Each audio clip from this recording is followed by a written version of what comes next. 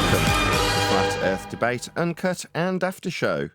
I'm your host, Nathan Oakley, and if you are new to this channel, or you've not done so already, then be sure to subscribe, hit the bell notification icon, and join button if you'd like to become a Nathan Oakley 1980 channel member and keep up to date with the Flat Earth Debate.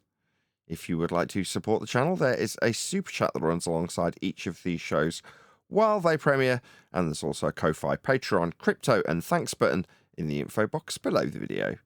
Speaking of Patrons, I'm going to do a quick shout out to all of you who do support me on Patreon.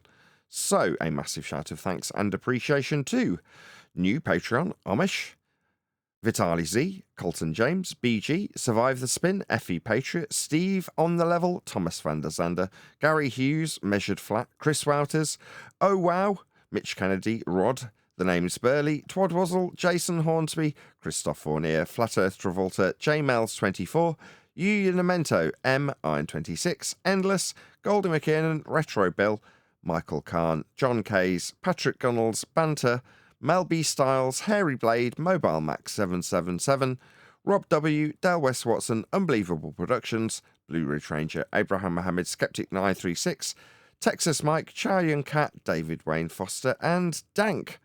So another massive thank you to all of you for supporting me on Patreon. Now I will hand over to whoever's in Discord and Google so you can enjoy their dulcet tones while I set up for today's live show.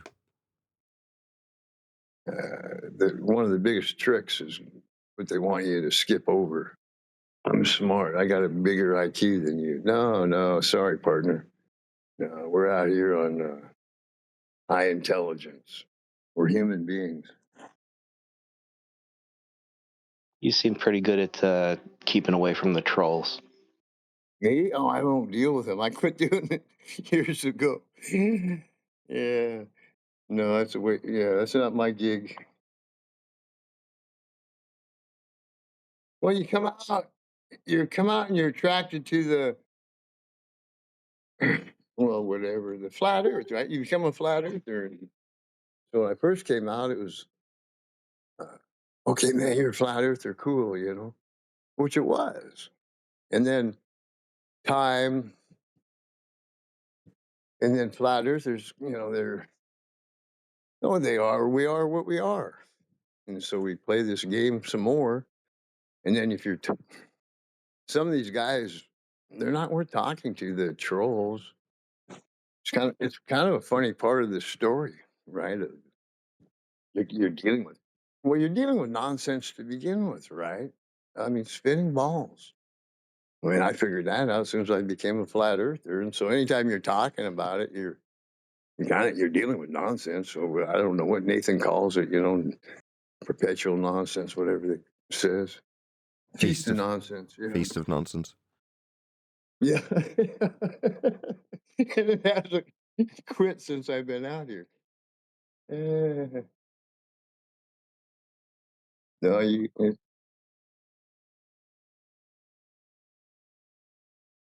Good morning, panel. Good morning.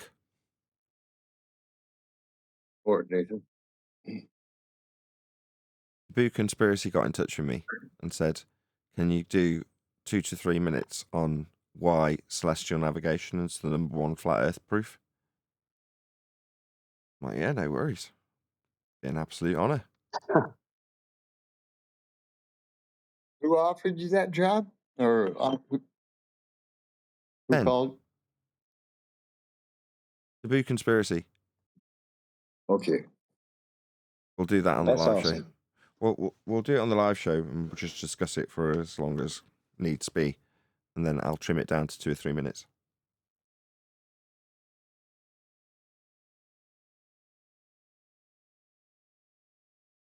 Sounds good.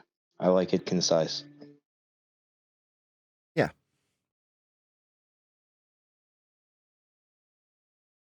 Probably because I'm so long-winded.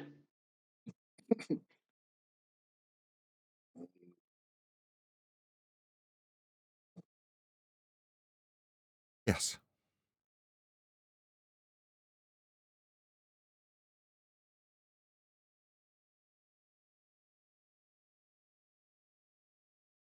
So yeah, that's what we'll do on the live show. Unless there's a video that you want to cover. Nah, I ain't got none. Someone's just shared something in Master B. Who's TM? Hmm. I don't know who TM is. I don't either. No, I still have not made it there yet. I put out the feeler to Righteous, though. Healer for what? To visit Master B. Oh, okay. You're not in there. No, not yet. I had to talk to Mush, and Mush is out of country, and so now I'm talking to Righteous, and Righteous hasn't seen it yet. Hey, Refracted. Did you say reflected or refracted? I said Refracted. I do not go by that name. Hello, Reflected.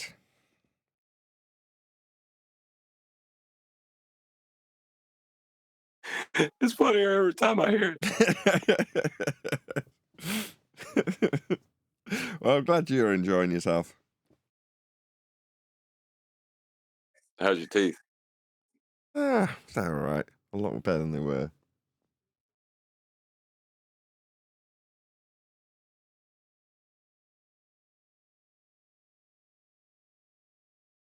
I want to get this is angular size or arc seconds. Is that the one?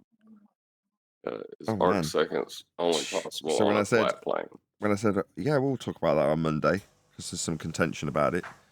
It's like, second thing you want to talk about, fair enough. You keen? It's a sound to my wife making coffee, sorry. Well, it's so tied to how we perceive reality that a lot of things we don't realize it's tied into. Like, there's a reason that conspiracy cats give us a flat Earth in angular size.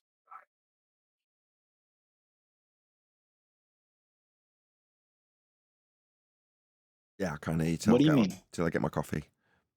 Sorry. I can't hear you. What do you mean, John? There's a reason.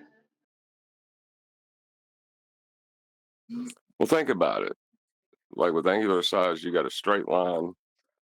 You got two straight lines, right? Going out to the object. Okay. Okay. That's not possible on a globe, first of all. But more than that, all these things are with respect to eye level when you're just describing angular size.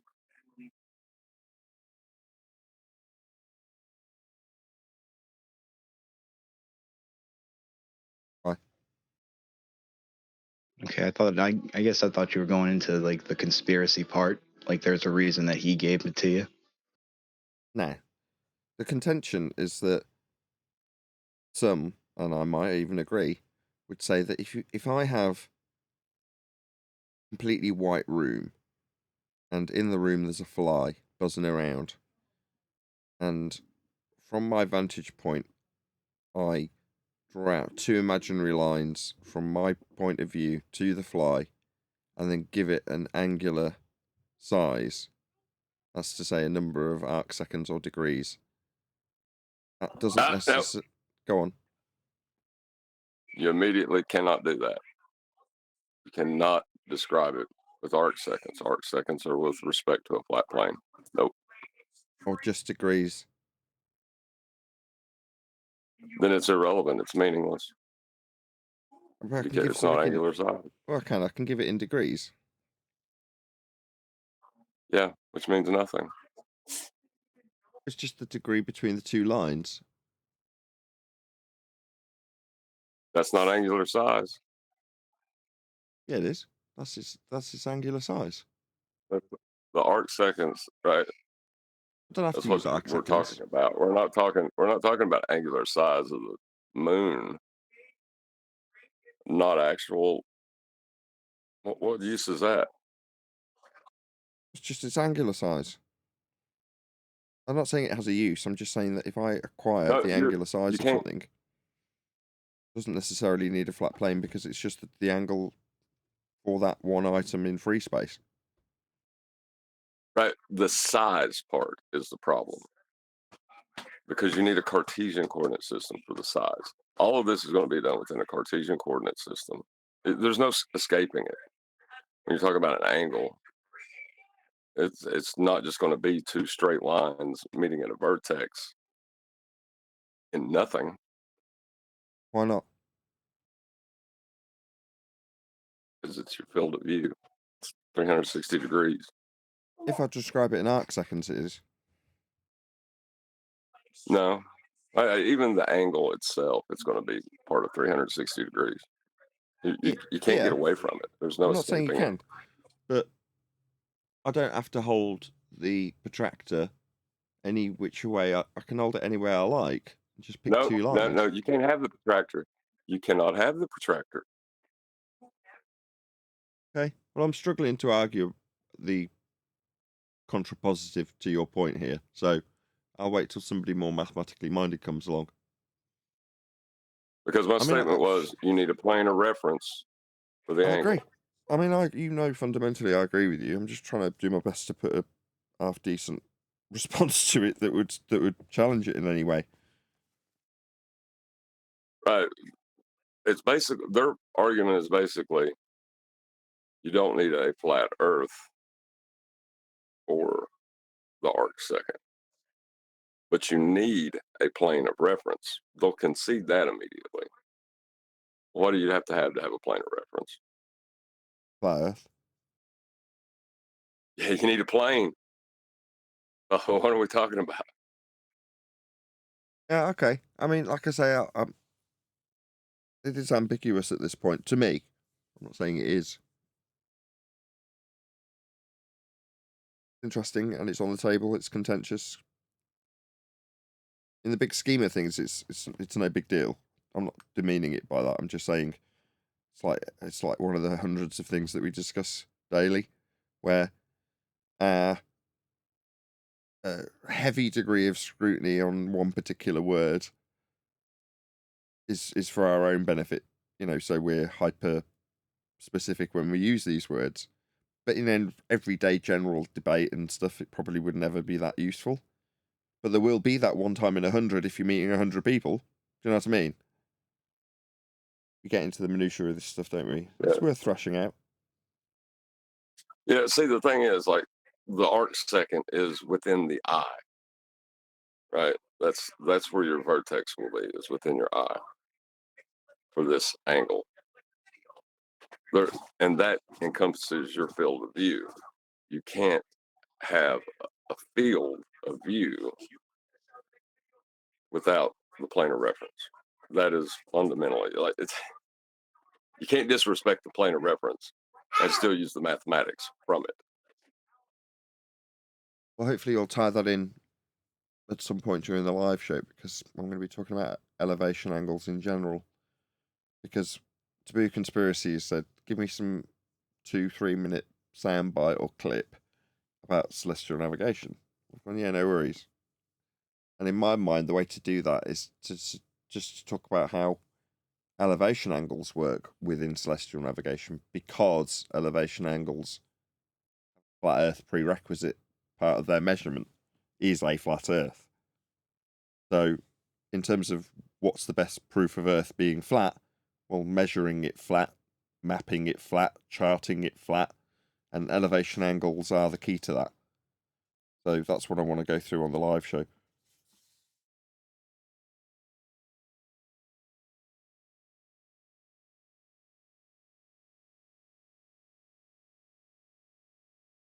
Hopefully with some pretty diagrams. We'll see what I've got. I think a lot of the confusion is tied up in plane of reference because there's like more than one. They tie together with how they relate to each other, and then they're applied differently for different measurements. You know what I mean? There's a lot of confusion between. Yeah, no, I do follow. However, when it comes to Earth and its measurements, there is no doubt when you're talking about it being measured as a plane, what that actually means. It means Earth is flat.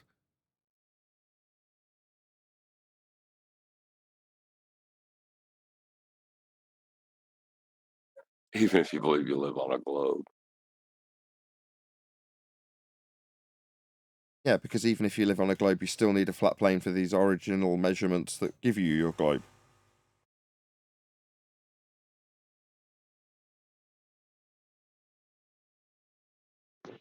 Measure It's flat, crazy to think calculate of. imaginary curve. Yeah, they calculate it mathematically, only mathematically, by use of measurements of a flat plane and eye level parallel with it.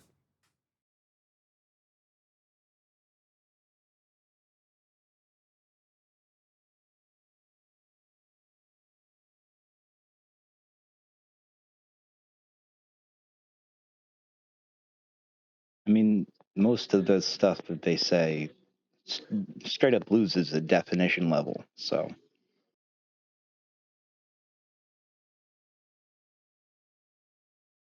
I mean, at some point you can say, define parallel, define level, define horizontal, define zero. You know what I mean? These are all flat Earth terms. They're not allowed to use any of these.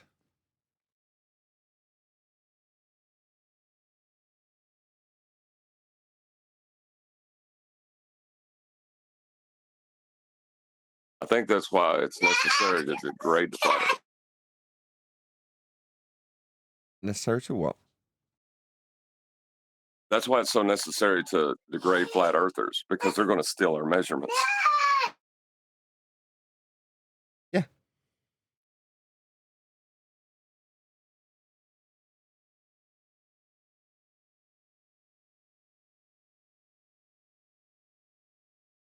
Very interesting way of putting it.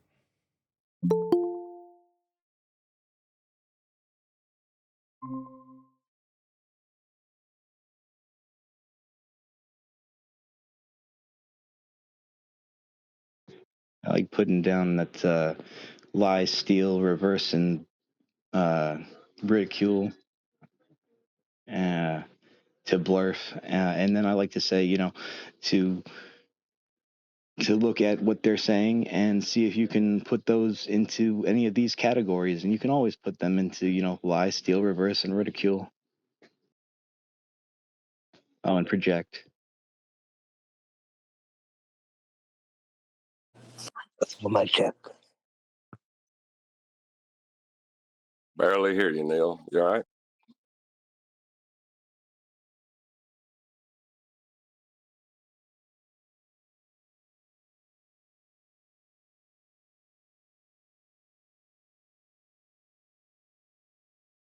I'm okay.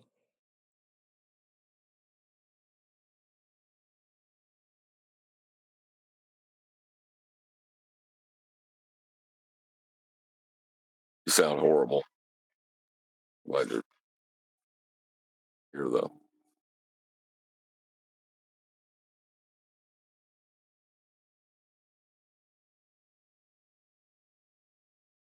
Yeah, I just opened a bunch of letters that I'm being charged with a freaking crime with this accident. Yeah, someone did pre-warn you about that, right? Because of the state that you had the incident in, it's automatically considered driving without due care. Yeah, and so it's a whole system that they're doing, right? They get the records and 5 lawyers send letters. Then you're going to be charged with this crime, but I could get it dropped for a simple fee at $1,000. Oh my God, this just gets worse and worse. I want to freaking cry. I'm getting very frustrated because I'm going stir crazy. I can't do anything, and I keep getting these freaking letters. I'm going to lose my freaking mind. So I'm just going to stay on mute. It is interesting that they can't make not paying them a crime, but they make paying off a crime legal.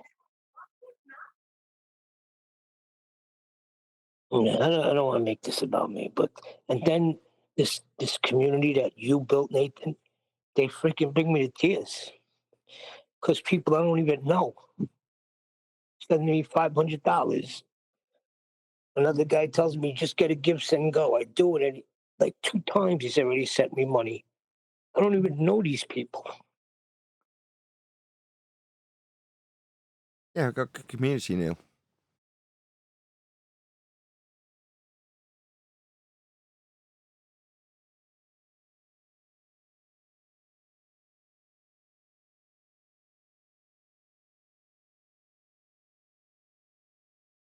Thank you anyway. Got to make up for all those shut up nails. I take none of that back. Not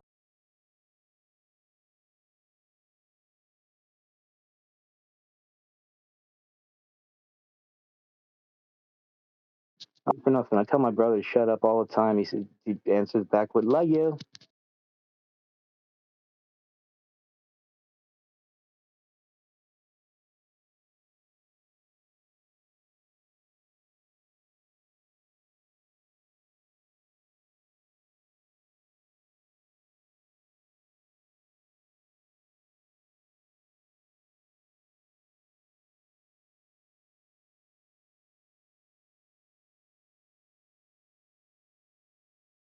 Is everything squared away with Adam?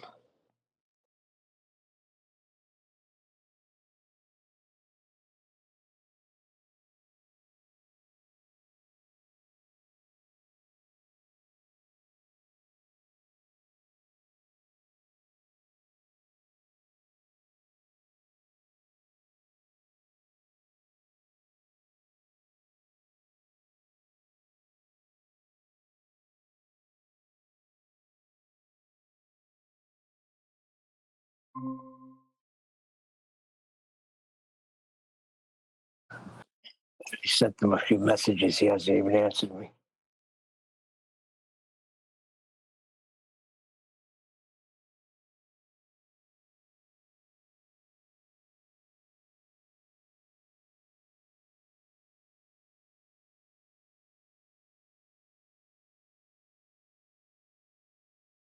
Ah, really? That's great to know, Neil. Yeah, that's what I thought. Well, Neil, I just got back in the room and I didn't hear what you said, and I thought it'd be rude to make you repeat yourself. Could you, though? I said that everything gets squared away with the Adam Meekin.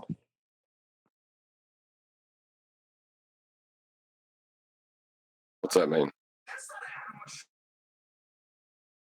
No, he was damn on the show, and then he left, and I haven't heard from him. Sent him a few messages, and No, I think what that was is like QE was getting a delay on that video, and he thought Adam had made his point, and he was hitting play, and then Adam tried to speak again.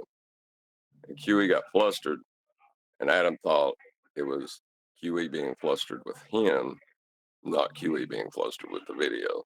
That's bullshit. So, He was negging Adam the whole show. I even pointed it out towards the end. yep. yeah, I mean, some of it was, but that's just QE. But I don't think he was doing that on purpose with the starting the video back. No, I think he was doing it on purpose, and I even questioned why he was doing it. And then he gave me that bullshit about, oh, my video's starting when I played it and there's a little delay. And you're like, nah, you've told Adam to hurry up at least 4 times.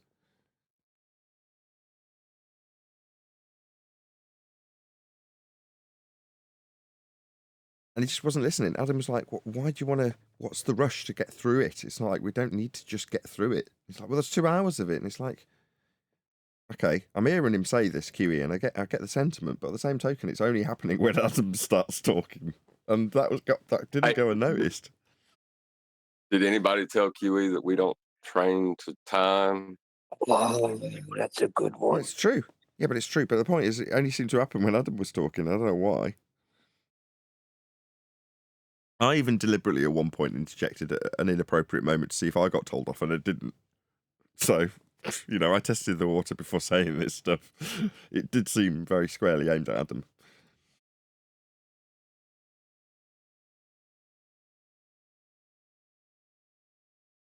It's But there hard we to go. tell though, because like QE kind of spits venom everywhere. You know what I mean? Like Mm. it was hard for me to know how to take him at first. You could never take anything personal with QE. He's always That's been the very. bottom line. He's always been nothing but kind to me. I don't think he's ever spat any venom at me ever. Not that I can remember. Until the time you told him to take his size 10s out. No, that's just into good humour, though, isn't it? That's not what I'm talking about. Oh no, he was annoyed. The next whenever he got back on, he was annoyed with you.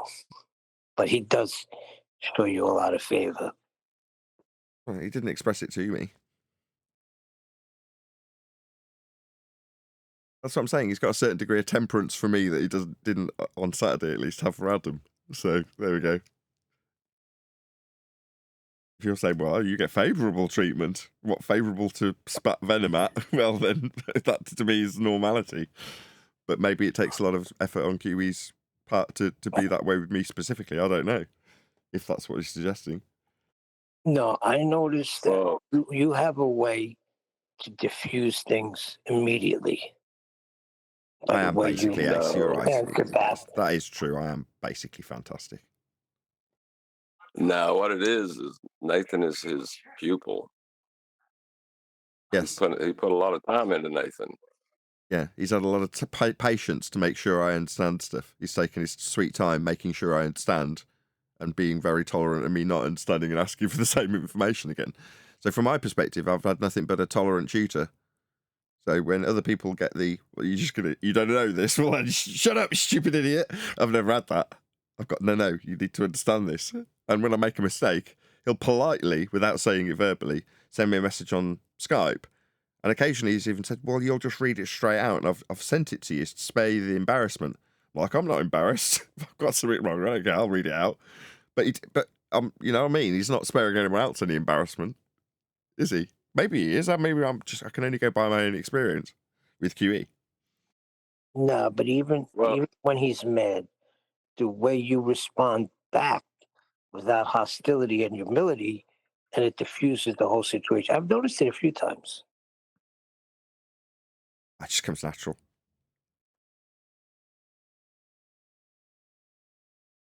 I mean, you got to think about the subjects we're in too. Like how many times has QE had someone take it to the personal on him when they couldn't overcome his argument? You know, there's a thick skin that can grow. Gotcha. Hey, John, have you ever heard QE's first debate with Rumpus? Yes, many times. Yeah, you tell me you don't even recognize him. I don't know. It's from hanging out. Nah, it's his first time in a public arena doing it. So he's gonna act differently because it's his first foray into a very public way of doing things, not in debate forums on text format and in a website style. He's doing it verbally there after only being in the arena for a few days, maybe a week. So he's completely comfortable with being online and talking to a live audience now. So because of that being more relaxed, I would suggest that you're seeing more of a natural, that's how QE actually is. Generally speaking, I am exactly how I am. That is to say, I'm generally quite short to temper, and things that annoy me quickly, generally in life. So if something isn't correct in a situation that I'm in, you'll probably find that I'll react exactly the same. And if the person that I'm dealing with is rude to me, I'll be the same as you'd expect to see me on the show. It's just in normal, everyday life. Most of the time when you're dealing with somebody, especially if they've done something that displeases someone else, they're normally incredibly apologetic and want to sort that out and want to, most people want to please others, me included. So when you in this arena, and people take great pleasure in causing you discomfort, then it's alien to your average day-to-day experience. Not least of all the fact that in person, there's a threat level from another individual directly standing in front of you that precludes most people from behaving the way they behave online. Therefore, there's a different demeanor that people have when you're literally nose to nose with them. Yeah, but in that, QE was cordial, respectful, humble to the point where he called them sir. I think that's how QE would be generally. If you were a teller at a supermarket and you just happened to be taking QE's order that day, he would watch his P's and Q's. He'd be very polite and respectful to you, like most people. But he's learnt to fight fire with fire, because in this arena, that's the kind of shite that we have to deal with. Well, so that's the kind of person he's become.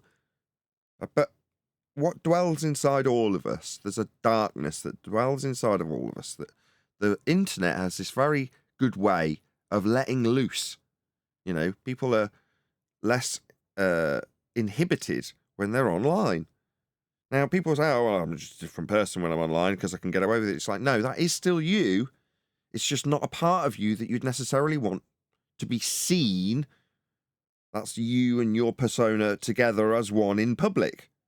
Online, you can separate out these parts, these aspects of your personality. And the dark, evil crap that people do online is still them. It's not just some magical person that goes away when they stop typing. It's in them. Just like I say, the internet lets that dark persona come out easier. Now, some people go, oh, I'll just mask it with a fake name. Still you. Put all the fake names you like next to that dark persona. Still you. People are people, and people have got dark personas. Some people don't know it. That amuses me greatly. When the people who do this sort of stuff don't realise that that's the case. They think they're getting away with something. It's like, no, you're deceiving yourself into believing that you're not this evil person that you actually are. You think that's just some magical character you can lock away online. It's still you. Type in. It's still you being evil. It's still you lying. You're just lying to yourself. You think you're deceiving others with that act, but that's not an act. That's you. People just don't even know it. See, I think I don't think it's necessarily the internet. I think it's any time that a social situation allows someone to act differently, right? And it be acceptable. Like, careful you fight monsters lest you become one. Sure. Oh, there's that too. But it's a good way of putting it. I know what my monsters are. Yeah? So back in the day, 10 years ago, I used to describe coming to the subject for our anti-flat earth, now termed opponents, being too terrifying because I'd have to look into the closet, see all the skeletons hanging up, and assess them for what they were, because there might be consequences. Now there's an easier way of saying there is a God to people, but in a roundabout way, I'm suggesting that in terms of what I'd self-assessed about who I am and what I am. I know what I am. Yeah, I know all my demons. I'd like to hope I know all my demons. Let's just say it that way, just in case. But I've assessed them. Most people haven't.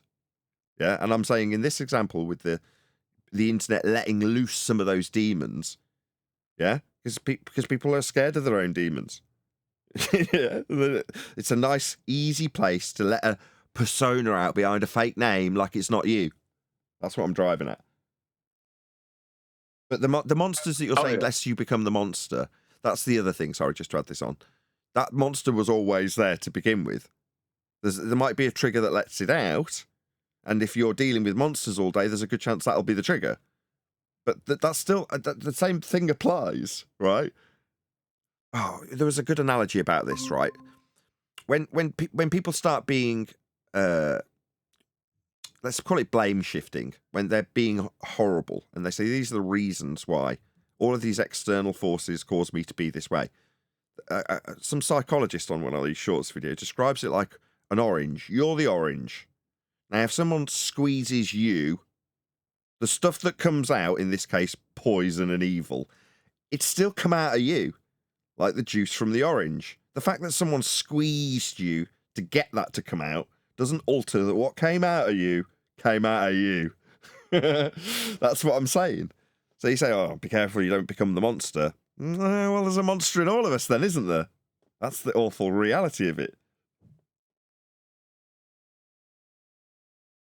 Don't know how I we don't got know. on this There's subject. people in this subject that are extremely patient and calm and nice. Betty's one. I don't know about that. Dad, will you answer the call, Dad? How much time have you spent with Betty? Yeah, and like if something does come out of her that's it's usually to illustrate a point to someone about their own behaviors, and then she'll stop and point that out after they, you know what I mean? I do, because I can vaguely remember having this conversation about knowing your own monsters with Betty personally. And from vague recollection, it's many years ago, she, like I, has assessed her own monsters and knows her own demons to the point where she's comfortable talking about them. And I think from her perspective, it makes it easier to identify them in others. Hey, Betty could get feisty. Yeah, you're not kidding. That's what I said. I was like, how long have you spent with Betty? Hello. Yeah, but part of it's a show with Betty, just like part of it's a show with you. Oh, most of Nathan. it's a show with me. Oh, don't make me laugh. Don't make me laugh. That's funny. I especially like to make that occasionally abruptly obvious. So during a live show, when I'm seemingly at my absolute crescendo of rage, I take it down 10 notches and shout a super chat, have a laugh with Neil or something, and then flick back into it and put on the disdain. I'm disturbed by you, and my great rage of fury will be put towards you, globe believer. Anyway, just 1 minute. Shout out to Charlie and Cat for the super chat. You know what I mean? When you do that, I have to go on mute and just freaking laugh because you switch it off so quick. I do want to portray the disdain because it is real. Any good actor will take any emotion that they're portraying in a character or a scene from reality. If they're a good actor, they'll pull it from somewhere. So I can pull that disdain from somewhere, which means that the disdain is real, and I'm justifying it because I'm righteous in having such disdain towards our opponents in most instances that I muster that disdain. It's there for a reason. Now, I might over-egg the pudding sometimes, not very often. I tend to hope I strike the right balance because I am pulling from my actual disdain in the moment. It might not be amplified to the point that I'm putting it out to the audience, but sometimes to make the point that there is disdain there, the subtle disdain that most people will try and put out when they're in those circumstances is too subtle for most to pick up on. So they don't realise that there's a good reason for someone to be in utter disdain of what some person they're up against has said to you. Right. I remember a few times you even thanked Wiggles and Timmy Clown for being a good sport. Yeah, because they become examples, don't they? In those circumstances, they become your archetypical globe-believing numpty scumbag. And when they go along with the process of that being displayed to an audience, at the end, you're like, great, that was a great example. I can show an audience how these people behave and how this debate takes place. Great, thank you so much for offering that. So the other day, right, although it's very different circumstances, with Matthew Learns, I thanked him, didn't I? I was like, oh, thank you so much.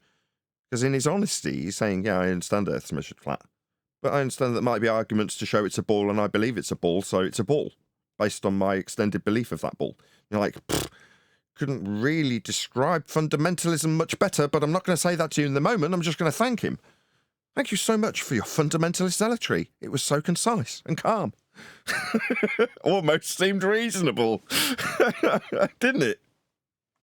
Yeah, but how does anybody on the other side listen to what he said and continue to be a heliocentrist? I don't get it. Well, He just admitted everything.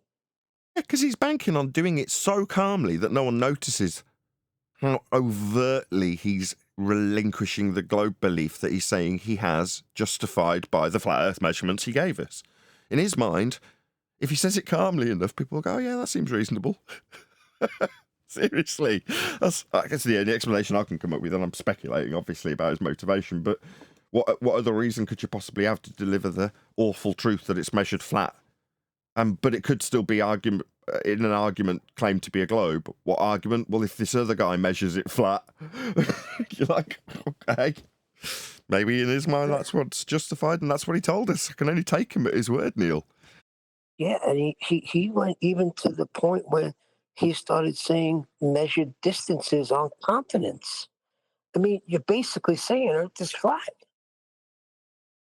He said more than that. He said, I know it's measured flat. Earth being measured flat, he is well aware of. As are all. Well, maybe that's why he's here, right? It's compelled to be.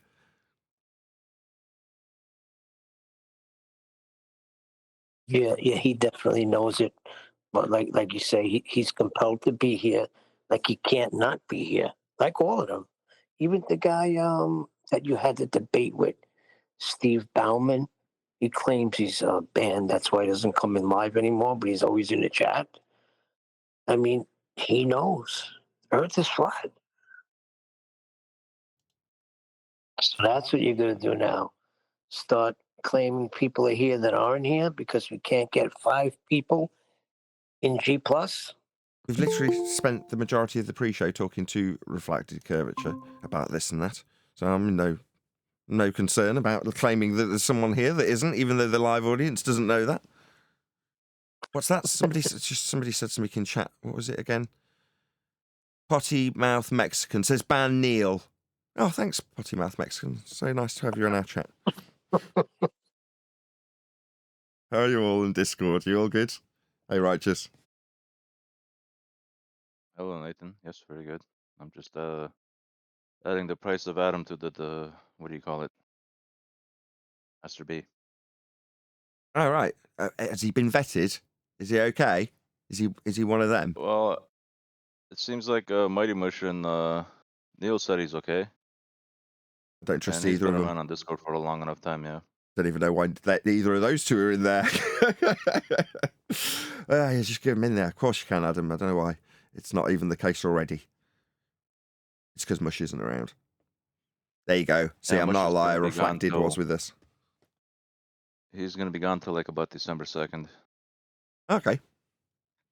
He's out in Croatia, his home country. He's getting the implant and also visiting family. So yeah. Yeah. Getting implants is expensive, eh? Not if you go there. So I understand.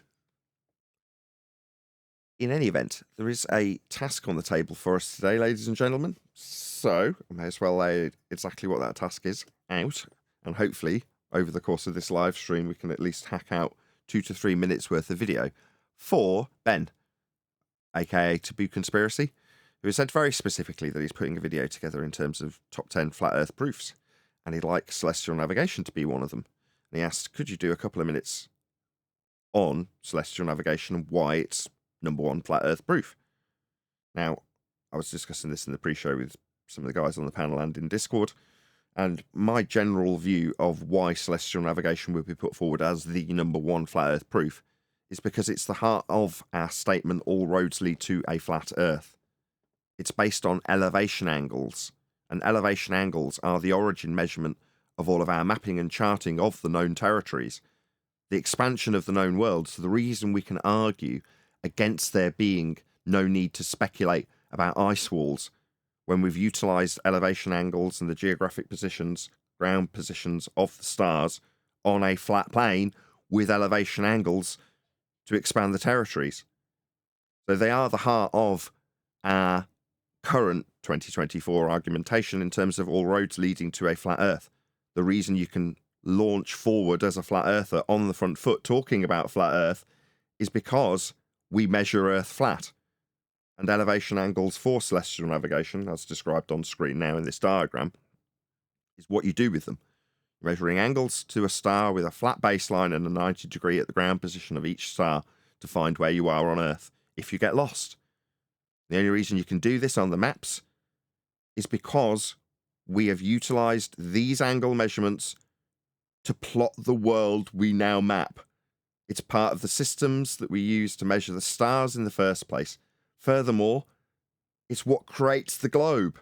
Your minimum elevation angle to a polaricentric system gives you your outside edge of a ball, aka the radius, is derived from flat Earth angle measurements. Elevation angles, the same ones used in celestial navigation. So there's a very practical application to these angles. That is to say, with these angles, you can stop yourself from being dead. You can stop yourself from dying at sea if you have the means of measuring the angles to find where the hell you are and not die. So elevation angles in celestial navigation are extremely important because they affirm that which we have been saying for quite some time, but mainly in 2024. Earth is measured flat. This is one of the ways that we measure Earth flat. With elevation angles in celestial navigation, it's the heart and soul of the systems we have used to find our way around on the flat plane we dwell atop. Anybody got anything to add so I can trim out any additions from people in Discord or G+ on Flat Earth debate for Ben Taboo Conspiracy? Did you cover? I'm sorry, I had a phone call, but did you cover that eye level is the baseline for every single measurement that will be done on Earth? I did not.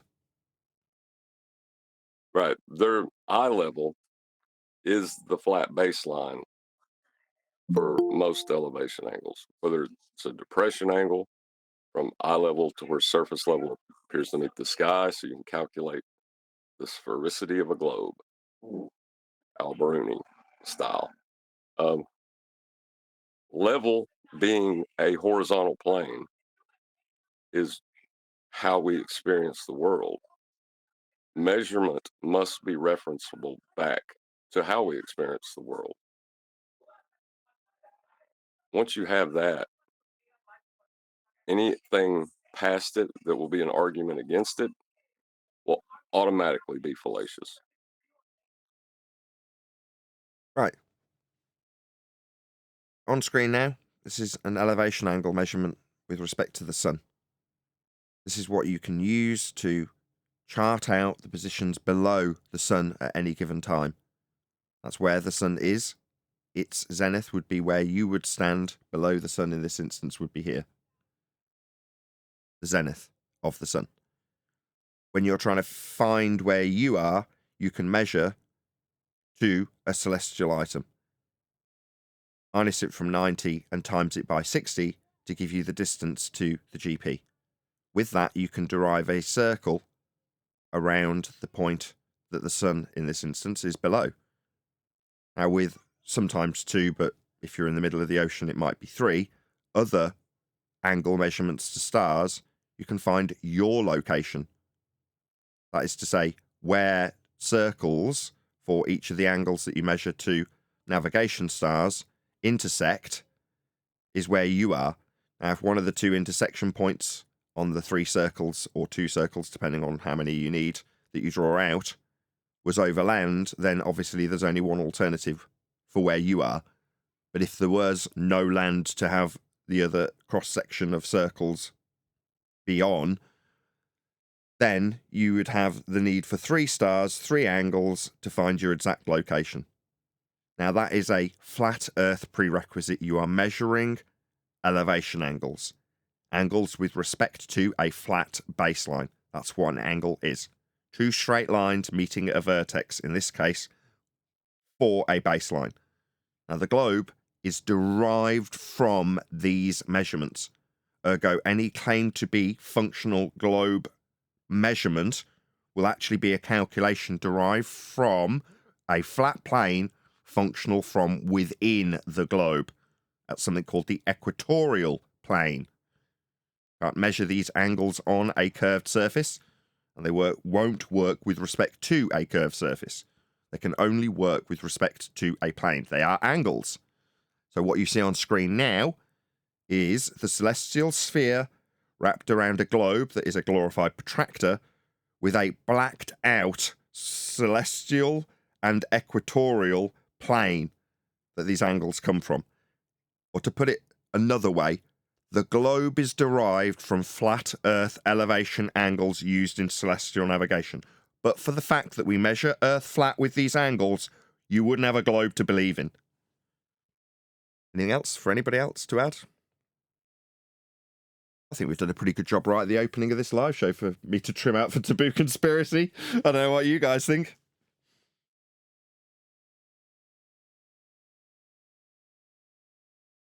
Do The you think measure. we should go into the angular measures and how they apply to all the globe claims in the housekeeping questions? Well, part of our housekeeping is to ask: is there any evidence that you can acquire an elevation angle measurement from a curved baseline? Now, the reason that is phrased so carefully is because of these elevation angles that are a prerequisite, a requirement to navigate. And you cannot acquire an elevation angle measurement from a curved baseline. A globe Earth will not facilitate this measurement that is absolutely necessary to navigate on the flat maps. There's a reason the maps are flat, so that you can draw these flat two-dimensional circles on them when you navigate with the stars. So when people say, oh, it doesn't matter that they're a flat map, it's a globe projection. Well, where did the globe come from for you to wrap a cylinder around it and project the points out onto it and then cut that out and roll that out flat? Well, the globe came from measurements of the stars as described on screen with this diagram, with an equatorial plane representing the angular view to all of the stars. That's where we get our positional data from. To make a globe, you have to project out the angles that you took from a flat plane. The globe wouldn't exist unless we measured Earth flat in the first place. The genesis of the globe is flat Earth measurements. Earth is measured flat and can only be measured flat if you want to navigate it. Go ahead, John. So in the same way when Globers used to point out to flat earthers that their map, the ones that flat earthers were claiming at the time, was just a globe projection and laugh at them, there's a mirror to be held up right now because your globe is just a flat earth projection. Correct. First you measure Earth flat, then you create a globe with the projected points through a globe to the points in the sky made up by the celestial sphere. Then you can pretend that you're standing on the surface you can only measure from within as a glorified protractor. So your globe only exists because we measure Earth flat. From there, you can project the points on the globe that you created from the flat Earth measurements onto a cylinder and roll that out flat and call it the Mercator projection, the world map we're all familiar with. But for the fact that we didn't chart all the positions above the ground to find our way home, we would have never expanded the territories flat. As flat earthers, we are given the feast of nonsense to regurgitate to our followers, like we have some justification arguing about what might be beyond some ice wall we've never seen. When we've already charted the world flat, we don't need to speculate. We can just show how the world was expanded to date. It was flat. We measured the Earth flat. We charted the Earth flat. We fly across the Earth flat and can show that with pitch data, but that's a different argument. Meanwhile, we sailed the oceans with navigation techniques that used angle measurements to the stars on a flat Earth. It's the only way it can be done and is still done and will always be done. Earth will always be flat. These measurements prove it. Celestial navigation proves it. Nathan, could you give a few words of emphasis on beneath a dip correction, when dip correction, i.e. height of eye correction, is required and when it isn't? You only do dip correction if you're using a sextant that doesn't have any facility of establishing its own horizontal plane of reference. So if you're using the horizon, then your dip correction is to take you back to the surface level that you are above. So the first measurement that you'd take when you got to port was how high you are above the surface level. The horizon being comprised of the surface, where it appears to meet the sky. And if you are above the surface, ipso facto, you are above the horizontal plane you need to reference. That is why you do dip correction. The dip correction remains constant regardless of where the horizon may be perceived to be, because you are always the same height above the horizontal plane, and so is the point in the distance that you are measuring. Answer your question? Yes. Anything else? As I say, this will get hacked down to about 2 minutes for Taboo Conspiracy. Don't know which bits I'll end up using. If anybody's got anything useful to add on celestial navigation specifically, and its utilisation of a flat Earth moreover, as opposed to how it proves Earth's not a sphere. Anybody for anybody? Go ahead.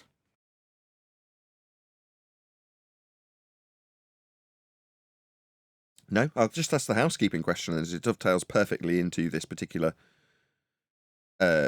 potentially trimmed out section for Taboo Conspiracy, which is to say, is there any evidence that you can acquire an elevation angle from a curved baseline? That's a silly question, because then how would it be an angle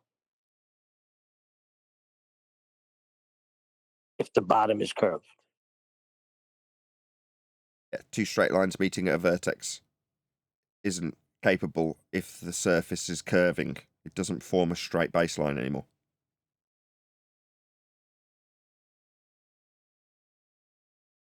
A big shout out to Ben. So Ben was quick on the uptake with the Black Swan, and partially responsible because I think it was him that actually had the material published for QE to see. I could be wrong in that particular rhetoric. The origins are quite some time ago, coming on for 5 years ago now. But certainly Ben was heavily involved when we were doing Black Swan stuff, re-releasing various different BLMSB 69 videos. So yeah. I believe Quantum Racer said that he was watching Ben's video on the submarines where he was looking through the scope and saying, "Oh, I can't see that one. That one's refracted, so we're not going to shoot at that one." And to give him the idea for the Black Swan. Yeah, regardless of popularity levels, I hold Taboo Conspiracy in very high esteem. So when he contacted me, or when I saw that he contacted me on Saturday, I actually didn't see it till today. But I was like, cheered me right up. I'm like, it's a real honour to be in a Taboo Conspiracy video. You know, he's an influential character in our arena, and it's a bit of an honour to be asked. If I'm honest, you know, I was quite touched. Taboo is also Romanian. Show us up. He's also what, Romanian? Yeah. I did not know that. Oh, I take it all back. I'm not sending him a damn thing. Bloody Romanians. Just some good They're information everywhere for you but guys. Romania. Yeah, he didn't tell me that bit, did he? Got my eye on you, Ben. I like Taboo too. Yeah, Ben's ace. Chairman. He's OG too. He's been here for 10 years. Okay. Oh, that Yeah, I matters. remember him telling at the 10th Man that he's been in the arena and has done so much. Well, I was tend to being critical of him in some regard. Wasn't he the same one that was talking about the angels and stuff when he came on? Is that the same guy, or am I thinking somebody different? You could be thinking of someone different. I mean, we're generally critical of everyone for everything, always, because that's what we are, right? That's how we typically... Oh, no, I'm thinking of a different guy. I'm sorry. I can remember being recently critical of Taboo Conspiracy. So, obviously, if you're not going to change the tides unless you start paddling and splashing a little bit, and some of that splash reached Ben recently when we were talking about... It must be this year, actually. I just can't remember what video we were covering to have Taboo Conspiracy involved in it. But nevertheless, I can remember him catching a little bit of flack because we're pushing the idea that saying why it's not a ball is kind of a bit outdated now. Someone will have to remind me the context of how Taboo Conspiracy came into that particular discussion point. It's got to be about 12 months ago, like at the beginning of the year or something. But in any event, you know, it makes no difference. I mean, as much as I can say my admiration for Taboo Conspiracy, doesn't mean we're not going to criticise him if we see flaw. If we see flaw, we criticise. It doesn't matter whose flaw it is. It's never anything personal, or very rarely. It's just, this is the information that's current. This is what you're saying. The two are different. Therefore, our take is that, you know, moving forward on the front foot, for one example, is better than explaining to everyone why they're not on a ball all day, every day when you're a flat earther. But that's just our view, obviously. Well, I was thinking of Russian vids. It was the Russian vids guy. Sorry.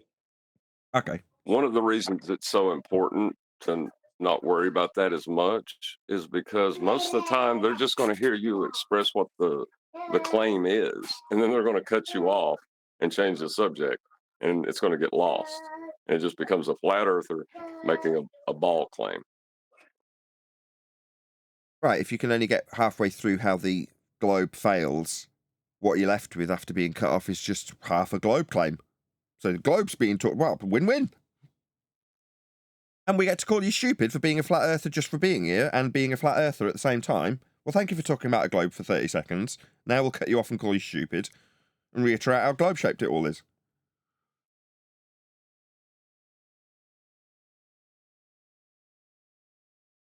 Please smash the share button if you've not done so already. And if you were listening to that live for the last 5 to 10 minutes, you might end up hearing it on a Taboo conspiracy video, as that will be what I end up hacking up about celestial navigation. There's no doubt about it.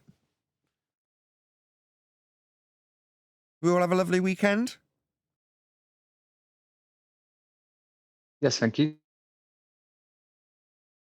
I had No, a lovely but let's weekend. move on. Again?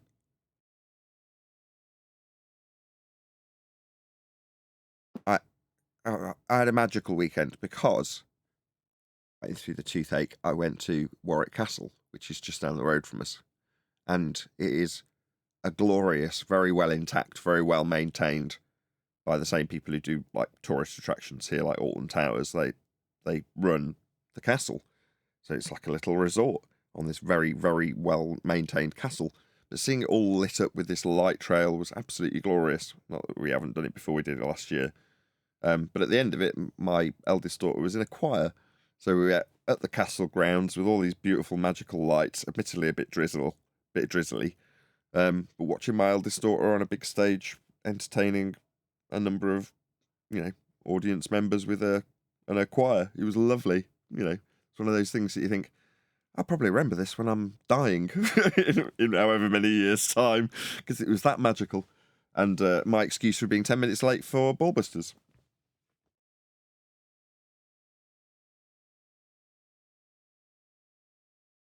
That was I live in awesome. It is. I live in an absolutely beautiful part of the country. And I very much enjoy being here. I've been for many, many years. Anyway, enough about me. Because of the Taboo conspiracy thing, I haven't actually queued up any video to respond to, and I have no intention of doing so. Almost halfway through the show. Did you say you remember it when you're dying? What's wrong with you? I'm saying when I'm hopefully 116 years old on my deathbed, I'll be thinking, I remember when Eleanor was singing in the choir at Warwick Castle. And I was 10 minutes late. We weren't. We were on time for the choir. I was saying I'll still remember the Ballbusters bit that I was late for after the fact. I probably won't remember that, actually. It's terrible to say. Everyone wants to know. It's the most important and influential part of that day was appearing on Ballbusters. Absolutely, because by then we'd have changed the world. Changed the world. I'm getting it in the next... No. You're taking lightly what we're doing here. We're not just having shows. We're changing the world. You may not see the results now, but you watch. There's a bit of a disagreement between myself and the panel, mainly Neil and what's his name again? That Irish guy, Brian or something. He and Neil have got this bee in their bonnet about me saying no, nothing's going to change, and there's no way they're ever going to win this argument because I'm just right. You can't really disagree with me unless you want to take it into the vague or the social or the mental or somewhere that isn't Earth, which doesn't change and has always been flat. And you ain't changing Jackson. So wait a second. That's step not back what off I'm your saying. pedestal. Not what I'm saying. First of all, how you doing, Adam? I'm glad you made it to G+. I expect you here at the start of every show. Adam's not here. What are you talking about? Oh, Adam as in the other Adam. Thank you. Yeah, I'll Yes, go by price. It's Adam. fine.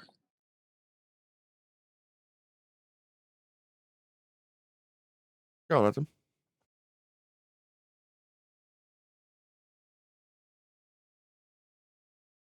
He's obviously nervous.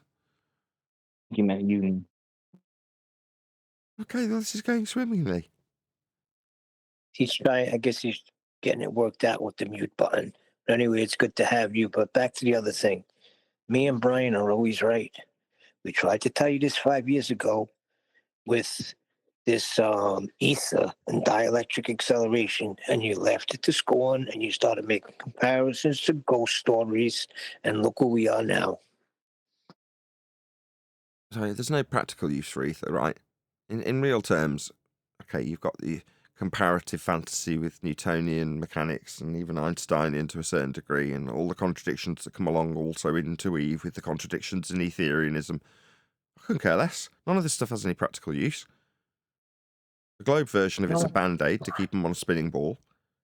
It's not useful, so it doesn't really affect anything in literal and physical and mental and social terms. It's a nothing burger. I agree, but what's happening? You have the supposed promoter and the best flat Earth guy you're gonna get, Witsit, sitting there with St. Janice and a baller. And where was Flat Earth in that video? Because I didn't hear it mentioned. Okay, but I know what you're saying. You want them to have done a better job, but they're not you. Because I was thinking about it after the fact as well, right? I'm not Witsit, and I'm not where Witsit is, and me saying I would have done a better job is kind of irrelevant. Witsit going out and doing his Witsit job is Witsit. Now, we're doing what we do to the best of our ability. Now, if it's the case that back in Rowbotham's day, there was some other dude who was just far better at it than Rowbotham, but he was the one that ended up getting pushed to the ranks and, you know, the realms of remembrance to the point where we still have books talked about and subject matters and claim to be experiments talked about that have his name above them. Why isn't it the case that he was the best man for the job at the time, like we're moaning about it? Because he's got a title. He's labeling himself a flat earther. Yeah, so. And he's not. Did he show you any proof of flat earth the other day? But what is it to be a flat earther, right? I'm saying the world's not changed. It always was dealt with flat. And no matter how much this religion's peddled, it'll still be dealt with flat tomorrow. So from the point of view of, well, so your concern is that he doesn't appease you in what you think is an affiliation to a group with respect to people's awareness of their actual environment, which was always going to be measured and dealt with flat anyway, and always was. Oh yeah, there's a globe belief, but you're not part of that anymore.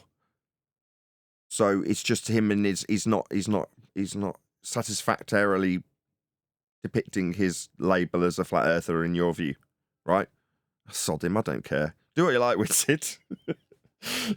Well, no, I think that's exactly what Neil's saying. Go on, explain it to me then.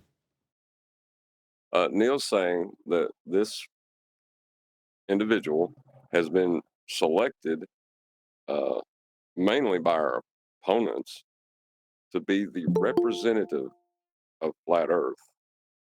And in 30 minutes of discussion, he didn't bring it up once. Now, if you're being represented by an individual, willingly or unwillingly, it is, it's natural to be upset when they don't represent you.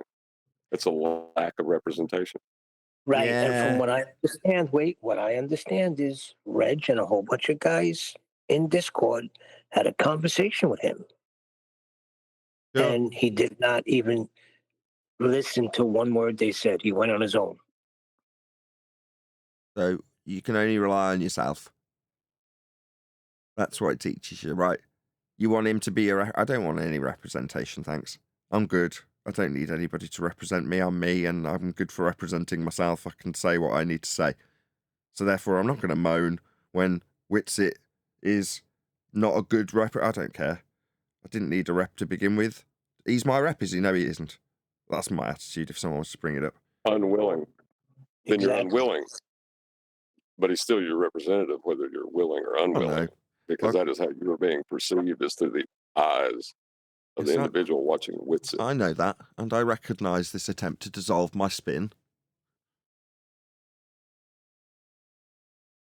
By the way, how many times was Lite assumed to be traveling in that video? Yeah, he's a contradictory, double-speaking pretender clown, yes. That's true also. But again, live and let live. It's a bit like when I compare it in terms of YouTube. You can easily look at the next man who goes from 0 subs to 10 million subs in the space of 2 or 3 months and go, I'm really jealous of that person. Why aren't I doing that when I put in the amount of hours and the amount of work and this, that, and the other? But that's never going to do you any good. Being that negative Nelly that compares yourself to the next man. It's like, good for next man. No, Nathan, it's disappointing because he could do so well. It's disappointing. Morning, guys. Hey, Chocolate. I mean, life's full of little Morning. disappointments. It's how much you let them affect you that is really the big deal here, Neil. It's not affecting me. It's affecting flat Earth generally, across the board. Can you guys hear me okay? Yeah, we hear you, Chocolate. Why, what's up? Yeah. Nothing. I got a new headset, so I'm doing a mic check. Yeah, sound good. Sound grand. I mean, less distinguished than Eli when he uses his mic, but I mean, you can't expect a miracle from everyone. Wait, that's not Eli?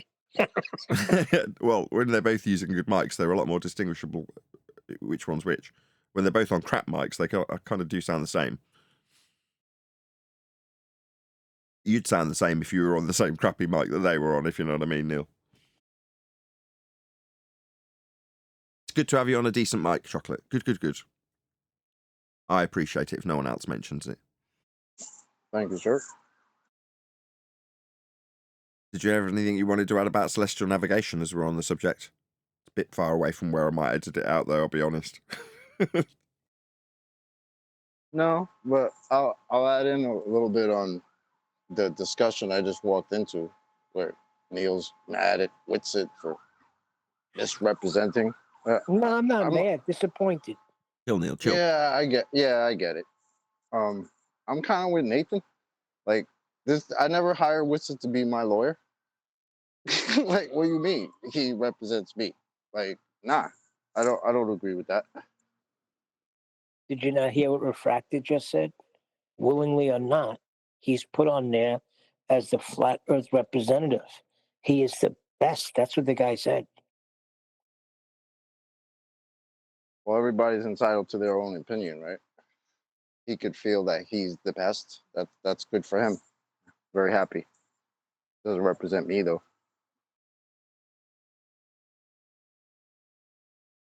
Yeah, exactly. And I get John's point as well. He's saying you're unwilling in terms of having a representative, and he's your whatever the word he'd use is, unfortunate representative that you don't want. Well, yeah, okay, but we are addressing it. We do address it, but by the same token, there does come a point that you go, does this really affect me that badly?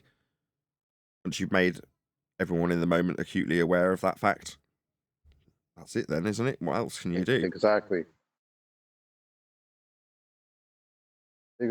Like, as someone who's debating flat Earth, the subject, yes, I would like him to do better or just represent flat Earth in a better way. Sure. But do I take that personally and, lose sleep at night because he said something wrong? No. Let him do what he's doing. We'll do what we do. I don't try to be concerned about too much what other people are doing, especially in this. I'll be honest. It does sometimes when it's personal and it's internal. That is to say, when it's someone like Jaron calling me a scammer, that does get to me. If some globe-believing scumbag calls me something similar, there was a guy I think it was on Friday, calling me a child abuser. You're like, oh, right. That's one way you just roll your eyes as opposed to it actually causes me to, as you put it, lose sleep. It doesn't. But when someone like Jaron calls you a scammer, it does. It does feel like a knife in the back. Yeah, that's kind of the other thing too. Like, we're talking about somebody who supposedly representing us, who supposedly called us a scammer. So it's like, what I'm supposed to feel about that? Oh, I'm a scammer because I told people that science proves things. That's what science is for, and I'm a scammer for saying that. Okay, buddy, you take care and have fun with that. That's my attitude toward it. And I'm not losing no sleep. Yeah, well, I did. Those sorts of things do cause me to lose sleep. And in terms of, Witsit, we're addressing lies and doublespeak, contradictions that, as we've been saying, this is an unwilling representative that we have before Flat Earth, which he's not representing most of the time when he's out on the circuit. He's talking about Ethereanism and whatever contradiction. He's talking about light moving or not moving, depending on which day you're talking to him. And you're like, this is all garbage. I don't want any of this crap to be seeping into something that would be perceived to be a subject that I'd have to put my name above. When someone asks me my job, I don't say I'm a flat earther. And I say I'm a YouTuber. Well, what do you cover on YouTube? Cosmology is what I say. Why? Because I don't want to tell them flat earth. Because what I have to then contend with is the nonsense that people like Witsit portray of us. I mean, there's other conspiratorial types that are flat earthers in name only that don't often talk about flat earth, but they'll certainly put it in their title and tags and pretend that there's a vague connection to whatever garbage they're peddling in that video. And again, I have to suddenly absorb all of this association if I deem myself a flat earther. So there's a public disdain, which we're all well aware of, that I don't want when I'm out in public. So therefore, I've got to relinquish myself in public of being a flat earther. At first bluff, at the very least. You might get me to that point where I'll have to admit it when I'm telling you what I'm telling you. But at that point, I'll be telling you with some command and authority about the subject matter that we're discussing, prior to a preconceived notion when I just say I'm a flat earther. Because immediately, I've lost 5 points of credibility in the person I'm talking to before they even know my name. If I do that, I mean, I've got literally an example of it at the dentist, which was humorous. It turns into a funny joke that I can tell on the show when I delicately lead into cosmology, flat earther, no, YouTuber. Covering cosmology, I'll ruin your day after you've studied my teeth, not before, right? And then the person's intrigued and interested in me telling them that space is fake when it violates the second law of thermodynamics. Again, I don't think I left his office with him calling me an idiot because I'd said the words flat or earth in combination to him. I don't think it even came up. I'm there for a dental appointment. But if you're the type of person that wants to evangelize and preach about flat earth to every sod that you come across, then number one, you're going to be considered a nutter. I tell my kids this because they have to obviously overhear the show. I have to make it explicitly plain to them. Everyone's entitled to their belief. The majority of the people you encounter will believe they're on a ball. Don't tell them otherwise. It's not your place. Don't roll your eyes either. Just go along with whatever. It's the same if you come across a Muslim, a Jew, a Sikh, a Buddhist. You don't suddenly roll your eyes because they don't believe as you believe. The fact that you know it's a belief is neither here nor there. You don't be rude. Now, I'd like to think that I could adopt that attitude when I'm out in society because I know what society is. They're all globe believers, right? And I'm definitely, as a flat earther, in quotes, meat hooks, considered second-rate, second-class citizen, stupid idiot. So why would I want that label if I'm ever going to go into a foray of discussion with somebody? It's not going to be my priority to tell them that fact.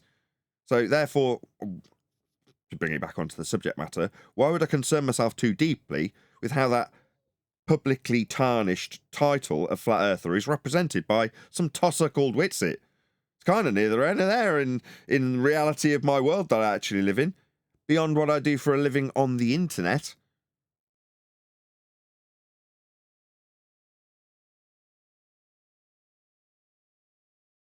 So why should we care? They're representatives of the clown show that is Flat Earth.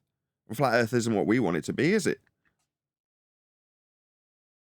Well, in the spirit of devil's advocate, the best argument I can come up against you is that he could influence the sea of people so much that he gives the majority of people enough justification to hand-wave dismiss the subject and therefore you and this show, which will directly affect your income. Maybe. Deal with that. Yeah, maybe. Could also go the other way. Could give people that little bit of curiosity that they might look into it just slightly more and find something more than just Witsit. You know what I mean? Nah. Could go either way. Nah, algorithmically, that line has been severed about 5 years ago. I don't mean algorithmically. I mean like intellectually, honestly. Like some people will hear it and get curious enough to deep dive into it. No, I Not got you. just stick to the. You're saying know what I mean? intellectually just looking into what is actually the world, as opposed to who can I trust about what they say the world is. They might actually look into it in a more broad, open way. I mean, I was just being Yeah. selfish thinking about how it would affect me as a YouTuber, Chocolate, to be perfectly ruthless. Well, what would they look into? Where would they have to look? They would get Anywhere nothing but there's measurements, nonsense Neil. unless they know what you are. There we go. I'm glad you asked that question. Hopefully Brian's listening. I mean, that Irish guy whose name we often forget. Right? Yeah, what they have to look into, how it's measured, Neil. All roads lead to a flat Earth. Yeah, but where are they going to find this information? Anywhere They're gonna have Earth's to measured, search I it just out. answered you. Anywhere Earth is measured, Neil, they will find flat Earth. I assure you. All roads lead to a flat Earth, Neil. You just have to look a little bit and you'll find it. No, they're going to go on YouTube and they're going to get all the nonsense Is that looking at channels. Earth? Is Earth YouTube? Well, they would have to hear it first. It doesn't matter about the conduit in terms of what is being postulated by Chocolate. He's saying once they're at that point, what do they do next? Well, express a bit of intellectual honesty and look at how Earth actually is, and what will they find? A flat Earth is the answer. It was already there waiting for them. They just never looked. They looked on YouTube or asked somebody, Neil. That's the point. Right, Chocolate? Exactly. You're answering me, because I immediately turned it into, well, will they find me algorithmically? And Chocolate's like, no. It's not about you and your YouTube views. Oh, I got you. I got it. But it is like that for me. Please share the show. I mean, if you do only see that route rather than just outright, well, how does Earth actually function? Let's have a look. Oh, yeah, it's flat. I mean, obviously, if you're going to retain your globe faith, that's going to be a struggle, and that's our opponents in this internet realm of debate on the subject, which there isn't one. That's the real reality of it. There is no debate. It was always flat. It still is. It always will. It's never going to unfold or fold into a ball. This is stupid, right? But in terms of what we perceive to be the case on the internet and everyone's religious belief about it being a ball, then yeah, there's a debate. Okay. And in terms of the perception of the masses, that needs to be skewed towards them believing they're on a ball. Okay, well, I accept that too. So then it's the ongoing toil of whether or not that's achievable within a system that braces against us. It's all very exciting. But if you're into that sort of stuff, the only way you can actually achieve an ends that would be satisfactory to someone like Neil, you know, evangelical flat earthers, is to share the show. Smash the share button, because we're about as condensed as it gets in terms of the information that we're putting out there, how the Earth is measured. Sometimes it's super condensed to the point where I can edit down a 2-minute video for conspiracy, a taboo conspiracy.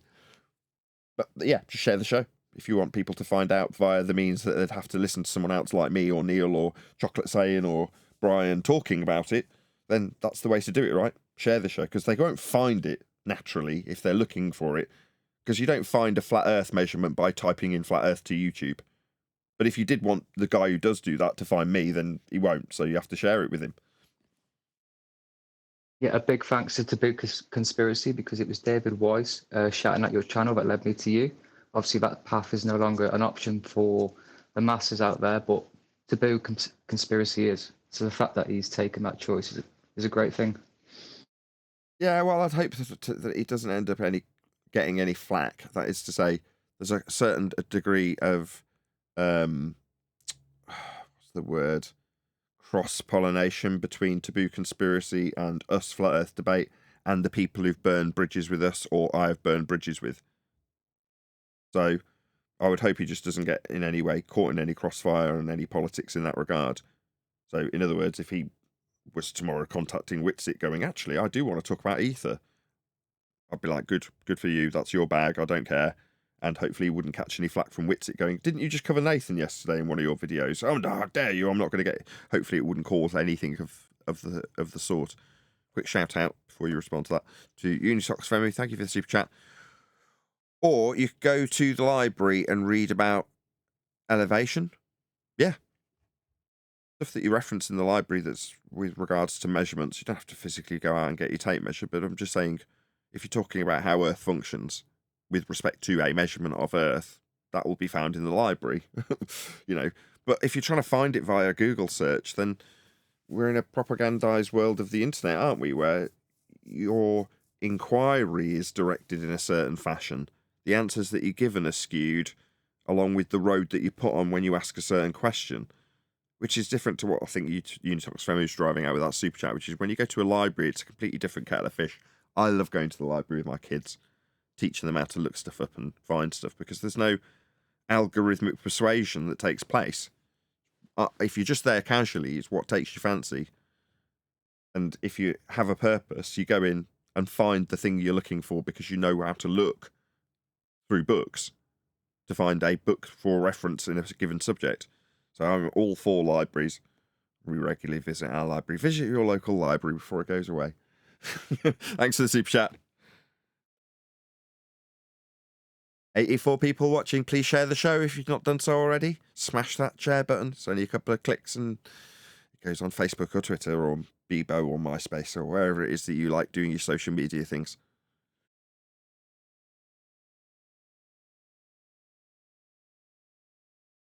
We will resume with a normal covering of a video, no doubt tomorrow.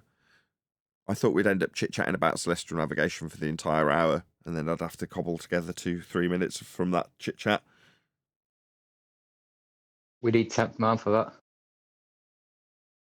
No, well, we don't. Thanks to 10th Man, we don't need 10th Man, which is a testament to him doing an exceptional job of training everybody here about what celestial navigation is, what it entails, how it works, how it proves the flat Earth.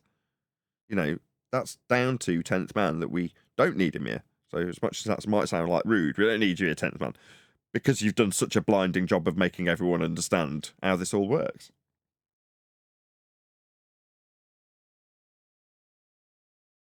Big shout out to 10th Man. Most of these diagrams were stolen from him, the ones on screen now of elevation angles. And from him, I mean he acquired them initially from other sources, obviously. They're not his, per se.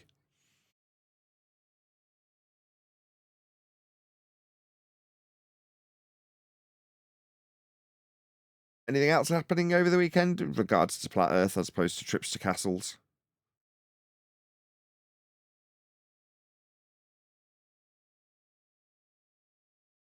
Did we all hear Matthew Learns admitting Earth was measured flat on Friday? Yep. This is something I should do in terms of sharing my own show.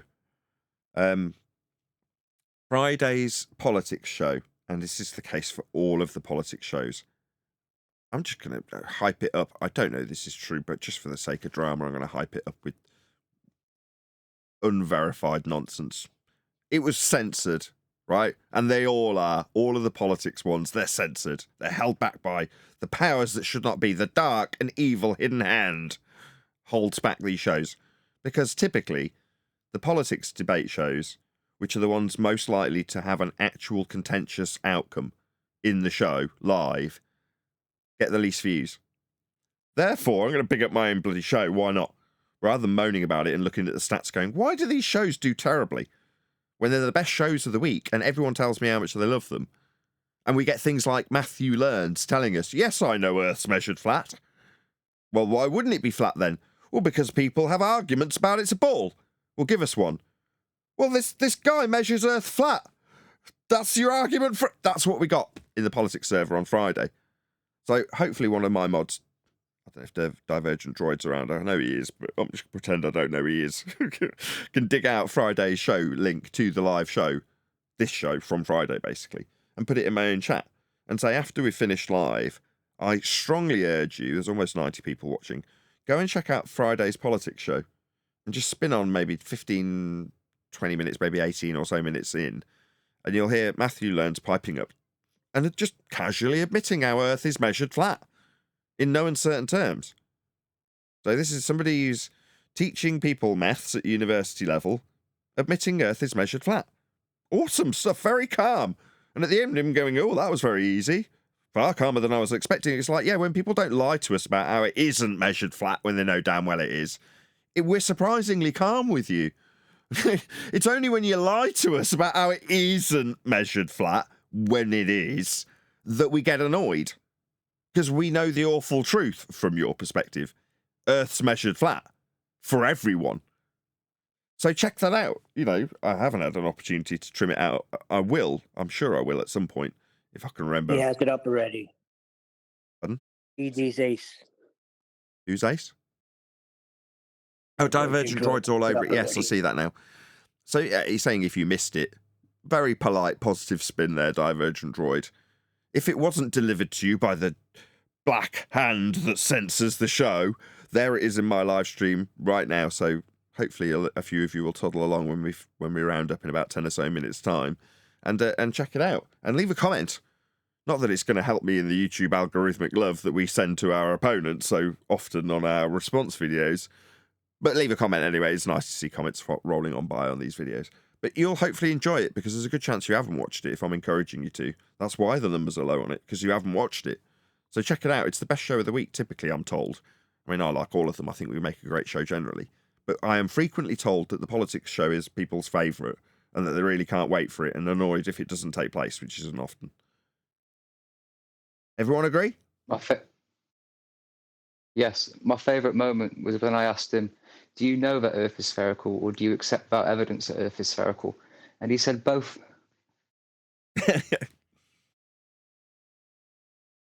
Yeah, he gave a very confusing answer. Justified belief or something. Yeah, it was a train wreck. An amusing train wreck that admitted Earth was measured flat. Like I say, that's why I'm encouraging people to click on it. I think as the numbers have just dropped, a few people have clicked on it, so they've got it in their history to find after the live show's finished. Hopefully they'll come back, as opposed to just start watching it now.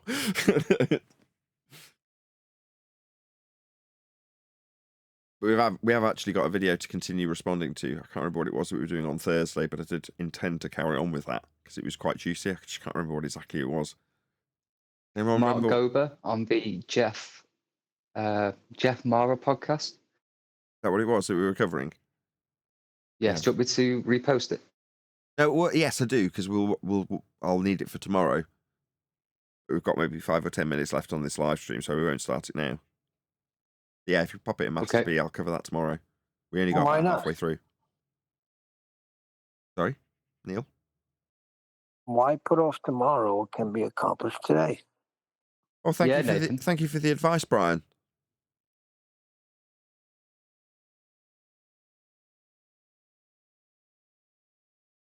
Because you can put it off till tomorrow. That's why. Nowhere. Say again, Adam. Sorry. I said we're not going nowhere. Don't do tomorrow what you can do today. Can't we get a little taste? We did it on Thursday. I'm not going to get the mods to post Thursday's show so you can check out the first half of it. But from memory, and by from memory, I can't actually remember who these people are, what we covered about it, or why we would need to cover it again. But I do remember telling myself that we do need to carry on covering it and do it again. So that means it was memorable in my justified weird way of saying that we should be doing it again, even though I can't even remember their faces or what we covered about them. Was it good? Can anybody remember? God, I'm terrible. Yeah, he was the author of 7 books, who was a heliocentric skeptic who just walked into geocentrism and the implications of how wrong the model is. And he was going through that and trying to explain to a normie who was resisting the entire way. So psychologically, it was very entertaining. Yes, I do remember now. Kind of fuzzy camera guy. Yes, and it was weird because in a way he's kind of skirting the edges of what we do, if memory serves me. He's like one step away from being a flat earther, and in some cases he's justifying a flat earth without, any declarations of being one himself. He's like the pinnacle of, I'm really skeptical about it being a globe. Yes, I do remember now. It was worth covering again.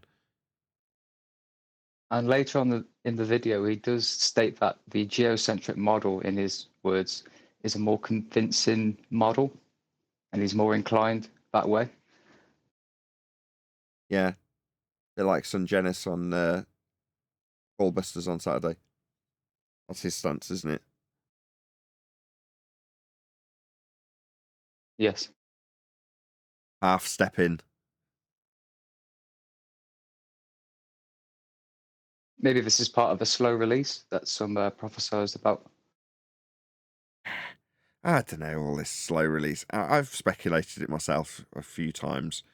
I think it's just us self-aggrandizing, wanting to be part of exposing the world to this information.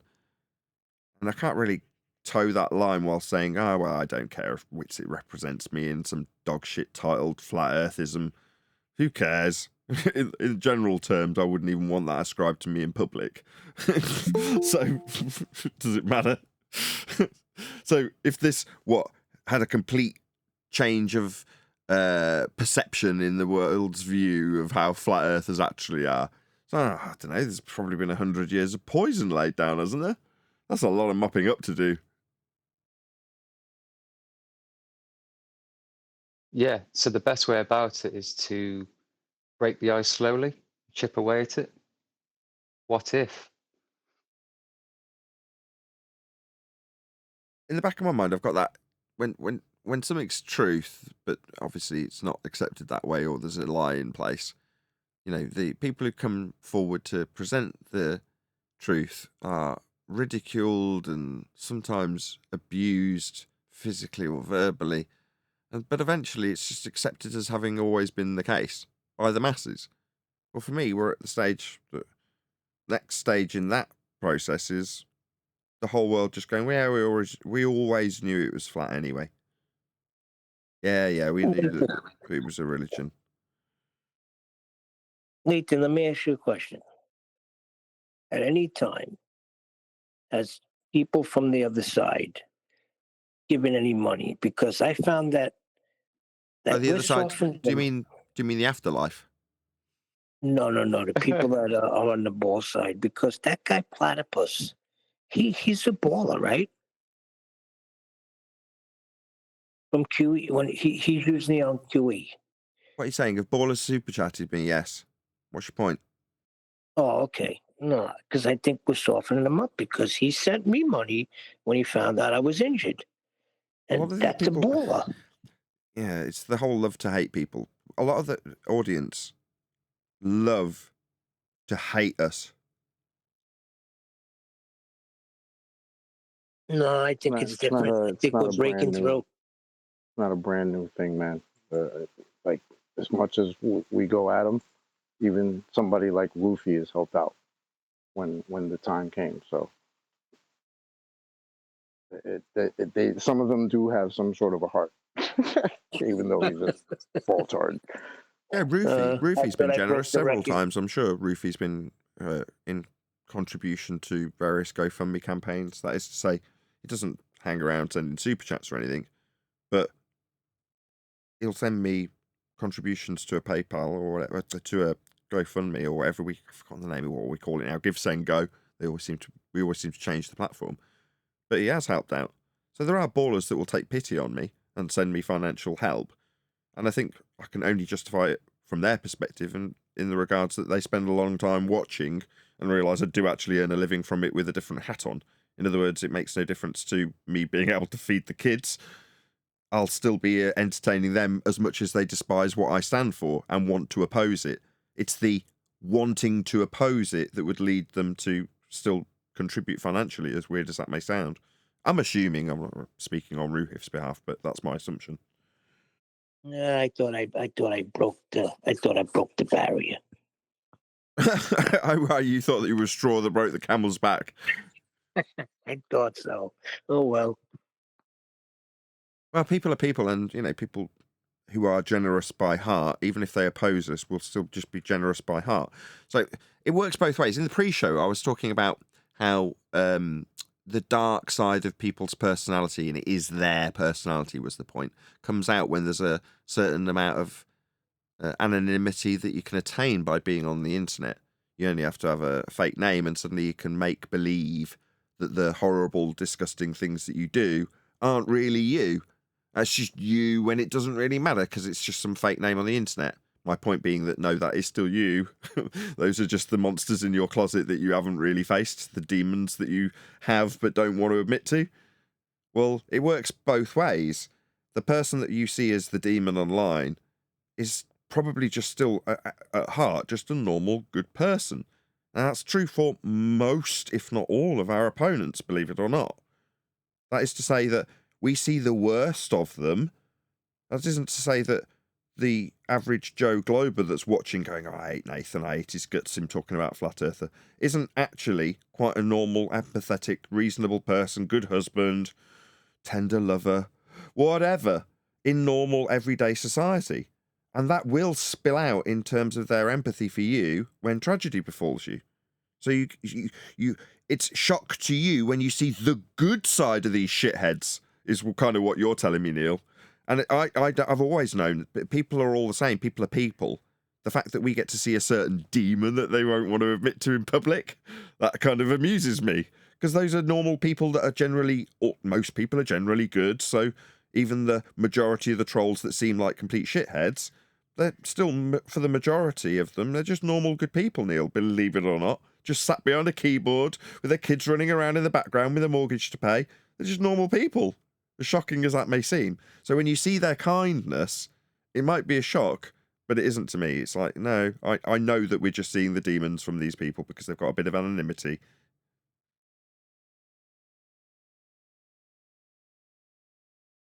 I like that you're surprised by it, though, Neil. That does, I don't know, for whatever reason, that amuses me. Well, I still have these delusions of grandeur. I guess that we're gonna be something someday. The flat earthers, we have changed the world. That's the thing that I don't like, though.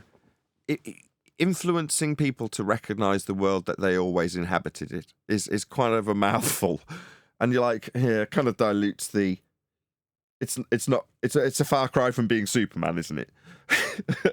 Yeah, you were always stood on a flat Earth, and if you were ever to functionally deal with it, it would have been functionally dealt with that way.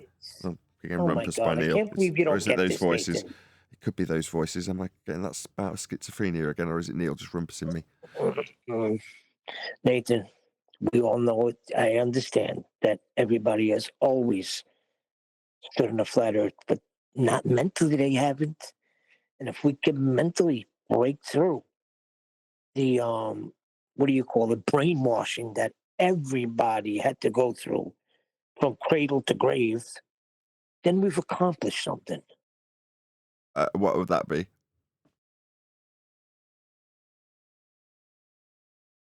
Then what are we doing this for? You started to sound like I'll answer Pinky you. in the brain. I love the subject. What are we doing this for? It's just asked, well, what are we doing here? Love the subject. It's absolutely fascinating and was a revelation for me mentally. And I want to share that experience that I can only personally experience. It's me and what I can see and how the world appears to me.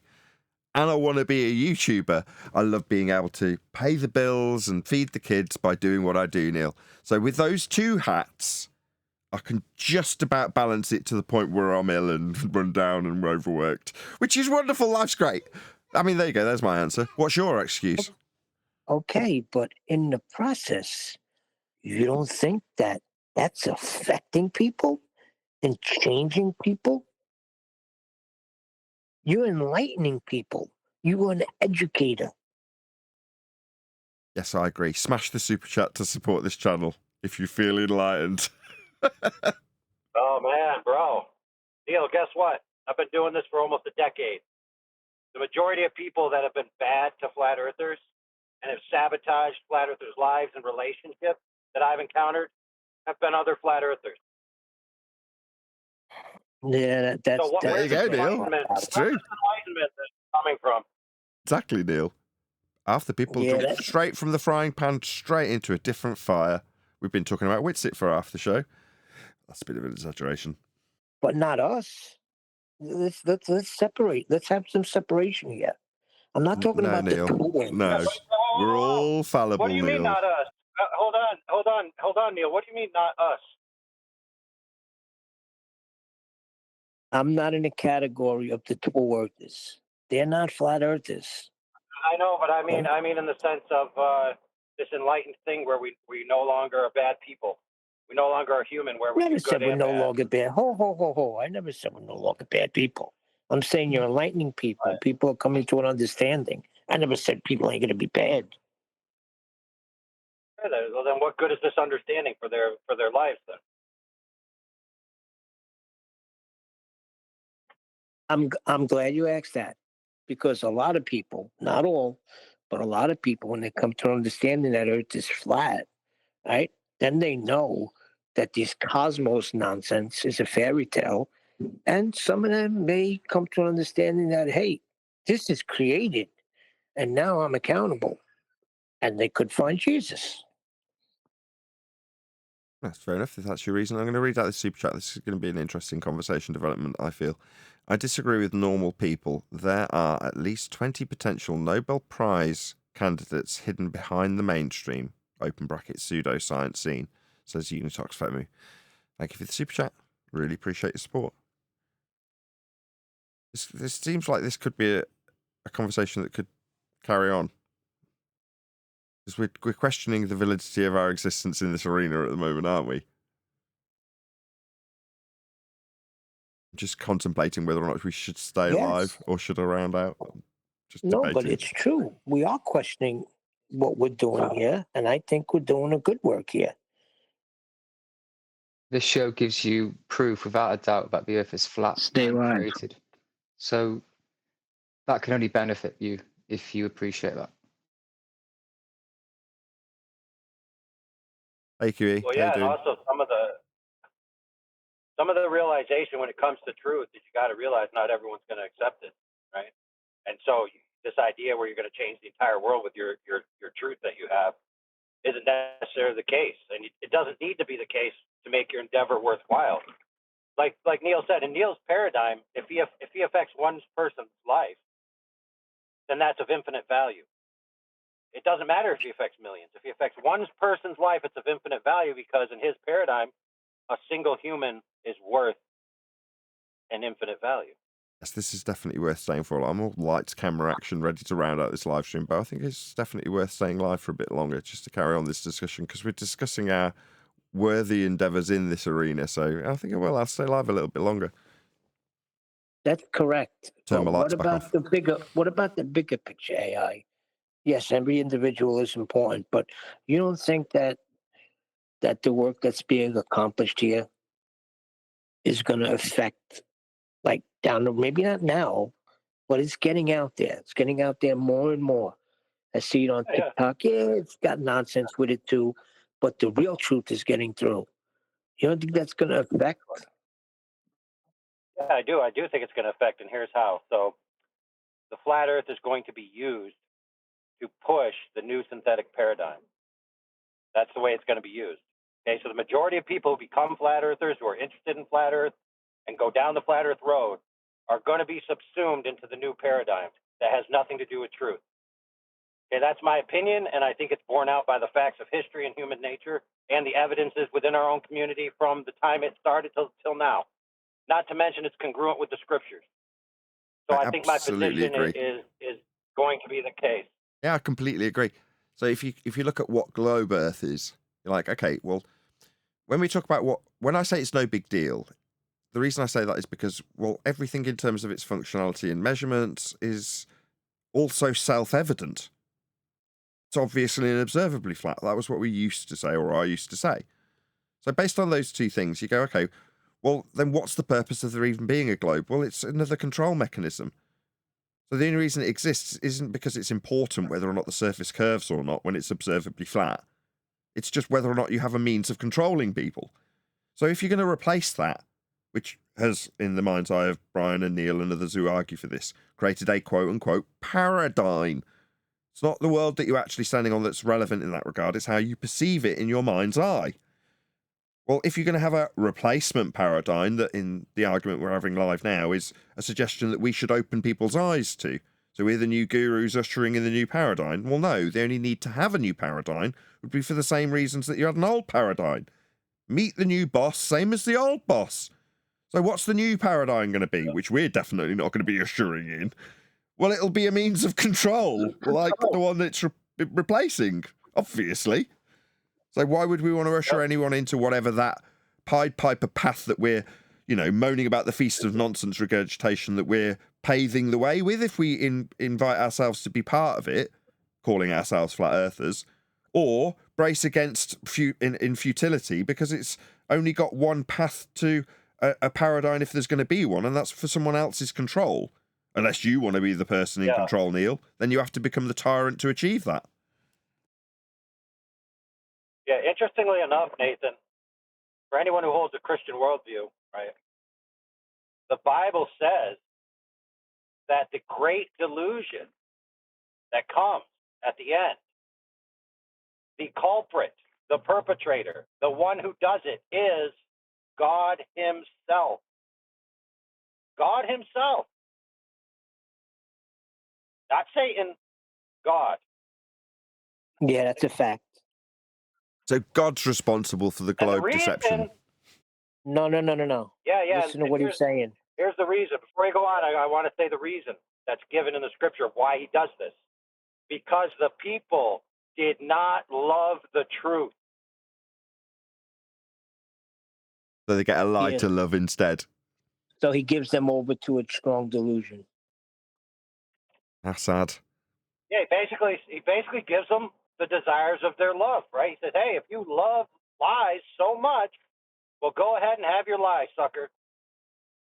Yeah, that's kind of the sentiment when I say, well, I've resigned myself to the awful truth. Everyone's entitled to their belief is my way of expressing that in a polite way. You want that lie, suck it up, you can have it. I don't want it anymore. Shout out to Jomo. I have always a Neil type of thinker, and it's interesting to hear from the other side of the flat earth community. Prayer hands. Okay. I don't really follow, but thank you for the super chat. I've always had a Neil type of thinker. Okay. Anybody know what Jomo's talking about? Maybe that needs unpacking for me because I'm not following. Just can I add quickly to AI? You can, but you're obviously not going to unpack Jomo's super chat. So thank you for the super chat, Jomo, either way. I just want to add what AI said. Yeah, when you look in context of all scripture, remember, God is not the author of confusion, right? So it's like, as Neil said, just God gives you up to what you want. If you want to believe lies, he'll just give you up to that. So that's all I wanted to say.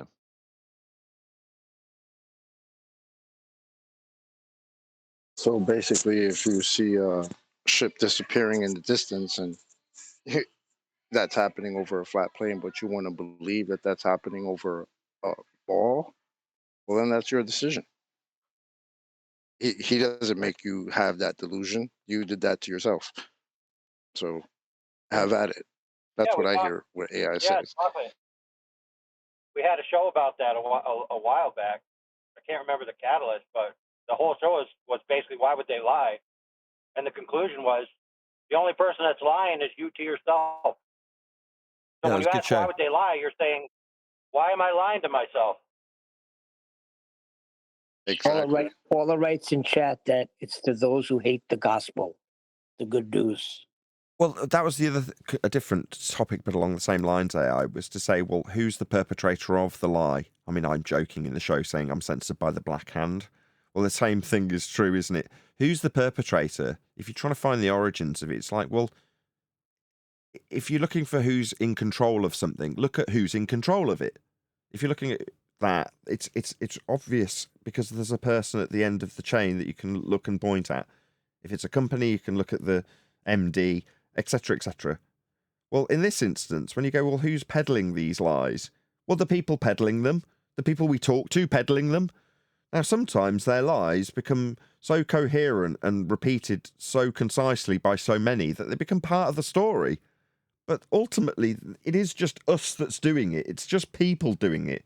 It's not the frigging badgers. You know what I mean? It's us. We're doing it.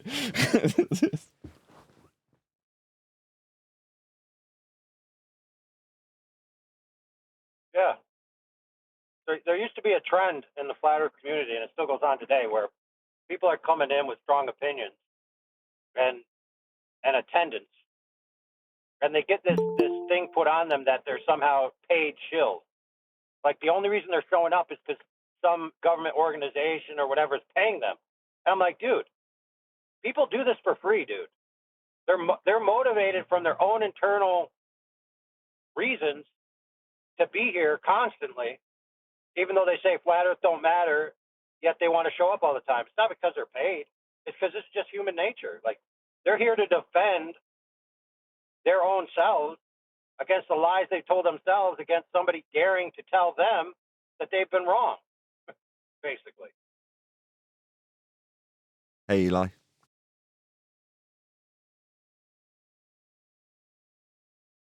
We are still live, by the way, so don't swear. I decided to extend the show because we're discussing our meaning of existence as flat earthers, which I thought was worthy of staying live for.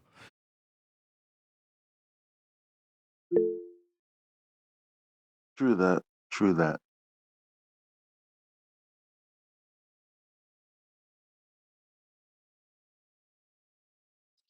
Anybody else has That's any part deep of it. thoughts about this? Go ahead. Go ahead. No, you go ahead, AI.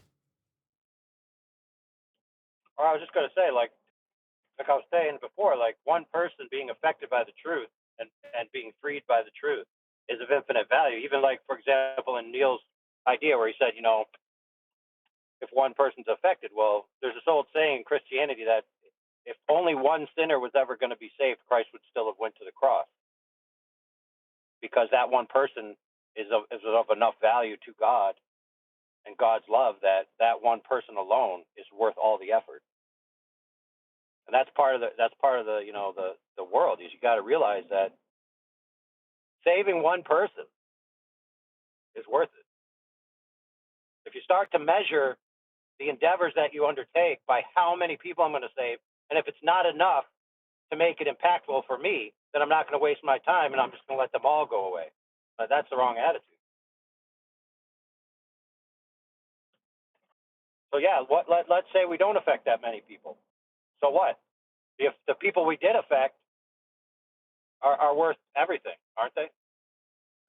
Yes, that's something I'll try and communicate when I explain the sense of community that I get from doing this job, which it is. It's my job.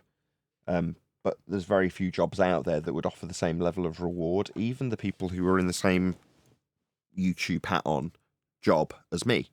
So even if there's people out there that get 20 million times the number of views and support and therefore cash from doing the same job, being a YouTuber, they will never achieve the same type of community that I get from doing what I do. Now, maybe that's only as a result of the level of suppression. It could be that the two are intrinsically linked. I don't know. But what I do know, and Neil expressed it at the beginning of this show and in the pre-show in terms of his support, he's had a disaster befall him, and he's had financial support directly from the audience that's this community. You go, good. You know, that it's nice to hear someone else expressing it, because I try and express it every time that normally I have a financial crisis, which is frequently, and people just randomly around me, because I've said, oh God, this is awful and I can't cope with it financially, and people just say, here you go, there's help so that you don't have to stress about it, get back on with the show that I love watching and feel a part of and feel is important. Now, it might be that we can say, well, we're not really making a difference. But as AI's just pointed out, it's the same as me saying it wouldn't matter if only I knew Earth was actually flat functionally and measurably. I know, regardless of the consensus.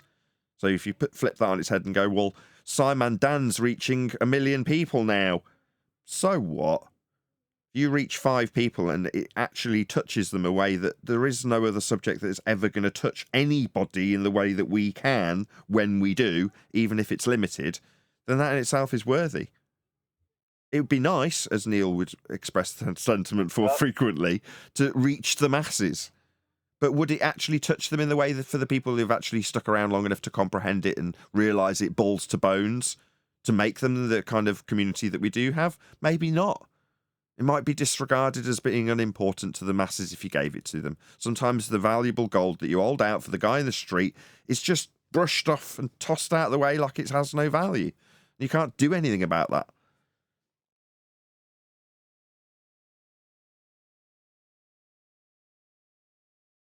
What's the term? You Pearls can, to you can swine? if you keep offering it. Pearls to swine, is that the term? Yeah, do not cast your pearls to swine. Right. There's very few swine in the community. There are people who come that are scumbag rustlers, if that's the right word, you know, trying to steal the adorable pigs. But, you know, the pigs are adorable.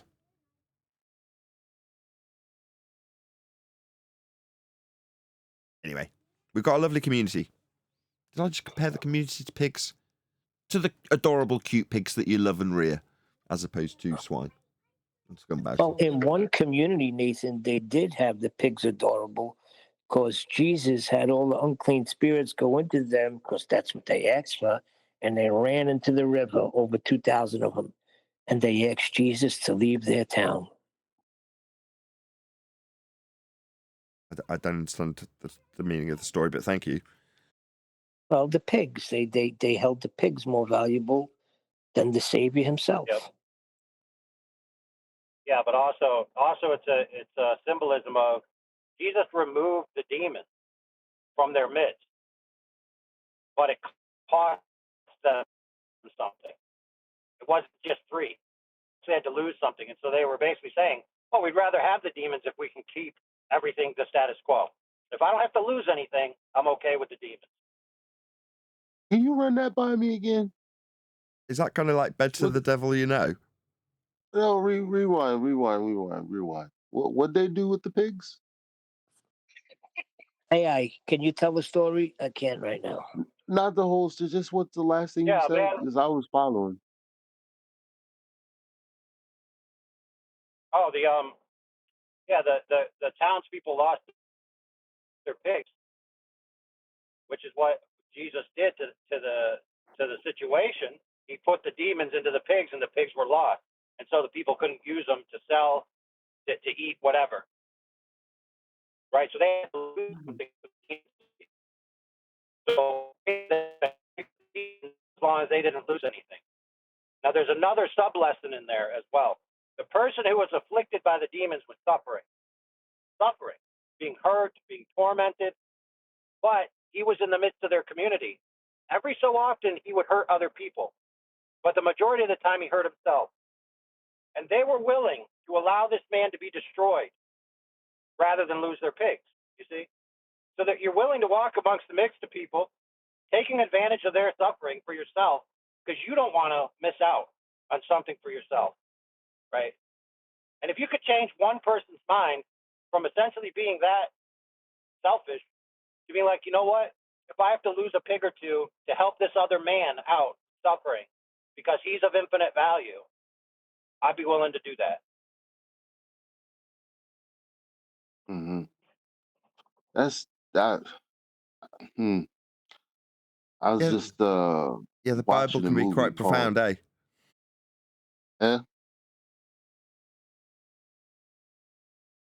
Anyway, skip the movie. The whole pig thing. It's crazy because I was just hearing that, but I didn't know that that was in the Bible. Another thing, it's like, what the F is that doing in there? All I've been hearing about is plus somebody's been talking about like parasites and stuff, and then they talk about how the pig is the dirtiest, and then some people think that parasites are demons or whatever. So it's just interesting that that happens to be in there. That's that's crazy. Anyway. Yeah. Well, the Bible's full of lessons like that Jesus does to his men, because a lot of times his men think that Jesus is there to kick ass and take names, right? Well, so much so that one time there's a city who is kind of like, kind of like an enemy to their message a little bit, and the disciples say to Jesus, "Hey, Jesus, hey, do you want us to like bring down fire and just turn this city into a bunch of ash and destroy all these suckers?" And Jesus looks at them and he says, "You have no idea what spirit is going on in your heart right now. I didn't come here to destroy people. I came here to save people." He basically rebukes his own disciples for having a lust to conquer people that don't agree with the truth. Jesus is like, if your idea is I want to punish people who don't agree with the truth, then you're not of my heart. That's not what I'm here for. I'm not giving the truth out so people can reject it, so then I have a reason to beat up on them.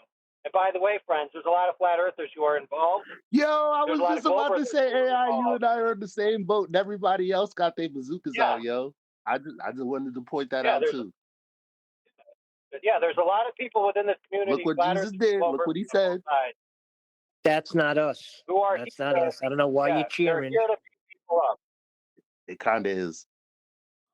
No, it's not. It's when they're spewing Well, nonsense. It's being specifically, dealt with. QE delights in destroying ballers. Like, let's If just we not lie. can't, all right, Eli, what's the motto? If you can't Let's be not lie. Come validated, on, man. if it can't be Let's not be validated, Weasley. nah. See, you're on the wrong thing. No, we Richard can't doesn't even know science what how manner of people spirit he feel. is. That is definitely a category error, my friend. No. Well, look, demolishing someone in an argument, right, and relishing that victory isn't the same as wishing destruction upon their lives, right? They're a little bit different. Right. Okay, fine. Some people do feel like that, though. No, I don't. I won't say we feel that Community way. feels that way. When I say this community, I'm talking about the one that Nathan Oakley established, along with QE. And but what a sight that must have been, watching 2,000 pigs out of nowhere just run into the river and drown themselves. Hey, Neil, you Demons. missed something in the subtext there, which a lot of people do miss. Is if you're not supposed to be eating the pigs, right?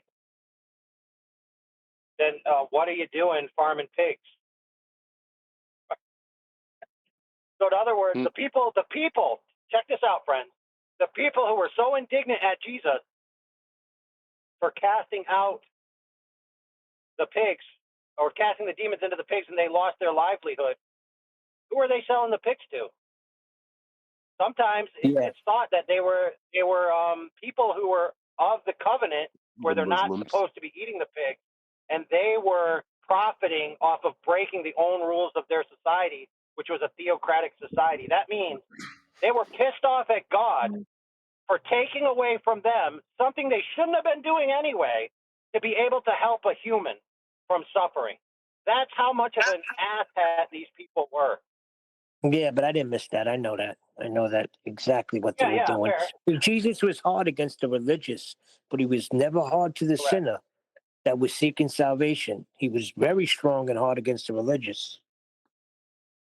Right, exactly. And the lesson there is that saving that one person from suffering was worth it all, right? That's the lesson. Yeah, and it goes along with the woman that was contorted, right, for 18 years or something, and he healed her on the Sabbath, and they were all upset because he healed her on the Sabbath. Meanwhile, he just loosed a daughter of Israel. They were complaining. That's the last thing you hear, man. No, not the last thing. I've never heard, hey, Jesus was kicking ass and he hated religious people. Because you'd be like, what? How? What does that mean? But he did. He called them all whitewashed sepulchres. Mm-hmm. He was very tough on the religious because they did not recognize his visitation, and they were supposed to. They do the scriptures. Yeah, he had a lot of taken names attitudes for those type of people. But not for the sinner seeking salvation. He sat down and told them stories about a father that had two sons. One son wanted his inheritance. And it goes on to the prodigal son. That is a touching story. It brings you to tears. Right. And the lesson there, what's the lesson there, Neil, is that the older son, the endeavors that the religious people do to increase their ranks. Okay, part of their motive is to increase their ranks.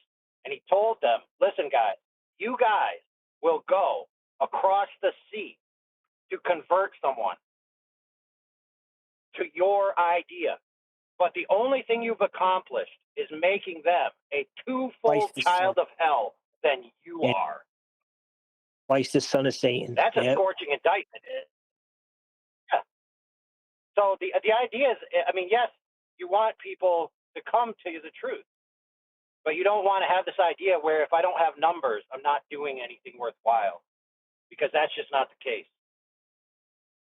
So that brings us to this whole heliocentric thing here, because obviously we know it's not in the scripture, right? But yet it consumed the whole world, that the whole world thinks we're on a spinning water ball, right? Yeah. I think that's a strong delusion. And I do think that's the delusion. And to speak to AI's point, it's like Like I already knew that even though we're the smallest in number, especially like how we attack, the situation and expose that actually everything requires a plane to begin with. We're very, very small number, but people echo our sentiment or try to counter our sentiment or strawman our sentiment. That's everywhere anyone's talking about flat Earth. All that came from us, even if they don't know us. That's how big the impact is. Well, even that has a hidden truth behind it, which is you're judging those numbers on what you can see. But there's always a large portion of people underneath the tip of the iceberg who aren't as prominently public or vocal about their belief system, because for whatever reason they keep it quiet among their little area. Just like we had somebody in the past, he said his child said something about flat Earth in their classroom, questioning the mainstream paradigm. And then all of a sudden, like 2/3 of the class were agreeing with him, which meant that up until that point, he didn't know that 2/3 of the class were thinking the same things he was thinking, because he was keeping it to himself up until that point. He was thinking he was the only one on the let's just call it the righteous path. Oh, woe is me! I'm just alone. I'm just here by myself. Nobody's affected by this truth. And it turns out 2/3 of the class were thinking along his lines the entire time. Hmm.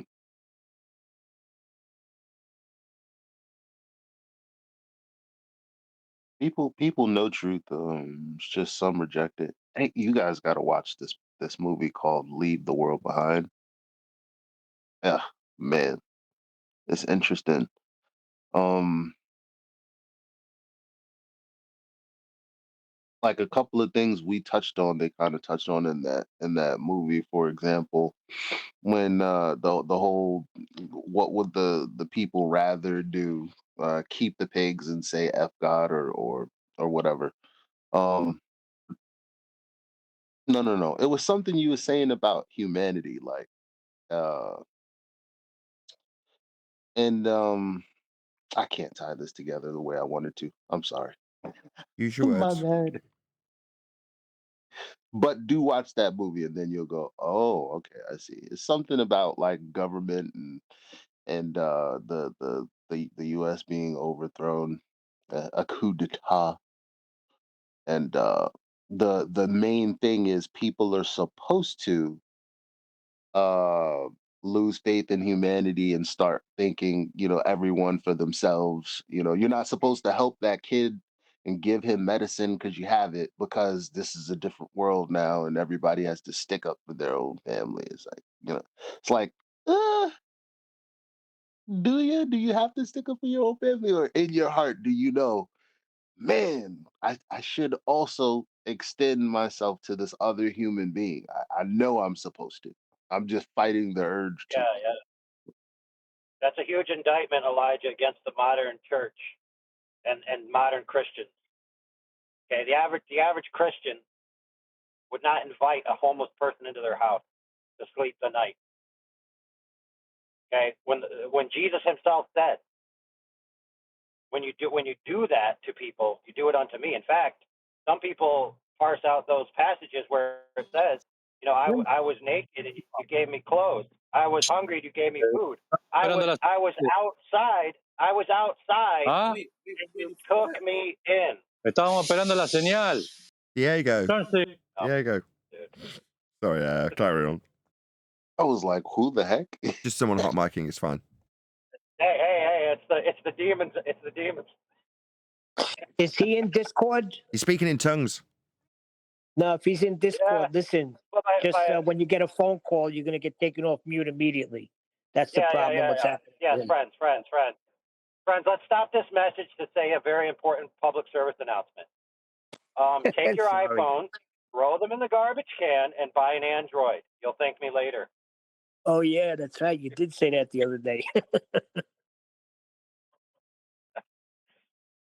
But let's not get off the point, though. Is that Jesus said to the people, like he was criticizing people who think they're holier than thou, as well as people who also praising people who actually help out people. Is that Jesus' heart is a homeless person that's going to freeze or even going to suffer throughout the night. Like, if you're out there saying I'm a Christian, professing the name of Christ, and then you spurn someone to help them, right? What message are you sending to the world about the love of God? In fact, in some places it says, if you see someone in need and you tell them be filled, and then walk away, not giving them the food needful for the body, where dwelleth the love of God in you? Exactly. It's very easy to get through them to a lot of homeless people. They ask you for money. I'll tell them, I'll come and buy you a meal. And some of them are like, give me excuses. But the ones that do come in, you tell them, pick out whatever you want. And they just pick out the smallest things. And you're like saying, no, get something to eat. You got to push them. Those are the ones that are really in need. When it said, well, I'm not hungry now. Just give me the money and I'll buy it later. Well, then you know that they're not asking for food. Hey, let me add this also. That movie, Leave the World Behind. You guys know Barack Obama was the executive producer, right? Wait a I second. do not know that. Yeah, No. yeah, he was the That's the executive weird thing producer, about and it. he gave feedback. Because I had. Oh, go ahead. Sorry. He gave feedback to the script, also notes on the characters. Just doing a Brave AI search. That's what it gave me so far. So he was Yeah, involved. I looked to my left as I was watching the movie, and I began to say to my girl, I said, and the government, like as far as any government propaganda is concerned in movies, like they have a direct hand in that. And then I stopped because I was like, what am I doing? I'm watching a movie with my girl. It's funny that you said that. Exactly. So you got to realize, you got to give people a little bit of warning when you talk about that movie, then, because who knows what they're Yeah, give pushing. them warning. All government leaning. As a matter of fact, it's probably all of them. What am I talking about? The government has a hand in it. That people who want to push an agenda. Let's say that people who want to push an agenda. The government happens to be one of those uh arms, and but the movie still, like the script, I just couldn't help but feel like there's like some, if you're listening correctly, like there's a lot of truth in here, or good questions in here at least. Obama's Romanian. Hey, now come on, let's calm down here. That's funny. Kiwi's on point. Oh snap. Okay, I get it. That means he's So always you're listening listening. to the So show then. beware, because that was done very, very early in the show. No, I don't get it. Wait a second, maybe we're jumping to conclusions. Did you listen to the show earlier, QE? Or you just said that off the cuff? Oh, no. Kiwi's always listening. Beware. That's why I held Matthew Learns to the model thing. I'm not getting indicted over not bringing up why did you not challenge model. Oh man, I have a dream that one day some members of the panel will get over this idea of not being indicted. It's going to be great when that day comes. No. See, you have no worries I don't there give a shit. because QE likes you. You're his main guy. He will never indict you. You sure about that?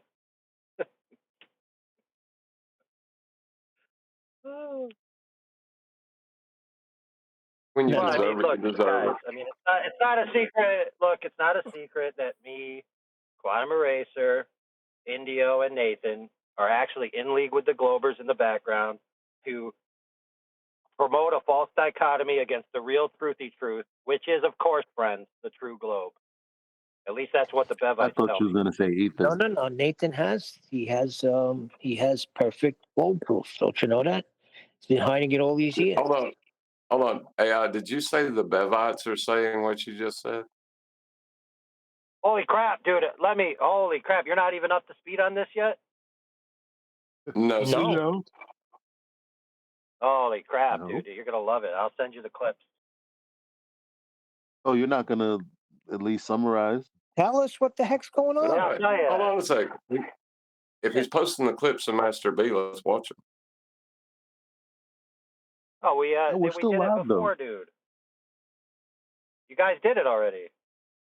One Oh. day, you did a show about it. So we need the summary then.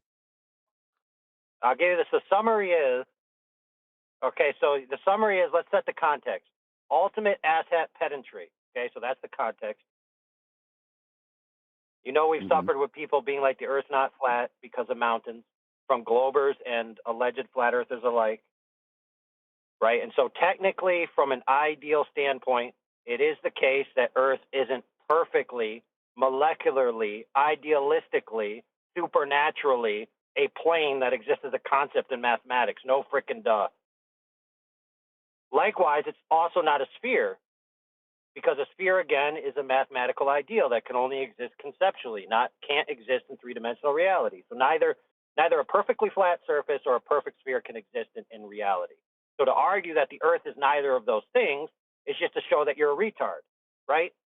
So the way that they solve this problem is, rather than call the earth flat or a globe, they switch real quick to the idea that a globe is a nondescript shape, which is actually false. A globe doesn't represent any nondescript shape. A globe represents a spheroidal shape. For example, an orange could be considered a globe. So their new term, friends, to solve the problem of them calling themselves flat earthers or calling themselves sphere earthers, they call themselves true, not earthers, true globers. They believe in the true globe. In other words, the nondescript shape that can represent any permutation of shape you could think of in your mind about the earth that you don't know the shape of. And so they're going to come and tell us we're retarded for saying flat earth, but they're okay saying true globe. I rest my case. See, the part of that that's missing is that the Earth is flat. Uh, Now, uh, what I mean by that is in orientation wise. As a matter of fact, that's usually what we're talking about. What do you mean? Dishes on my counter means my counter's not flat. Right. So all I can the say critique to to what that, AI just said was, "Wow." yeah. So let's give a fielded critique of how it would work from their viewpoint. So what they would say to Elijah, you're just describing the true globe in your own way, No, because no, we I live on the wouldn't. real Like reality, I literally whatever it leave the is, call. right? I can't deal with. I would leave the call at that point. Because what the hell else are you gonna do? Yes, I Like, can see you're it gonna now. The continue that headline. conversation? Sorry, Well, AI. yeah. The headlines in the other server. The headlines in the other server. Elijah gets demolished by the true globe. Yeah, it'd be rage quit. Elijah rage quits. I'm just saying you can't use the Earth as a frame of reference. And at the same that doesn't have anything to do with the undulating surface. At the same time though, like you can't have a level globe, bro. Like I don't that's like one of the only shapes you can't do that with. And on that profound note, I'll say if you are watching this on either Nathan Oakley 1980 or Nathan Oakley premiering streams, then stay tuned as there will be an after show to follow. I heard otherwise, but I mean, it's all good. Heard what otherwise? Situations like that are tricky, man, because I didn't even know Scientism was going to be there until the night before. Yeah, like at 12 the night before. And then I'm like, boy. damn, so he's wrote a whole book against flat earth, but he's a geocentrist. So I'm like, I wanted to make it where we weren't going at it at the beginning. So I don't know, it was tricky, because then it very quickly turns into like 3v1. And yeah, I don't know. It's just hard. It's hard not to like completely monopolize the mic, and you have to be like real aggressive to not get interrupted or to keep it on point. And I don't know. I just didn't really want to. I didn't want to like turn off the audience because there's a bunch of people that wouldn't look into it otherwise. So it's kind of tricky. Was it a flat Earth debate? Well, that's what they said, but it clearly Yeah. wasn't. You know. Well, why didn't you tell him Yeah, how Earth is the made text, is flat and take him into there? he did. Yeah. Drive that point home, and you need not go to anything else. Well, I disagree with you, man. I think that the Earth not moving is a big part of it. Everything else they go to makes no sense once you establish that Earth is flat. So, yeah, that's fair. But the thing is, Neil, is where's your track record of debates and public forums with thousands of viewers to benchmark your performance?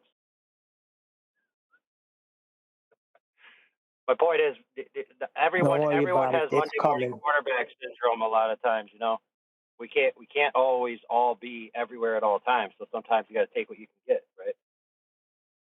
Yeah, I'll just let you guys know it's pretty tricky. Hold on It's a actually second. tricky in person. It's pretty tricky, you know, because you don't want to, like, you guys may disagree, but I don't want to come off as like this super like pompous, arrogant flat earther that's like super aggressive, interrupting people. Or I would never be invited back. So it's just like, you know, I guess Yeah, everyone and has their to own. be fair to that sentiment, it wasn't actually structured as a debate where there was a moderator and two sides going back and forth. Like it was a panel discussion. Exactly. Like, and I was actually, of course, told as a debate, but I knew it probably wouldn't be. And then I find out Scientism is going to be there. So now it's like clearly not going to be one. And, you know, Alex Stein You isn't a know, debater. you know who's the best? You know who's the best So to take to a debate like that? globe. It was heliocentric versus geocentric. Good job. The whole like last 45 minutes was about flat Earth. I'll Oh, listen the back. last 45. How nice. See, that's what I'm saying. There's no making you people happy. But I don't actually Yeah, care. so Well, I'll who, be honest. who's you It's not to? about I making mean, the us first happy, time, Wixit. Go ahead. like, One at a time. how about not acting like the Democratic Party, and when somebody has a criticism going, well, I see how you feel. Like, No, it's no just what need I'm to. saying. Like you all are running this narrative. I didn't talk about flat Earth at all. He just claimed it wasn't about flat Earth. I corrected him, Well, and then you I all moved the didn't. You goalpost to, said, oh, it was only the second half. and dude, you can go on the shows and do it how you would like. Because in reality, So why don't I you talk to specifically them made like I you're talking specifically to made me the you about flat gotta Earth stop measurement romantically. argument. Okay, I'm not gonna be in here like interrupting each other, right? I'm just saying I specifically made a point with the flat Earth measurements. Every time I made specific flat Earth arguments, they ran away from them. So it's really easy to sit over here and act like I should have done something differently. Should I have stood up and started screaming? I mean, like, you're avoiding the point. I made multiple flat Earth arguments and they kept ducking them. And there's 5 other people there fighting for the mic. So what am I supposed to do? Why didn't you object? Why didn't you object when they talked about the travel of light? We're missing. We're going over the fact that he's lying, though. Like, you just lied. What did I Like, lie about? you Light said that traveling. you said that everyone is talking about, you this, you that. No. Okay, Stop it's Oh, just that's using what Neil. That's what Neil just said, these dude. Not generalizations. 2 minutes within the last 2 minutes, dude. And I tried to stop him and tell him to put that on Neil, What are but he you, had his to continue his representative AI? monologue. okay. Fair enough. He I had to said Yeah, continue. hold everyone. on a second. Hold on a second, friends. Neil, did you watch the entire thing? Yeah, we're reviewing it on Ballbusters on We're Saturday. reviewing it. We do things slowly. We Okay, don't so you train haven't to watched the whole time. thing yet, right? Not yet, no. Yeah, So which you Oh, it's can gonna get why better don't you AI. think you should reserve your critique until you watch it? We're critiquing it as we watch it. Okay. Well, Wixit, if you do good, we give you credit when you do. When you're on Well, point, you just made the we claim shout that it you was a out. heliocentric debate. You just made that claim, It Well, but has you're been so wrong. far. he got emotional because I said what I said, and now he's operating from an emotional space, and that's why it's so No, hard to you're talk. the one that keeps making personal Whatever, man. comments. I couldn't care less about the personal It, it, conversation. it was a critique of something you're doing. How the freak else am I Joe, going to do that? Okay, look, here's the deal. I didn't know He's Scientism was not going going to to be answer there. the question. Okay. He's just going to claim that I did something, and my rebuttal is just going to go unanswered. Dude, you're making it all about you and some personal thing. I Yeah, don't care about exactly. anything. Okay, so all I'm Look, trying the to say, appropriate. Let me say this real quick. The Somebody appropriate put AI response on. to anybody who doesn't like what's going on, right, in the fallout of this, if they should be attending Tim Pool's stuff and making corrections according to the way they want it to be corrected, right? That's what I would do. All right, go ahead. And I'm trying to make this point. I didn't know Scientism was going to be there. What's that Okay, got to so do if with you me? What's that got to do with me throwing in there a little lighthearted jab that flat Earth is literally the last subject? What's wrong with that? Okay, so I'm going to now say what happened. You haven't even watched it. Okay, Well, so you the just first told thing me brought. that, stupid. Yeah, because he claimed it was just a heliocentric debate. I'm like, it was like Yeah, but strictly flat I Earth. didn't though. All I said was, I'm "Oh not going to wow!" talk to you if So you it can't was at the control last yourself, Eli. part of the debate. So stop trying to spin Can it. That's all I said. can you try to control yourself? Okay, Okay, let me ask so you a question, Winston. Why would you wait no, for the now last it's 45 Neil's minutes turn. instead of laying down your claim right at the beginning? Let I hammer that Winston shit home. Oh talk. my God, there's now Let him 3 of talk. you from G Plus who can't control yourselves. Okay, so like just so you guys know, if you watch at the beginning, you see that what Tim does, because I didn't even know Sanjis was going to be there. And by the way, I reached out to, I had over 5 PhDs like tentatively agree and then back out. And then I reached out to like 20 other people. So we just had to go with this guy last minute, right? And so it is what it is. And so it was supposed to be basically a 1v1. Tim is on the globe side, Alex is on the flatter side, but they both acknowledge that they're not like real debaters like that. So basically, it was just supposed to be more so me versus that guy. Okay. Then the night before, I'm told Osun Genis is going to be there, who's obviously a very well known geocentrist who, in my opinion, has done a lot of work exposing the lies in academia about heliocentrism, but obviously is super anti flat earth. Okay. So I didn't know that until I got there. And so I go talk to him. And then I tactically, I'm like, okay, I need to go talk to some Genis and at least like have some rapport with them. So it doesn't just immediately turn into this like all the table against me where I can't really speak. Okay. So I did that. And then what does Tim do at the beginning of the show? He immediately goes to Robert because he has a PhD. And he's like, and throughout the whole show, he's always just like looking to him for the, the approval of whatever said. So he starts the show by having Sanjinis present geocentrism. Okay, so then I had to make the decision. Am I going to start correcting Sanjinis right now from the beginning and arguing with him? And you can disagree. I made the decision that that wasn't the best. So I had to try to tactically work that situation where it didn't get out of hand from the very beginning. Tim is in control of the show. He pushed it right at geocentrism. Every time I would even try to slip in flat Earth comments early, he'd be wait, and he'd bring it back to this geocentrism thing, and he'd try to facilitate the conversation between Astronomy Live and Syngenis. Okay, so then I had to find a way to get back into those conversations without just like yelling over people or being super unprofessional. So I didn't actually even make the decision for it to be like predominantly geocentrism. If you just watch it, Tim does that himself. Sanjina starts talking, and then they start going into CMB and all this other stuff. Right. So Okay. I have to like give valuable was input about the actual subject. I can't just start changing the No, I subject get it. as You're if it's opening. my I show. get it. You're saying Can I it's ask a difficult. question, What Nathan, you can of just witness? let me just summarize. So what you're saying is it was orchestrated to be a neutral outcome, and you had no control over it. Am I right? Sort of, but and so if you actually listen though, if you think about being new to the subject, we may disagree on this, but I think that for people to hear that this idea that Earth moves around the sun is it's not actually the definitive truth that it's claimed to be. It's still good to like break through someone's cognitus before you start going to geometry anyway. Nah. People just start shutting down. Now you may disagree. Everyone's different, because I some mean, could the say, reason well, I'll actually, if tell you you why I disagree. I can keep it relatively brief, and then Brian wants to ask you something, if that's good by you.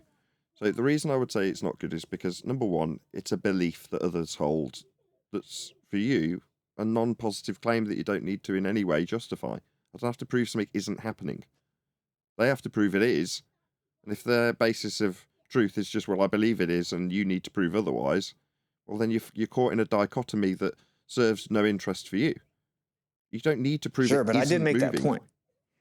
I did make that point on the show, right? I specifically said that they Yeah. have the burden of proof. And then what happened was Sanjinis jumped in and ran cover for Astronomy Live. And then I actually went to you're just, reifying a belief. We're suspending belief and let's go back to the earth and look at the empirical evidence. And then again, Sanjinis jumped in and ran cover for him.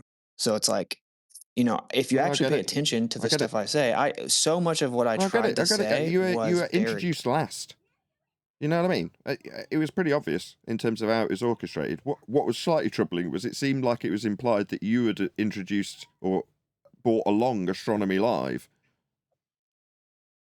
Yeah, and Oh, yeah, the that- reality was that I like Alex was kind of responsible for finding the guide to defend the like mainstream globe model, and so he was asking me to help, and I am the one that reached out to Astronomy Live because I couldn't find Well, fair enough. anyone. You were asked to do so. So it's like find an Yeah. opponent for Yeah. yourself, almost. That's an interesting point. Let's focus on that point for a second. Hold on, just before you do AI. Hold on, just one sec, AI.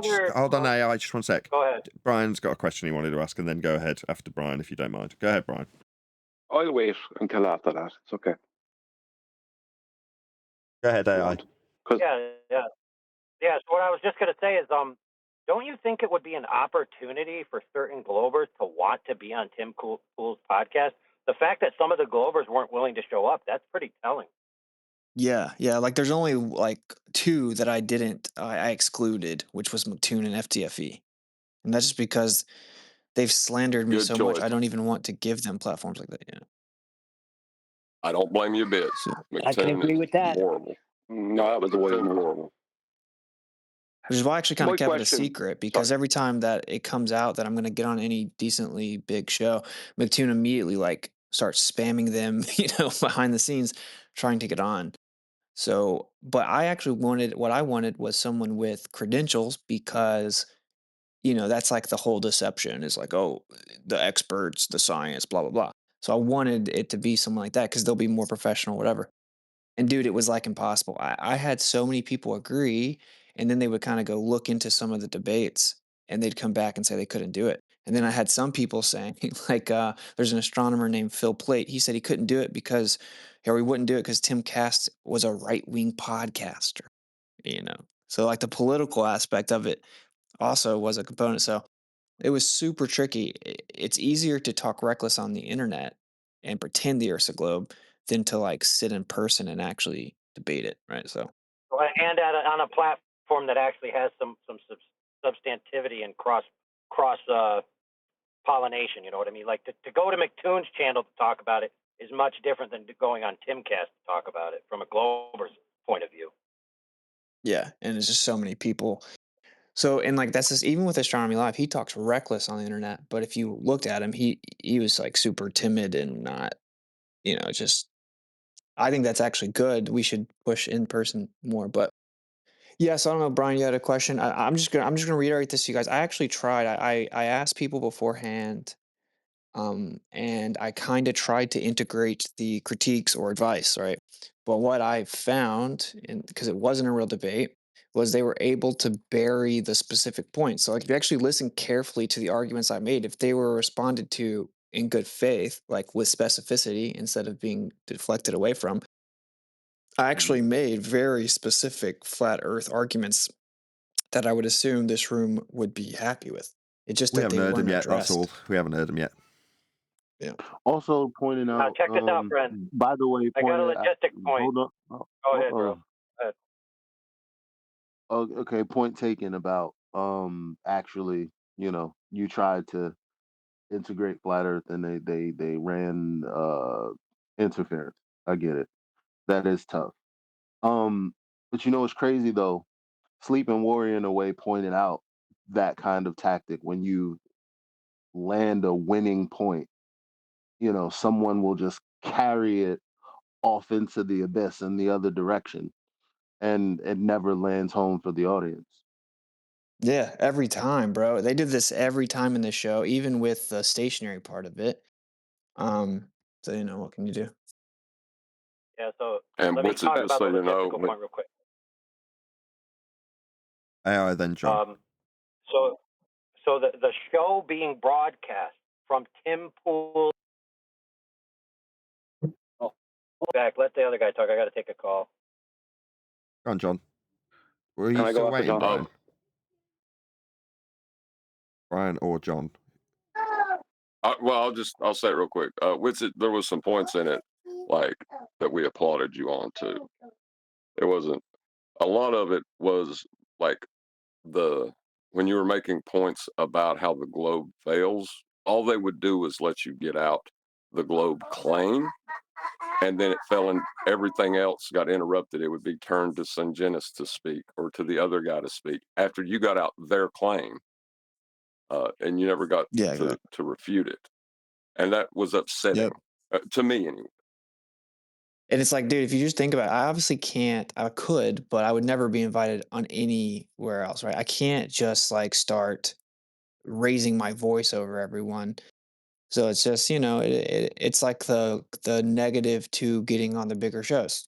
It's like they obviously, for Tim, he's jeopardizing all this money. So he obviously has to make it clear that he is on the side of the mainstream because these people they sell out in that sense. And so it's always the odds are stacked against you. To me, it's just a net positive to have some of our real arguments said in front of that big of an audience, even if it is like unfair. Hold on, AI. Let me reclaim the logistical point. I just one sec. There's a whole bunch of people I want to talk to, but me included. Brian, did you want to get something in? Then, Yeah, Eli, please, because we argued about this literally like last week, right, Neil? But go on, Brian. yeah. What's it? I've only seen maybe the first 40-something minutes of the debate, and well, my opinion on the first 40-something minutes is that it was all based around possibles and maybes and general relativity and this, that, and the other thing. But at the very, very, very start, and this is where I would have come in, and I'll be honest with you, I wouldn't have cared about pleasantries. Astronomy Live claimed that he had measured the radius of a globe Earth. Now that is a straight out lie.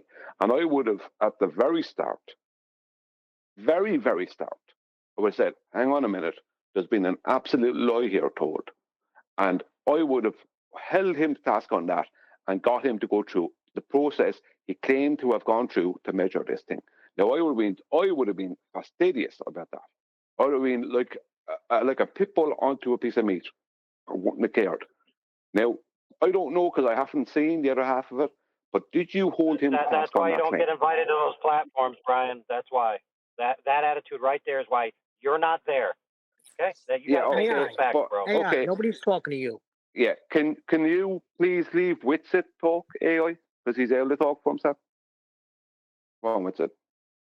But I mean, I kind of agree in the sense that, like, yes, that's ideal in terms of the information. It just wasn't feasible. If you actually watch where he says that, he mixes that in with this like big conglomerate of bullshit claims, right? And then immediately they shift it away from me, and so like Tim takes it and gives it to Robert after that, and like it. Yeah. Dude, these people are not going to have you on. These people are not going to have me on if it's not, first of all, if there's a bunch of interruptions, it's audio chaos. We're talking about like a highly professional production, right? They have an entire warehouse. They have an entire team. 1 second. You're never going to get on, look, you're never going to get on these shows if we do it like we do in Discord, where there's just audio chaos and people are interrupting and clipping, and it's just never going to happen. They're going to be like, and then, and actually, and one more thing, Alex vouched for me to get me on. So it's like I had to show respect to Alex, and that was like the agreement. Obviously, was like professionalism. I wasn't going to make it where I betrayed Alex and he vouched for me to get on that platform, and then for me to just like destroy it and be super unprofessional and aggressive and interrupt people, because then Tim's going to be pissed at Alex, right? Yeah, but you've been led down. 1 second. Leave me respond to that. You've been led down a path there by AI, and I've been like, I'll say it again.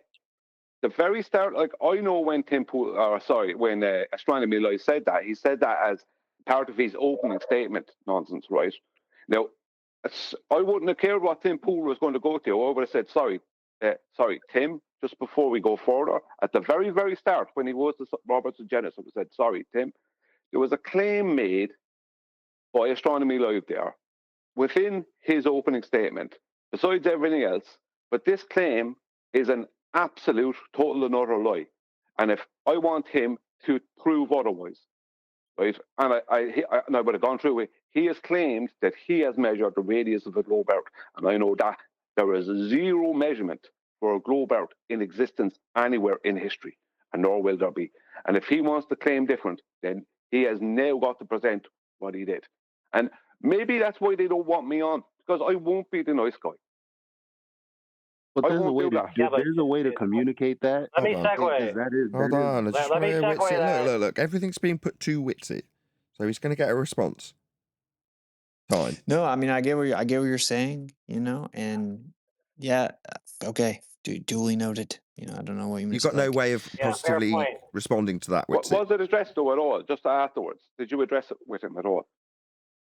He did. He already told you the answer. Yeah, I'm that's already asking in, with answered. in the Oh, in the my show, God. notes, I'm just going to be. Stop, everyone, stop. Yeah. Stop.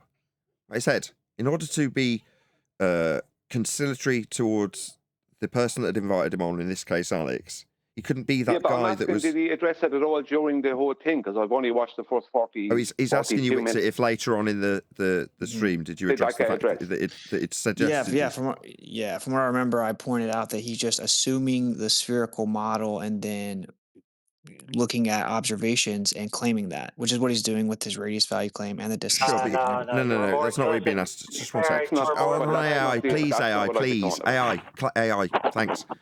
I can't keep out. Brian's saying, did you explicitly address the claim that he made directly? Which I don't think you did. That's fine, but that's. I what don't Brian's... remember. No, that's fine. It's if it was 2 hours later. I watched it. Well, we are going to watch it. We're just asking him. That's the point I'm trying to make here, guys, is that a lot of us in the community are actually ahead of the FED panel on this. Like, we've already been involved in this stuff and the fallout beyond it, and we're not waiting until Tuesday to cover it. Is my point here. What fallout? Okay, there's logistics going on, and I just want to put this out there. Okay, from Tim Pool's side, the broadcast is not over yet. So if we just go internal on this, we're going to miss an opportunity. So, for example, Tim Pool is broadcasting shorts that he's clipping out, or his crew is clipping out from the episode. And so they are going to be broadcast to his channel in that format, and it would behoove us, especially people like Brian, who has points to contend with, to interact with those broadcasts when they occur or as soon after they occur, because that will be the most chance to impact audiences that have not yet had a closing of the circle of reference to, like us. For example, on the main broadcast, when it came out in the second time, I was putting plugs in there, to people who came for a flat earth debate. 2/3 of it wasn't flat earth. Hey, you want to learn more? Come to 24/7. Hey, you want to learn more? Come to FED. Right? So when you say interact AI with all these things, all the people to go interact with that, because interacting here is good because we want to bring people here, but interacting there and creating those segues, it's going to be invaluable over the next few days to the next week. So I'm just saying, keep your feelers out. That arena, just like when Nathan said, when you say interact, what do you mean by interact? Okay, hold on. Before we discuss this, hold on just a second, Brian. That's important. Sec. Everyone else has put something to it. So I want to put something to him before we open it up in general discussion, right? My only critique with it. Go ahead. Try that again. You there, Witsit? Mm-hmm. My only critique has been my rhetoric for the last 12 months, which is, as a flat earther, I'm encouraging particularly the Discord server that we're not generally in, which is politics, to move forward as flat earthers on the front foot. Now, I have listened to what you've said in terms of how it is, and I've been there. I understand entirely what you're saying, and I can empathise, right? However, my way of talking to any other flat earther, including you, is to say, if your first and foremost intonation is to go forward on the front foot talking about how Earth is flat, and looking, if you're second in line, third in line, fourth in line in this instance, looking for any opportunity from what the opponents have said up until that point to point out how what they have said requires a flat Earth to be measured, that would be the way I would have moved forward and would have hoped you'd have done the same. I.e., the moment you got the mic, if it was along the lines of Brian's critique, to say, that guy said he could measure radius, he can't. The only way he can is by elevation angles to Polaris, for example. You've got to measure a flat Earth for radius. Something along those lines that starts on the front foot of flat Earth being the main thing you're talking about, as opposed to Earth's not a globe. That's just my take on it. That's all I've got to add. Okay, I get what you're saying. So I did make that specific point, right? But as it goes to the how the conversation started, like I said, everyone's supposed to have their intro. You know, I'm not. Everyone can do their own thing. I'm not interrupting someone's intro. I'm not hijacking the show from the host who's facilitating the intros or taking the first topic that he chooses to bring to the table. I just wasn't going to do that. I actually stayed very reserved at the beginning because I knew it was 2 whole hours and I was not going to let them box me out, but I was just going to try to let it play out for a little bit. So that was my decision. I specifically made that point multiple times and it was always ignored. And again, so Jenna started running cover for the guy. I made the point that you actually have to make, I made this point probably 4 times, that you actually have to take flat earth measurements to Polaris to even get the globe model in the first place. Oh. And I explained it in detail, right? I said you have to Excellent. actually use that horizontal baseline to the zenith, and then they take that latitude system and then they wrap it around a ball. They actually have to make flat Earth measurements. It's the prerequisite to even creating your globe model. He got a bit of indigestion there. Fair enough. No, So good. wait, we're gonna I can't hear wait this to hold when on we just a second, critique Neil. it? Oh my god. Thank you, Neil. So, what you're saying is when we get to it, which we haven't yet, because we're reviewing it, you may or may not be aware or care. Either way, we are. And when we get to it, I can't wait to hear it. So, even still, my critique would still stand that, yes, AI saying there'll be a whole load of shorts videos trimmed out. It'll be for the guys doom scrolling to find 30-second clips. And potentially some of what you have said will be amongst them, I would hope. Great. But in terms of the video that's already out there, 40 minutes in, there's no very limited flat earth stuff. Whereas if you, I'm just repeating myself. If your mindset is to take the first opportunity to say earth is measured flat, then it's the first thing that's documented from your side. Now, that critique would stand, and I'm delighted to hear that you've got this mindset of pointing that stuff out, because that's all I've been encouraging others to do for the entirety of a year. Great. So I can't wait to hear it. Yeah, also, I didn't even bring up ether at all. Like, obviously it came up in the conversation. I actually did the opposite. I was like, this has nothing to do with ether because he was trying to pigeonhole me into that Yeah, conversation. we noticed. You must have Yeah, I been losing cheered your him for mind. that. Hold on. I cheered him for that, and there's no sense in saying something like that, Neil. He hit it spot on the money. Come on, I'm joking He was around with being this, but he baited. knows I'm Yeah, kidding who's with being him. baited? Hold on, we're giving him props, right? There was someone on the panel that had suggested to you, or suggested to us, that they told you in advance you're going to get baited into talking about ether. I can't remember who it was on Ballbusters, and the whole time, who was it? Reg. It was Reg was Joe. saying they had Reg Joe. conversation with Right, him. Reg Joe said he had a conversation. Regular Joe. Yeah. Right. Well, that We dude. had an after show session. I'll just lay the groundwork for that. There was an after show session after the 8-hour episode where the main panel had left, which it returned, and he did a sensing session essentially of the people there of constructive critiques of how he should act on these big platforms coming up that he's telling us he's going to be on. And people there, including myself, Flatsy, Reg Joe, gave him critiques. Make sure you say these things. Make sure you avoid getting baited by these things. And of us who gave him specific advice, we noticed in this debate versus others that he actually took that advice and ran with it. That's our biggest problem. Yeah, good. Props to you, Itzy, because that is our biggest problem. Do whatever you like. Obviously, it's your bag. But when you associate the ether with flat Earth, that guy, I can't remember which one. I think it was the astronomy now. It might have been the geocentrist. They're just trying to bait you into talking about it because they know you'll have you over a barrel looking silly quickly. And you didn't take the bait. Oh, man. Nathan, you haven't seen the whole show yet, but the person who looks the silliest in regards to Ethereum concepts is Sungenis. He makes himself look like an absolute stone cold retard. It is funny, hilarious. Good, because he's an idiot, and he had already done that in the first 45 minutes that we did critique. Yeah, only at that point of the combo did I even make a comment about the ether, and I because what he was saying was so retarded that I was like, well, there's this other concept as well. That's what Tesla said, and then tried to move away from it. We're at the point where but I'll also say this. That's actually why I'm here, right? Because I know for sure that there were people saying like, "Oh man, he's not our representative, and it sucks, and he doesn't do good," blah blah blah. But I actually do want to hear the criticism because um, whether you guys want to accept it or not, I am representing quote unquote flat earth on these platforms. He asks me, and you're a flat earther, right? And I say yes. So I actually take that to be pretty important. I don't want people to have to sit back and watch me be on these big shows. Like that's the biggest show I've ever been on. And they're gonna get bigger, just so everyone knows.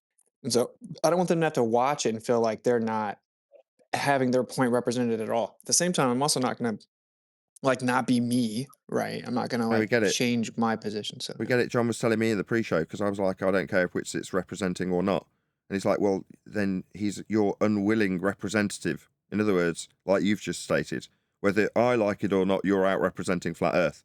Doesn't matter if I like flat Earth or like you. You're doing that, and we appreciate that. That's why everyone's critiquing you heavily. So glad that you take it seriously.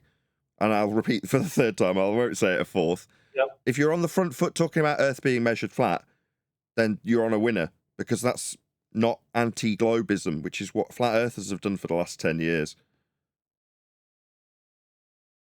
Well, I think in this instance, Witsit made himself palatable for even bigger venues.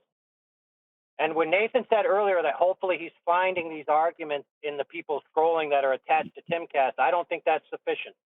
Okay, what they need to find when they see these shorts, they need to find people from our side of the community there engaging in the comments respectfully with precise arguments. So when they see the short, underneath the short, they see segues to the arguments proper, and they see segues to the platforms proper where they can find out more information. Now, I'm going to stress this to the community listening. A lot of you have sat and watched shows, have sat and criticized how people put themselves forward in the public, have sat and listened to Nathan say, share the show, have sat and listened to Nathan say, go and put a link in that person's channel. And many of you have done so, but more of you have done nothing but sit back and throw stones from a glass house. So I'm telling you, go spend your money on super chats, go spend your finger time typing in the comments and addressing some of the points made, and make it to where the millions of people who Timcast's subscribers will have a segue link through algorithm and presence of our arguments in text form. Go do something about it, for goodness sakes. Yeah, and from that regard, we can only thank Witsit for having the opportunity to have that sort of a call to action. But for the fact that Witsit was there, we wouldn't be calling for action for people to go and make comments in that regard, giving good arguments. So, yeah. Can I ask I agree. Can I ask you a question after Eli? After Eli, yes. Yeah. So all of this stuff is great. Excellent. Cool. I mean, yeah. All right. Now, there was a heavy debate between us about how we should be putting ourselves out there and having this conversation. And I said it's interesting that whenever you know, aliens comes up or Bigfoot comes up or magic mushrooms comes up or anything comes up, there's somebody like Joe Rogan to sit them down with a hot cup of coffee or something, and they can just explain or weave a story that captivates you for an hour and a half. That's kind of what's been granted to Dave Weiss, actually, the way he has his conversations. I said, well, it's funny that whenever it's flat earth, it's always, well, let's have him versus this glober. It's never, let's just have this conversation. What do they have to say? I want a flat earther who's going to lean on the front foot of the earth is measured flat, to have that in discussion form on big platforms too. Why can't Tim Pool also have you on the platform to have a discussion rather than a debate? That's something that that's what I'm trying to do. That's like my objective, and that's specifically why a lot of this advice I'm getting is, in my opinion, not good advice. Because if I did any of this stuff that some of these people are telling me I should have done, from the Monday morning quarterback, I would never be invited back, and it's What does that got already to do with my super advice? That's risky. completely. That's completely Well, I aside just so from you it. know, I'm Oh, not a Monday morning I quarterback. said what Just you so did you is heard that good. down. I said what you did is good, whatever. But also, we should be talking in this format as well. Okay. Not you should have did that in debate form in a place where you were postured to debate. I didn't say you said that, bro. Yeah, I he's didn't say. not. I He's not. said. I He's not said saying that. I Yeah, that's have the fair. same objective, and I'm Yes, explaining yes, you why guys I'm are missing doing it. the way. You guys are missing it. Not missing No nothing. major platform. Yeah, hold on a second. No major platform is offering that format that Elijah wants. We have to force their hand to accept that platform by having smaller platforms engage in the way in which just recently happened. And then you reach a tipping point to where somebody else, let's just throw it out there for pie in the sky. Let's say Lex Friedman. You know Lex Friedman's format?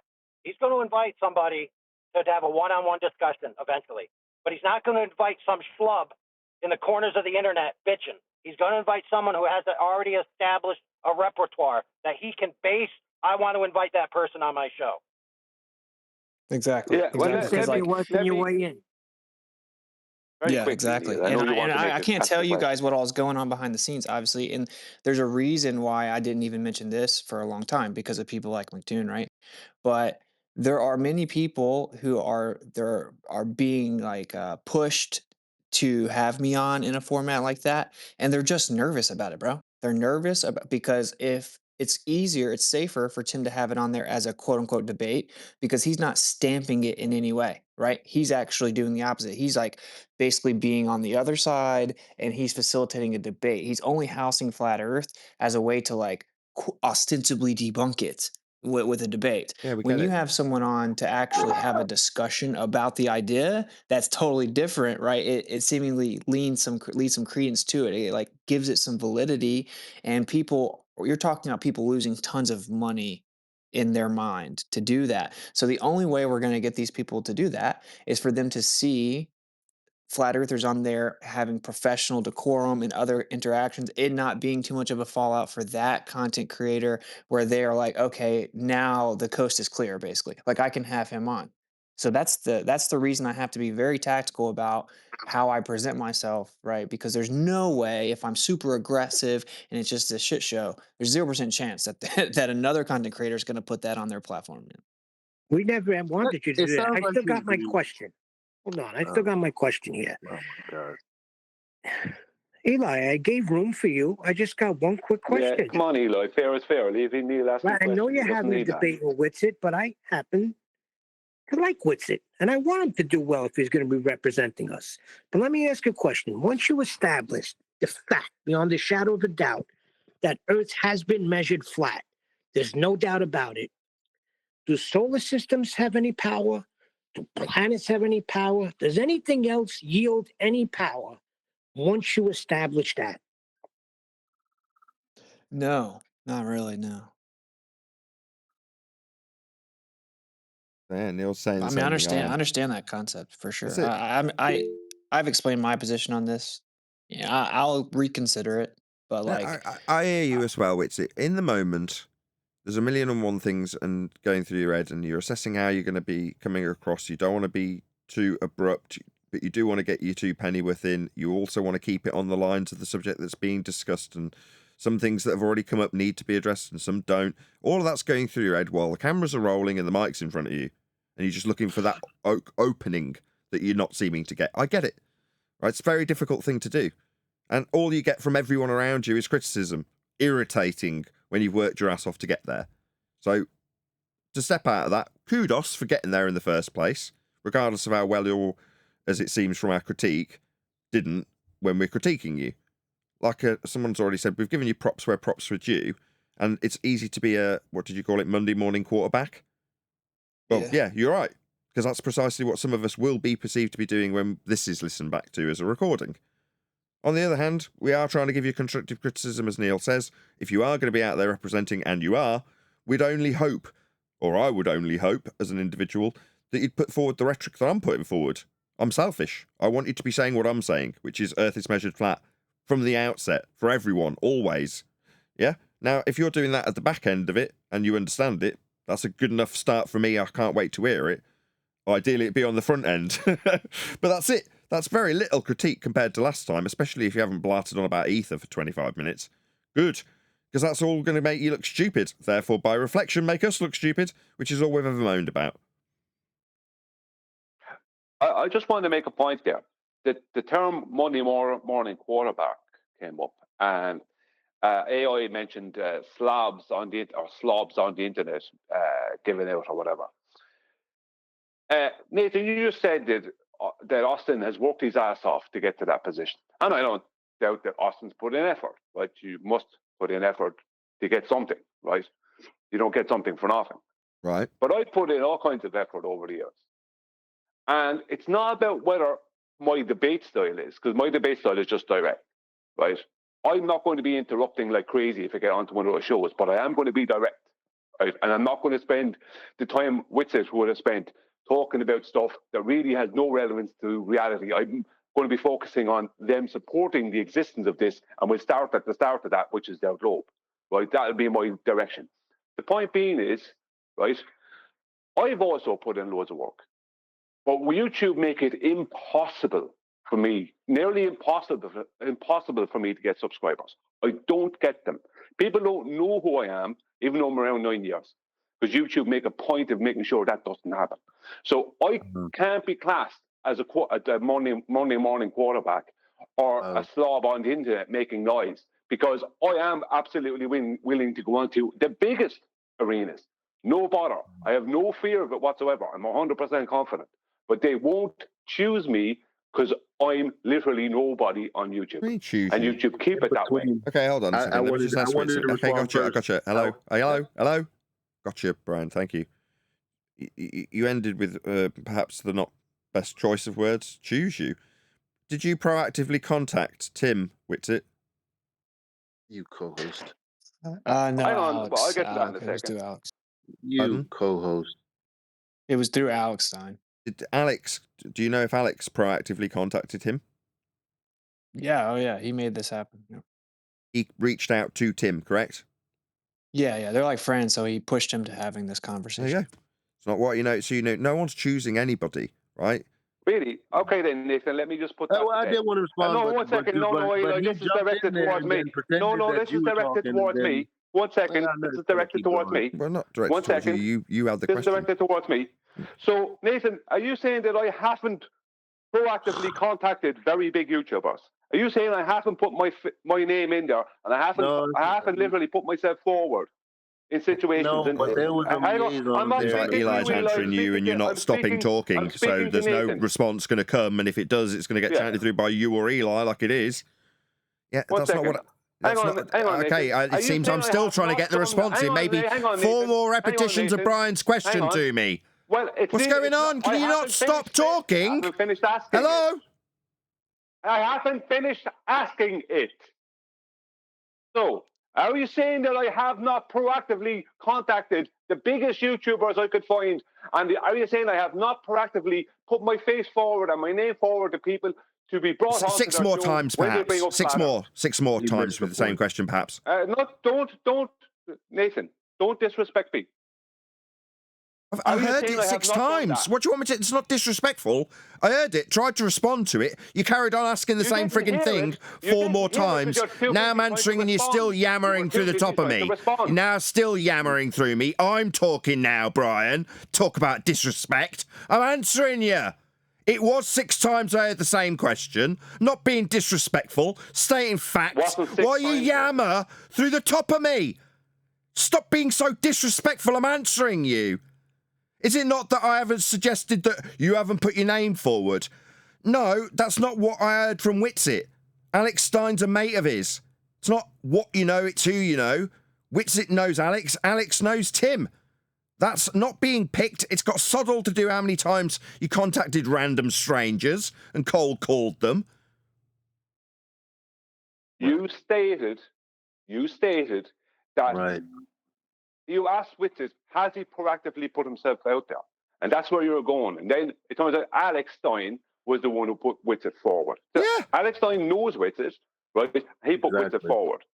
That's the answer to your question. You implied that no one else here had done that. No one else put themselves forward. That's a complete falsehood. All right, and that's why I wanted to jump in. Sorry, And what, that's Eli? why Why are don't you you getting in keep talking between? while I'm I'm trying to answering? keep Why don't control you of a keep talking conversation while with I'm Brian, made the and now point, and Eli's that's what I stepping wanted in to to jump cause in. extra talking audio while I'm chaos. responding to the- What's going on, Eli? Thanks Well, for the I'm not help. audio Didn't need chaos. audio You chaos. jumped Brian's in going to front carry of on me, yammering no matter Nathan, what I do. when I was Doesn't trying to seem to Leave matter them that I've got control of the show. Leave them go. No, There's no Eli point. and Brian are going to ruin my show. Can you both shut the fuck up? What is your malfunction, Eli and Brian? You pair of dicks. Shut up when I tell you to shut up. That doesn't mean keep yammering.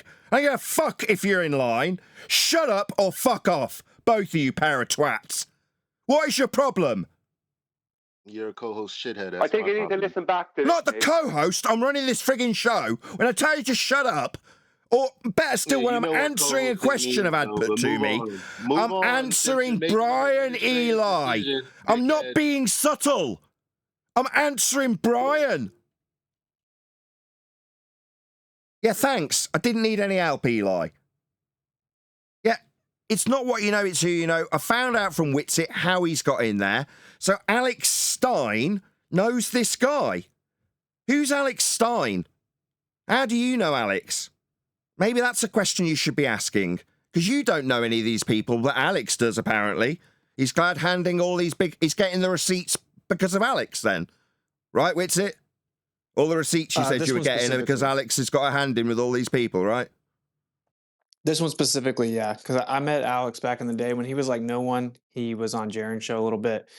He reached out to me. He said he saw some of my debates on Modern Day Debate, and he said he thought I was the best flat earth debater or whatever. So he asked me some questions, and then he wanted to do a show with me. We ended up not doing it, and then yeah, we just stayed in contact. You know, obviously he blew up doing his own thing, like going to city council meetings and like trolling Democrats or whatever.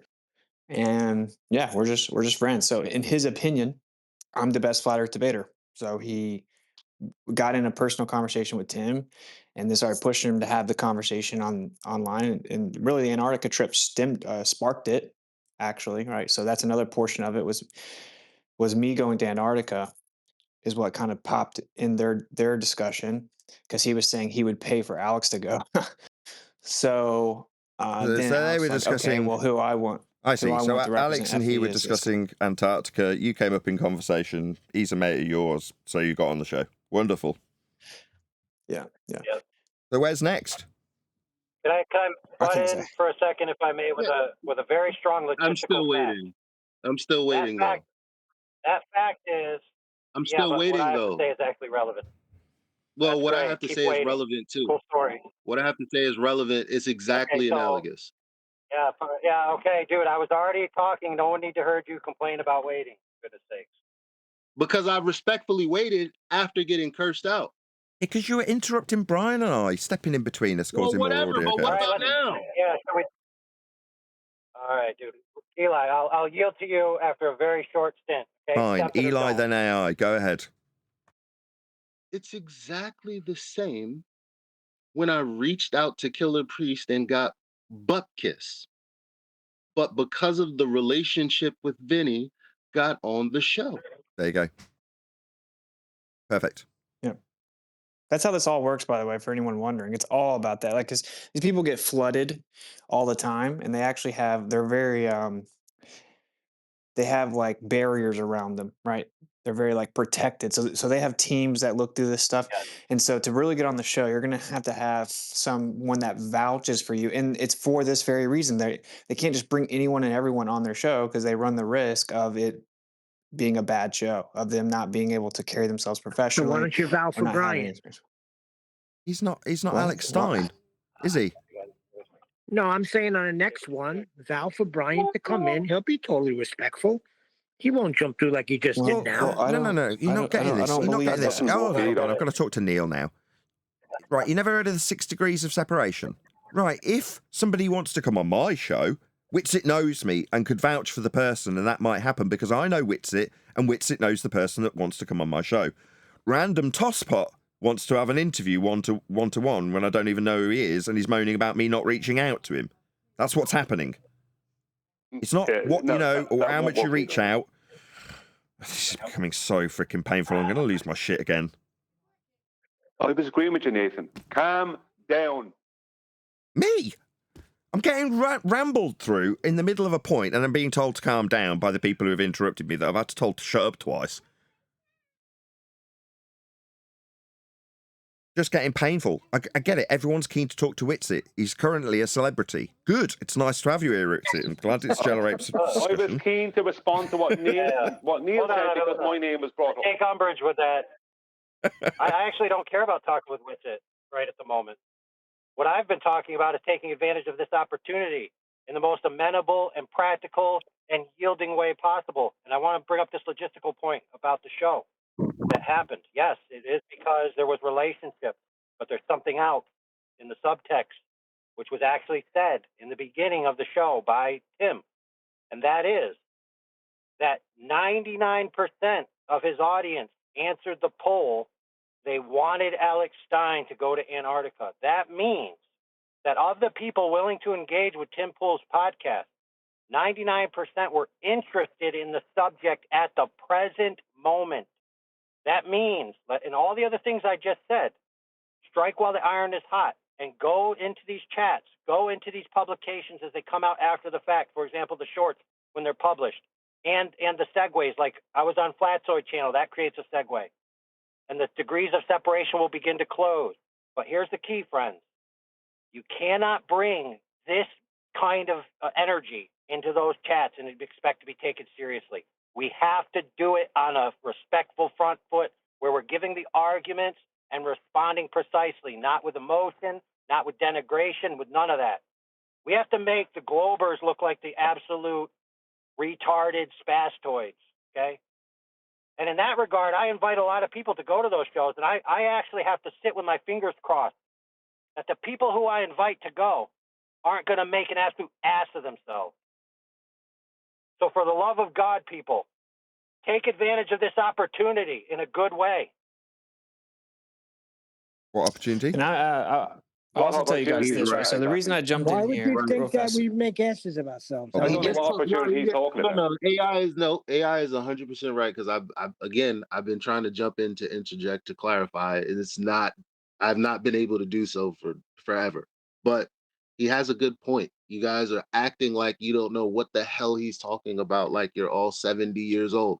This guy is broadcasting a show. Wherever it's being broadcast, there's an audience. Be there and mix in and mingle. That's what he's saying. Wherever it is, go be there. So what does he mean? So that's if there's a comment that's section with people having the conversation, have a conversation there. It's not that hard. That's a load of rubbish, Eli. That's a complete load of rubbish. I couldn't respond to that. That's a complete load of rubbish, Eli. I mean, there's never been a bigger load of rubbish than that. What, you join in on the chat, is it? Yeah. Give me a break. Give me a break. That's the worst advice ever. What do you see if you can... Brian, that's why you're irrelevant. Hang on. Nobody's ever done that before, AI. Think that never happened before. This route to success. Why don't you just ask Witsit if you can get Alex Stein's number? There you go. He can't. Talking to Brian. I'm just no, and I'll tell him why too. I don't want to fight with you, but it's like you're just being so aggressive. Down wrong. You're being so. Listen, man, I'm gonna tell you the truth. Okay, you're being so aggressive, and like, I'm not going to put my reputation on the line the same way that Alex wouldn't, right? Because that's what this whole entire industry is about. Excuse me. So sorry, what reputation, Witsit? You're a lying shit. You think you've got a reputation? Okay. Yeah. No, my reputation with Alex. What, as a lying shit? Sorry, Witsit, we're exposing you as a lying twat, and you're going to talk to me about my aggression levels, you lying little prick. Oh, I wasn't even talking about you. I'm talking about you. Alex is vouching for a lying fuckstick, prick, double-speaking cunt like yourself. I'm going to point that out to you when you tell me that we being aggressive is going to affect your reputation. What, as a lying fuckstick? See, yeah, exactly. Why would I? You're a lying fuckstick. I'm calling you out as a lying fuckstick. What say you, liar? Okay, see, so... We talk about the travel of light for a bit. Let's talk about the travel of light with you, you lying fuckstick. How dare you question our integrity based on our aggression levels and your reputation because of a result of it? You have no right being on these shows. You're only there because your mate put you there. It's not because you're reputational, because you're a good fucking debater. You're a useless shit. If I had my way, you wouldn't fucking be there, you stupid little boy. You represent me as a lying little twat. Now I've got to put up with the fact you're there, because Alex put you there and vouched for you. He doesn't know that you're a lying shit, it would seem. Now, if I got in touch with Alex Steen, I'd put him straight about what a lying little fucker you are, putting you in front of these big people when you're a lying little twat. That's what I'd say to Alex. So you damn straight you wouldn't be giving me his number, because I'd be telling him what a lying little shit you are, with examples. How dare you suggest that we're going to tarnish your lying fuckstick reputation, Whitstick? You're a liar. You think you got a reputation to tarnish? You're a liar, proven, demonstrable. What are you talking about? Okay, so you're not going to let me speak, obviously, but... You're a liar? You're a liar? Why are you talking about some reputation you haven't got? Beyond you being a liar, you don't have a reputation to tarnish. You're a liar! Do you think you got a reputation, son? Beyond being a liar? So I wouldn't tell Alex, hey, here's Brian's number or vice versa, and vouch for Brian, because I would be lying, and I'm not going to... You are a proven liar. I'm not asking about whether or not I'll get Alex Steen's number. I'll clip this out. I'm telling you personally, based on provable facts, you are a proven liar, Whitsit. What part of that aren't you understanding? You think you've got a reputation and a right to be on these shows. Now, what I'll do is I'll trim out a shorts video, Whitsit, with me telling you face-to-face, metaphorically speaking, that you're a proven fucking liar, and you've got no right to represent Flat Earth because you're a liar.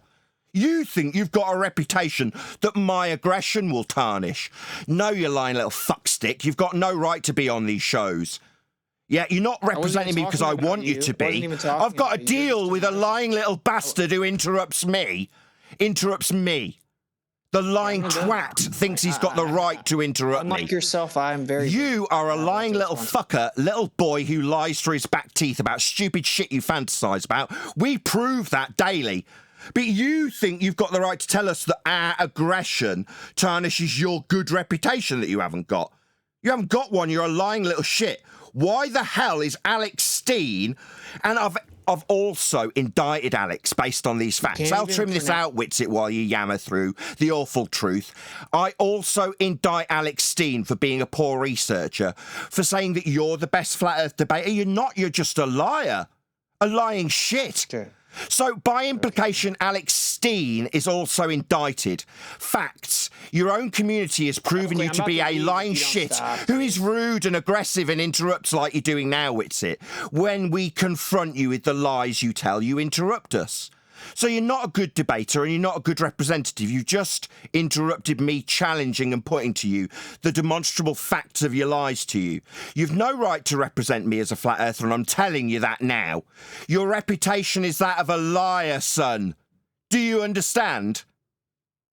You said I interrupted you, and you literally interrupted me. I let you get all this... I don't give a shit. This is non-responsive. Whitsit's a liar. It's a proven fact. He's no right to represent me as a flat earther. He doesn't represent me as a flat earther because he is a proven liar. Okay, actually, just so everyone knows... It's not okay! It's an outrage and makes me filled with aggression when liars say they represent us and claim to have good representation because they're good people with a good representation. No, you haven't got any reputation. You're a liar, Whitsit. So you've got no right to represent me, and I'm telling you, and all you're doing is interrupting while I tell you why you've got no right to represent me as a flat earther. Because you're a proven liar, son. And all you keep doing is interrupting as I tell you the facts of the matter and why. You're going to growl through me, son. You're insane. You're going to growl through me telling you you're a liar. We prove it. We've been doing it for weeks, son. You haven't even mentioned it. You've been here quite some time, and you haven't even addressed the elephant in the room that we, on the daily, prove you're a liar, son. You think that's worthy of interrupting me? Okay, Stop being so aggressive, interrupting me. Calm down, Whitsit. Take a chill. Your aggression's a very poor This interruption's a very poor, aggressive representation from Whitsit. Stop with the aggression, Whitsit. Do you mind not interrupting me, son? All I'm doing is pointing out your lies, and you keep interrupting me aggressively. Can you calm down with your aggression, please, son? I know that having your lies highlighted to you as a reason why I wouldn't want you on these shows, and how it's an indictment of the failure of Alex Steen to screen you for whether or not you're a lying shit or not, making Alex Steen incompetent. Yeah? That's what it makes you a liar and him incompetent, indicted, because we know you're a liar. You've been here some time and you haven't addressed it. You've just given us aggression, talking through us, telling you about the lies we've been pointing out, Witsit. I could tell you where too, Witsit. You agreed that light travels slower through the medium of water. And you said that light does not travel. You're a liar. Yeah, you indicted me on it, Witsit, you lying piece of shit that shouldn't be on these big shows. And we're telling you to your face why you shouldn't, because you're a proven liar, Witsit. Are you done? What, indicting you for your lies? You ask me if I'm done? No, I'm done indicting you because you're a proven liar, Witsit. Those are facts. That's why Alex Stein is also indicted. We know you're a liar. You know you're a liar. We show your lies regularly. You thought you had a good reputation to uphold and somehow thought it was righteous to charge us with aggression while you chant through me, pointing out the lies you've told. You lied on that show, Witsit. Neil just pointed it out and your response was to ask us if we were done. No, you're done. You should have never started. Why are you here in Flat Earth? You lying piece of shit. Okay, so just a reminder as to how this happened. Someone mentioned... Do you think this is funny, boy? Yeah, I think it's literally hilarious that your lies to the entire Flat Earth community, and in this case to a subscriber with 1 million followers, is funny. No, you're just a liar. When a liar's caught lying, they just laugh it off like it's nothing. He's lied to every Ethereum. I'm telling my audience, and this aggression's coming out of him. See the aggression as I tell the Ethereum audience about the double-speak lies of light travel that he told to that audience. It needs aggressively talking through, doesn't it, Witsit? You projecting scumbag liar who shouldn't be on these shows.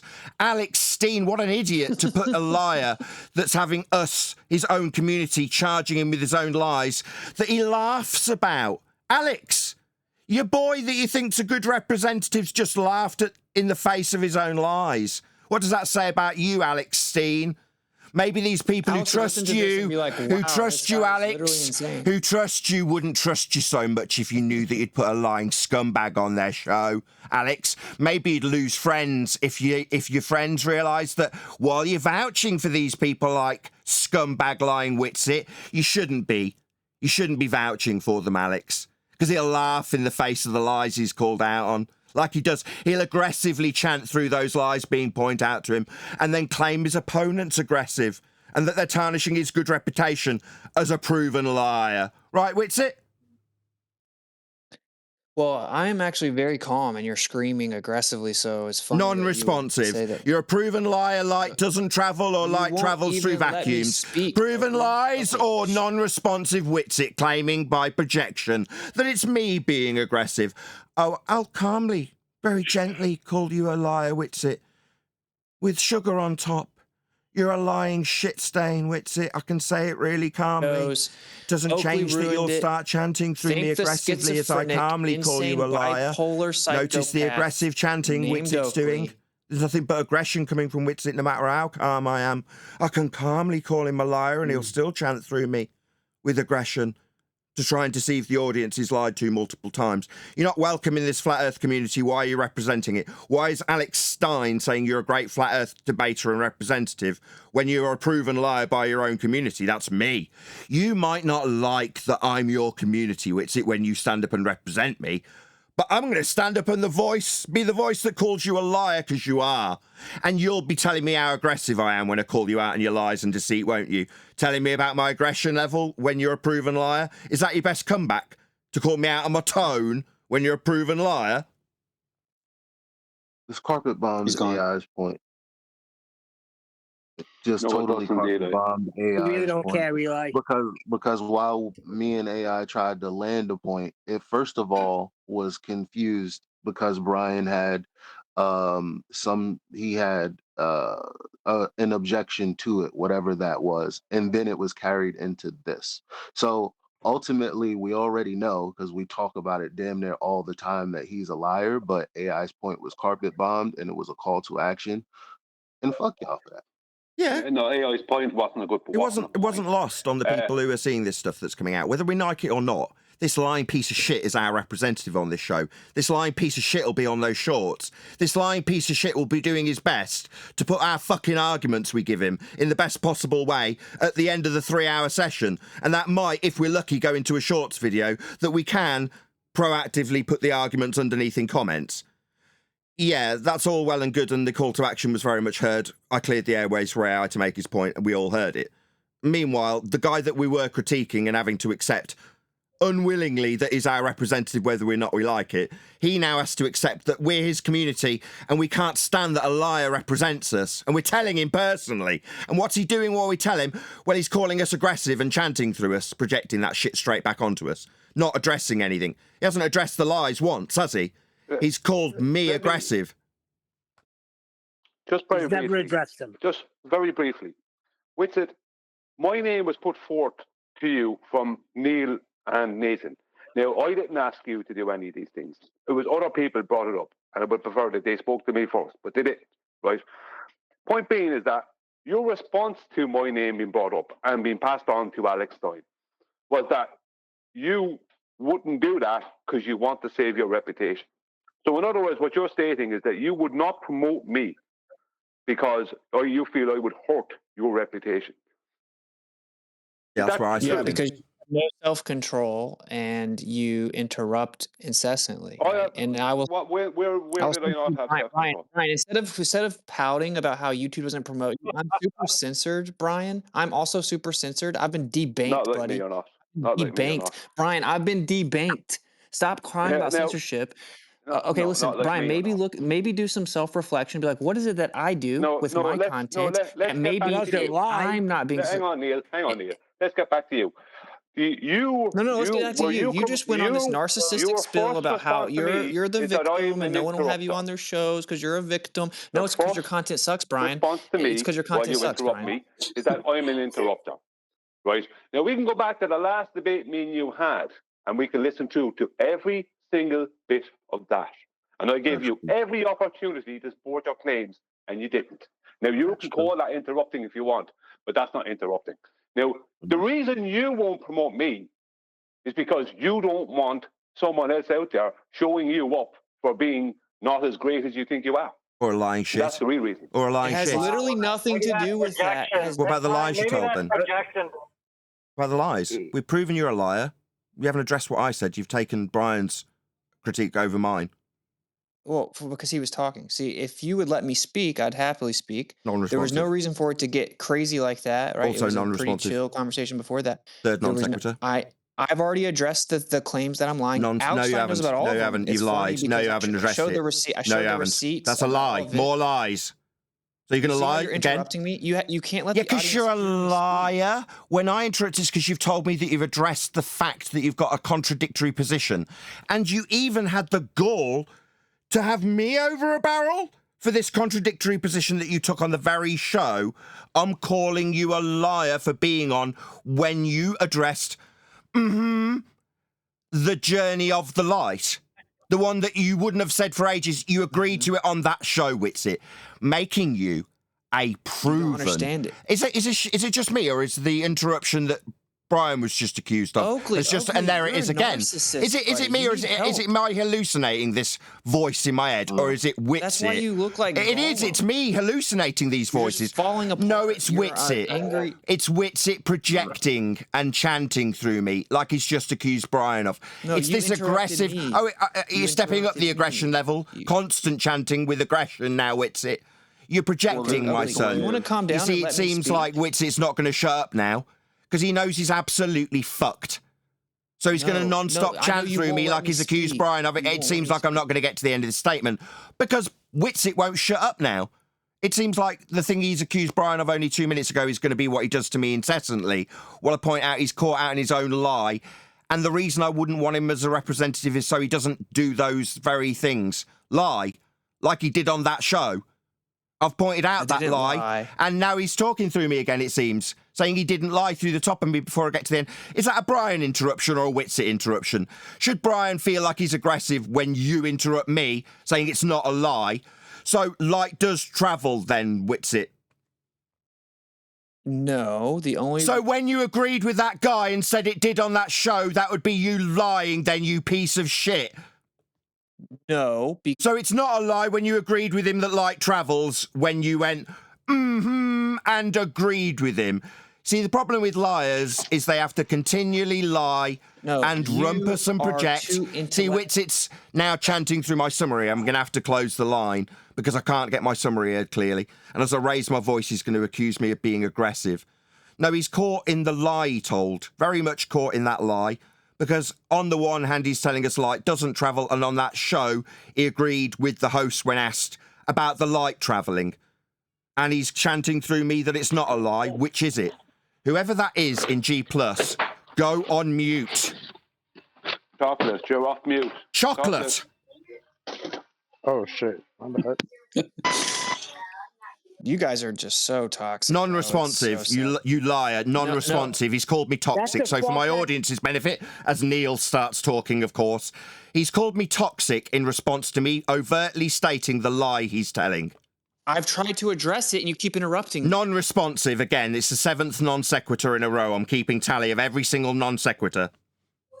So, for intents and purposes, I say that I agree to it traveling because my conception is actually... Sorry, you held me over a barrel saying you wouldn't say that and hadn't said it for years. You lying piece of shit. The rate of induction can... So you're going to start waffling on about the rate of induction when you told me explicitly that you haven't said that for years? I have said it for you. Oh, so now you have said it. So you're a demonstrable fucking liar, aren't you, Witsit? No, you just lied about what I said. Oh, really? So light doesn't travel. You wouldn't say it for years, but now light does travel because you've got caught lying saying it does when agreeing with the host.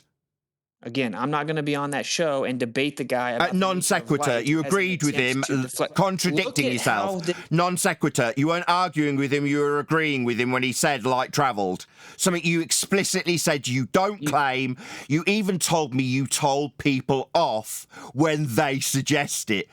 But in this case, you wouldn't want to tell the host off. You agreed with him, Witsit, making you a liar. Is it just me, or is every time I summarise Witsit lie, he seems to be stammering and chanting through me like he accused Brian of, and like he's doing at this very moment. Witsit's stammering and chanting through me, summarising his fucking lie. Maybe I'll get called aggressive as I start raising my voice to get over the fact that Witsit won't shut up. He will not shut up, ladies. Let's just put him on mute. Let's calmly point out that Witsit's contradicting himself and lying through his back teeth. While I've got the line closed, I don't have to be accused of being aggressive, do I?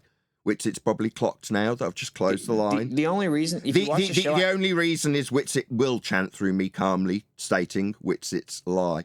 And the only way I can get around Witsit inducing me raising my voice, stopping him from talking through me, is closing the line. Witsit's a lying shit. Alex Stein has no discernment whatsoever. His own community has proven over and over again that Witsit is a proven liar.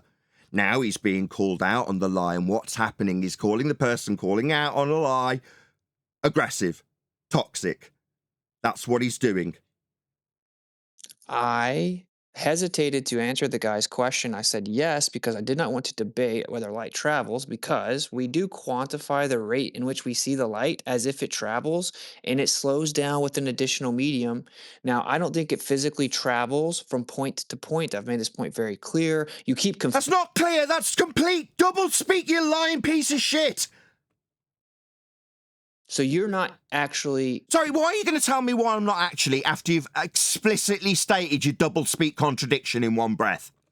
So you lying piece of shit. Why are you here representing anybody in this subject? You double-speaking lying shit. Okay, and I actually came... It's not okay. Get the fuck out of my community, you lying shit. Alex Steen, why are you putting this person on community forums and platforms as though he's an honest man and a good representative of Flat Earther? I've just proven he's a liar No, the rate. Yeah. Doesn't travel, but it does travel. I agreed with him that it travels because it doesn't travel. You lying piece of shit. No. Yeah, lying piece of shit that absolutely has no right representing me in this community. Stop lying and double speaking about what Lite does, you Ethereum scumbag liar. You have no reason to chant through me as I tell you of your lie. You're chanting through me. You're chanting through me. Ladies and gentlemen, with justification, I'm going to close the Discord line.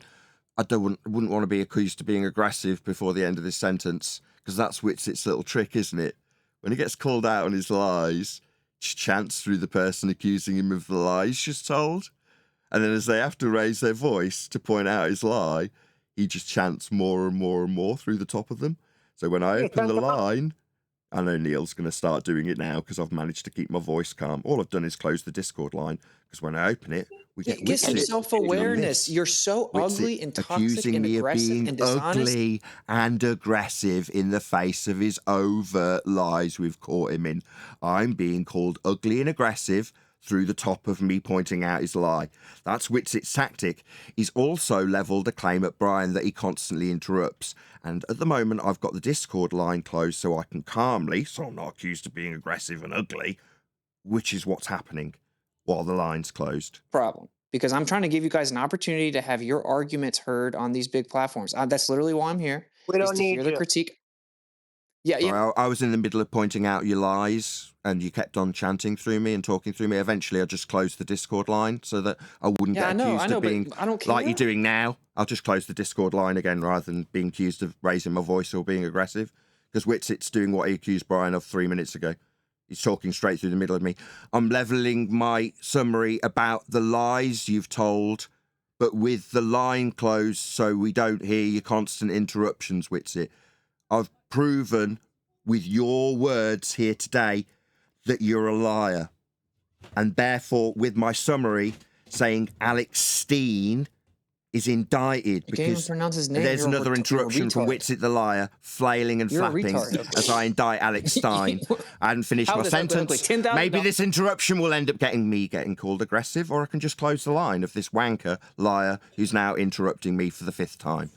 Yeah, I'm not aggressive. I'm not an aggressive man.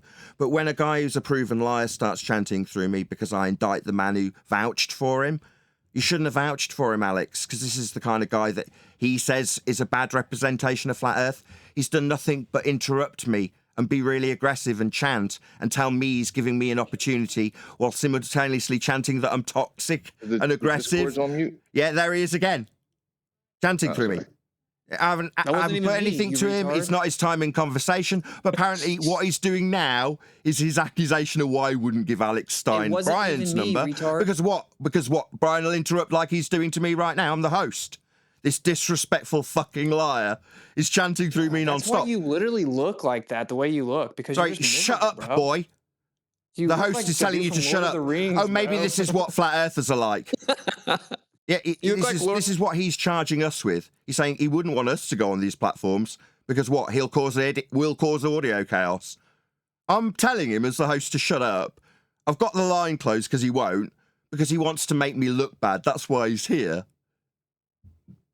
Okay, so no, I actually came here in good faith. No, you're a liar. There is no good faith. That's why I chanted in the first place and got quite pissed at you. You don't have a reputation. There is no good faith. You're a liar. I was actually talking about a reputation with you don't have one. Shut up, Eli. I don't have a reputation with... Yeah, because you're a fucking liar and we've proven that. So when you don't have a reputation and what you do have is us proving you're a liar, why is Alex Steen vouching for you? Because he knows that I can actually hold myself professionally on these shows. You've done nothing but interrupt me for the last 10 minutes, as I've proven you're a liar. You think you act professionally as you laugh, call the host aggressive, call the host toxic, that's me, when I call you out on your lies. Now, after you lie about it not moving, but simultaneously justifying why you agreed with that host, the one Alex Steen vouched for you to be on, when you agreed with him about it moving, it was because it was okay because it doesn't move. You fucking lying shit. Oh, you're so retarded. You actually notice don't he's still understand it. talking. I had the line close, of course, while I'm summarising his lie that's been proven here today. He's starting talking through me because it's a poor show, isn't it? Going to YouTube right now. Yeah, this is him being very cordial on the shows he goes on as he chants through me on my show. Does no one in this room find it disgusting? Is this you being aggressive, Witsit? As you get her up on your mic asking questions through the top of me? Yeah? Yeah, you're projecting that which you accused Brian of there, Witsit. Are you guys so void of intent? It seems like you're getting a bit too aggressive, Witsit. Do you want to take a chill pill and calm down? Maybe get a hold of yourself? You're getting very aggressive. You're intentionally deceiving the audience by... No, you're the deceiver. You're projecting. You're a liar. I proved it here. You stated the lie overtly about not moving and moving simultaneously. Double speak, lie, and contradiction, fundy much? Stop being so aggressive, liar. Oakley, can you calm down? I'm perfectly calm. I'm calling you a liar in a perfectly calm voice while you chant through me and claim I'm toxic and aggressive while you're chanting through me constantly and doing the thing that you've accused Brian of doing. Like constantly chanting through me while I haven't finished my sentence yet. Like what you accused Brian of earlier, right? God. And grunting quite a lot in frustration of me proving you're a liar with the lie you told not 10 minutes ago on this show. Okay, so Not okay. It's you lying to the host and the reason I wouldn't want you on those shows. It's the reason I'm indicting Alex Stein. I'm doing it very calmly now, in spite of your constant incessant interruptions. Alex Stein's indicted because a proven liar, you... Oh, he's indicted by the guy with 37... Maybe if you get really aggressive with me, something you said that you wouldn't want people to be doing on these shows, maybe if you shout at this host, that would be a really good reason to have you on further shows there, you aggressive little boy. Oh, he's indicting Alex Stein. Oh. Maybe you're being really mature. Maybe we need a mature representative who laughs through the host's indictment of his lies. Oh, you indicted the guy with millions of views. Oh. No, you. You are indicted because you are a liar. That was proven here now. No, because... Yes, you told the host Lite does travel because you wanted to be conciliatory. Unfortunately, that makes you a liar, Witsit. If you don't know how debate works, which is that... If I get really close to my mic, maybe I can accuse you of being aggressive too there, Witsit. Listen to this guy. Listen to how he stutters for me, ladies and gentlemen. When he's over a barrel, he'll stutter. I didn't stutter at all, actually. I didn't stutter. Yeah, you did. You stuttered because you're screwed. You know we've caught you in a lie. The same lie you had to agree with the host on. Like travels, right? Like the host said. It wasn't the host. You're just kind of retarded. It's okay. Oh, so now I'm being called retarded. Is this why we'd want you on a representative basis for these big shows, right? To call me retarded? Maybe call me toxic. Maybe claim I interrupt you. Is that you interrupting there, Witsit? It seems I hadn't finished my sentence about your projection of the interruptions you keep doing. It seems like when I state something, I have to close my Discord line so that I can be heard and not accused of being aggressive. You're such a fucking crazy person, bro. So are you swearing at me now? I'm fucking crazy. So now I'm being accused of having mental illness problems through the top of me indicting you on your lies about Lite not travelling. Oh, unless you're agreeing with that host, right? In debate, you temporarily concede in debate? Is that you not stuttering? In debate isn't a response to the Lite travelling that you agreed with that host on. I didn't stutter. Right, Lite travelling like you agreed with that host on, right? This is the same thing you claim I lied about with you. That's now he's telling me about what I've done. I've put it to him 3 times, ladies and gentlemen. So he agreed with the host of that show, the one we wouldn't want him on because he's a liar, when he agreed with the host about Lite travelling. Maybe if you just chant through me that I'm a grifter. Yeah, maybe the audience won't hear me indicting you on the lie you've told. Call me a grifter you lie again. To get money. You lie about me to get money. Non-responsive. I've called him out on a lie, and he's chanting through me non-stop that I'm a grifter. You are a grifter, yeah, because you have to lie about me so that people will click. What, like the lie of Lite travelling that you agreed with that host on? It's just an intents and purposes concession for the 5th time. Do you understand? Oh, so a lie, an intents and purposes concession, aka lie. Oh, does everyone agree that that's a lie? Does that everyone agree that that's a stutter? That wasn't a stutter. Yeah. That wasn't a stutter about the lie that you conceded with the host, then? If you watch the show, you hear I did. I watched you lie to the host about the Lite travelling. Something you thought you could call me out on. Like, indict me for? It seems like something I got indicted for was something you lied about and agreed with that host on. I literally say in the show, yeah, sure, for intents and purposes, you... So you lied. Just for intents and purposes, you lied then. God. You lied then. Dude, you're so desperate. Okay. Sorry, desperate as in I've caught you out on a lie and now I'm being claimed to be desperate. No, I've caught you out on your lie. Yeah. I tried to come here and see if anyone had a constructive criticism about... And you left being called a liar with proof that you're a liar, Witsit, because you're a liar and you lied when you conceded to the host about light travelling. Something you indicted me for saying? Something you claimed you corrected people on? You didn't correct him though, did you? You agreed. Didn't you, you liar? For intents and purposes. So you didn't correct him then, you agreed with him, you liar. So when you told me that you actually go around and have for years correcting people, what you actually meant was you will lie and agree to all intents and purposes then, you liar. Do you know what intents and purposes means, or are you just dumb? It means that it's the complete polar opposite of what you've indicted me on. That would be about light travelling, something you agreed with him on, making you a liar. That's not what intents and purposes mean. It's a lie that you've told, but maybe if we discuss what intents and purposes is, it won't be a lie you've told. Maybe it may be you stuttering bitch. Yeah, it is. You lying piece of shit, stuttery, stammery, liar. Yeah, it's a lie. Your words out right yeah, it's a lie. Do you mind not interrupting me with your aggression? Unhinged. Do you mind not being so aggressive as I point out, you liar? I'm calm, you're screaming. You're a liar, and I'm going to indict Alex Stein for putting liars who lie when they agree with the host about light travelling for all intents and purposes. No, you indict people for that and have for years, unless a host says it to you, and then you'll chant through me pointing that out because it makes you a liar, Witsit. Fact, son. I don't want you represent it. I haven't finished, Witsit, but maybe the indictment, if it comes with the interruption you charged Brian with, it will overcome the fact that you are a demonstrable, proven liar.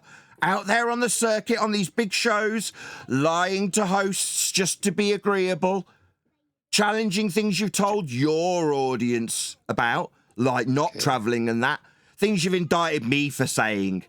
You know, how rude that you tell me how wrong I'd be to suggest that, like, travels. But, yeah, for all intents and purposes, you'll lie to the host of a big show if it comes down to being conciliatory. Or maybe you'll interrupt the 8th indictment that you just don't want to hear. Mate, is this Brian interrupting me? Is this Brian making a very terrible show of flat earthers? Or is it Witsit projecting that? Because he can't stand being called out for being a liar. Maybe Witsit would be doing this if the host would have called him on his lies. He's a liar. For intents and purposes, he's a liar. Oh, why are you interrupting me? What's it, liar? You just say the same thing over and over. You're just retarded. You're literally low IQ, bro. Sorry, low IQ isn't a response to the double-speak lie about light not travelling unless you need to agree with a host. You making a British accent is a mockery of me. That's an ad hominem. That's not an address, it's non sequitur to the fact I've proven beyond all reasonable doubt that you are a liar, Witsit.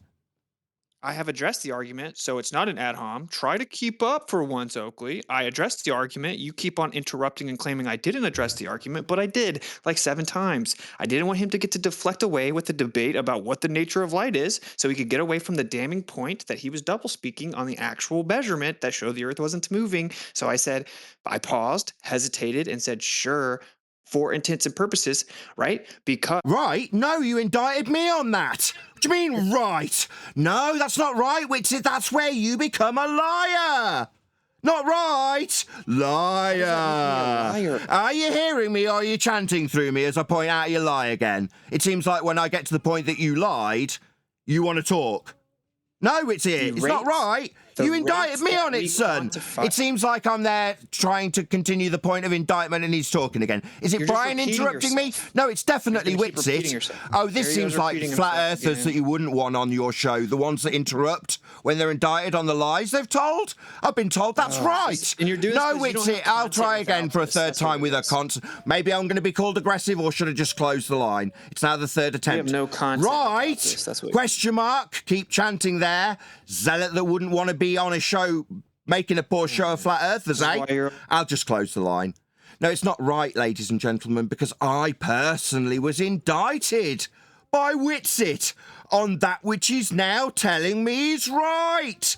No, Witsit's not right, or you wouldn't have indicted me on it, would you? First of all, I wasn't even talking about you. So that's non-responsive. I point out the lie, and he takes the non-sequitur of, I wasn't talking about you. No, you were talking to me about how indicted I'd be when I said Lite would travel. How you wouldn't tell people that, and how you would correct them, and have done for years, unless you're on a big show, and then you'd agree with the host, making you a liar, Witsit. Is it just me, ladies and gentlemen, or is it a constant stream of interruptions as we indict Witsit on his lie here? This guy not a psychopath. How do you not hear his voice? And now I'm being called a psychopath. So Witsit gets caught in a lie, and I get called toxic, aggressive, a psychopath, mentally ill. None of these things are true. All of these things are legally actionable. But Witsit's proven lie will never change. The fact that he can flail, stutter, and throw egregious accusations at me in the face of his lie is just a testament to what a massive wanker Witsit actually is. When caught lying, he'll call you aggressive. He'll call you toxic. Right, Witsit? No, we've just caught you in a lie, mate. No, the quantified rate does change with water, right? And that's why I said for intents and purposes, if you want to call it travel, it doesn't matter. The same net effect is that the rate quantified based on the observation of the light changes with the water. The Do you 160 understand? IQ is in question. It's not intensive purposes, Witsit. I said intents and purposes, you retard. No, you Witsit, didn't. you've indicted me Yes, for I saying the did. light doesn't Yes, I travel. did, Neil. Stay And in now your we've little got a 5-4 rate of lane, buddy. induction. So it travels then. No, it doesn't technically travel from point A to point B. So when he told the show host about the travel, when detailing the, what was it, Ares failure, you agreed with him about the light traveling. You heard it. He's a liar. There it is. Proof positive. There's no doubt about it. Do you not know what Now he's going to shout at me like the bitch proven liar he is. He just said it. No travel. Unless you're agreeing with someone with 1 million subscribers, then it's, yeah. Light travels down the telescope. Because you wouldn't want to be debating that which you've indicted others on, would you, Witsit? You'd rather lie. I want him to get. You'd rather interrupt me when I point out that you'd rather lie. You'd rather interrupt me when I point out that you'd rather lie. Well, Maybe you'd rather continually have a stream of interruptions when I point out you'd rather lie in those circumstances about the light travelling, right, Witsit? I did not lie. So when you agreed with him about it travelling, it actually doesn't travel then, right, Witsit? For the intents and purposes. Is that a stutter?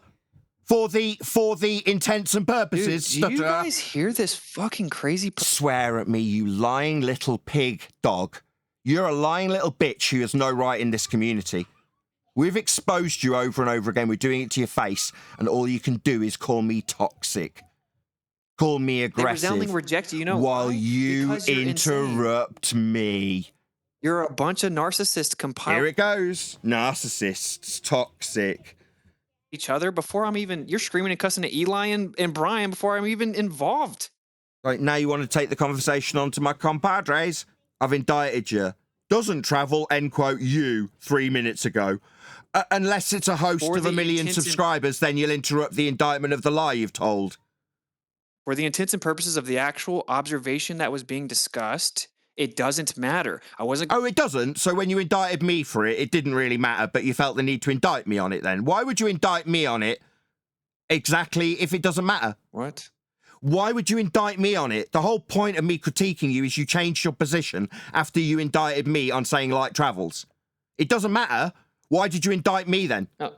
Because the actual context of our conversation, it was relevant. In the context of this conversation, it isn't relevant. You were. Oh, I see. So depending on the circumstances, Witsit will tell you it does travel sometimes, but in other circumstances, it won't travel. It's kind of like you're a lying fuckstick double speaker then, Witsit.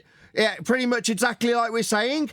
In one circumstance, it'll be one thing, and in another, you'll lie and give the completely contrary position. And when we point out you're lying doublespeak, you'll say, oh, well, it's a different set of circumstances. When I lie and say the opposite. No. So it's just down to the circumstances. In some circumstances, you'll say light travels, and you'll indict me in other circumstances for saying it travels. And in these circumstances, it's just unimportant, right? Yes, it actually depends on the context. That's correct. I see. So in some contexts, light travels, and other contexts, it doesn't. Oh, that's a straw man. That's a stuttering bitch caught between a rock and a hard place when it's pointed out that his double-speak contradiction can't have both ways. Stuttering bitch. No, Either light travels or it don't. In your argument, it don't. Unless it needs to, then it does, making you a liar. Straw man. And I'm just going to get chanted straw man through the summary of the conclusion of his lie. And when I try and raise my voice to make my conclusion heard, I'll be called aggressive and toxic. Now, you've heard it here. I don't need to summarise it anymore. Depending on the circumstances, Witsit will say whatever the fuck he needs to. If light needs to travel in this circumstance, it will. But tomorrow, if it doesn't, it won't. That's a lie. That's a straw. No, it's not a lie. That's a summary of what you've told us. No, it's that based on the context. No, not based on anything. You've just told me. In some circumstances, yeah, light's okay to travel. Others, well, it doesn't. I would never say it does. And now you're chanting through me summarising. You're lying. You're chanting. You're doing the thing you accused Brian of. You've been doing it non-stop the whole time you've been interacting with me, exposing your lies, your contradictions and your doublespeak. You're taking certain circumstances to say light does travel, but then it doesn't matter. Unless every time I get to the conclusion of the summary of the lie, he starts doing what? Here we go again. Is this you doing a good show, being a good representative? Every time I get to the conclusion that I've said 17 times because I'm literally retarded. Right, that's an ad hominem attack. You calling the host of this show retarded with absolutely no respect. If you're the host of a show and you're intending to have this man on your show, that'll be a short. Don't have Witsit on. He'll call you the host retarded when you expose him for lying. You don't even know what an ad hom is.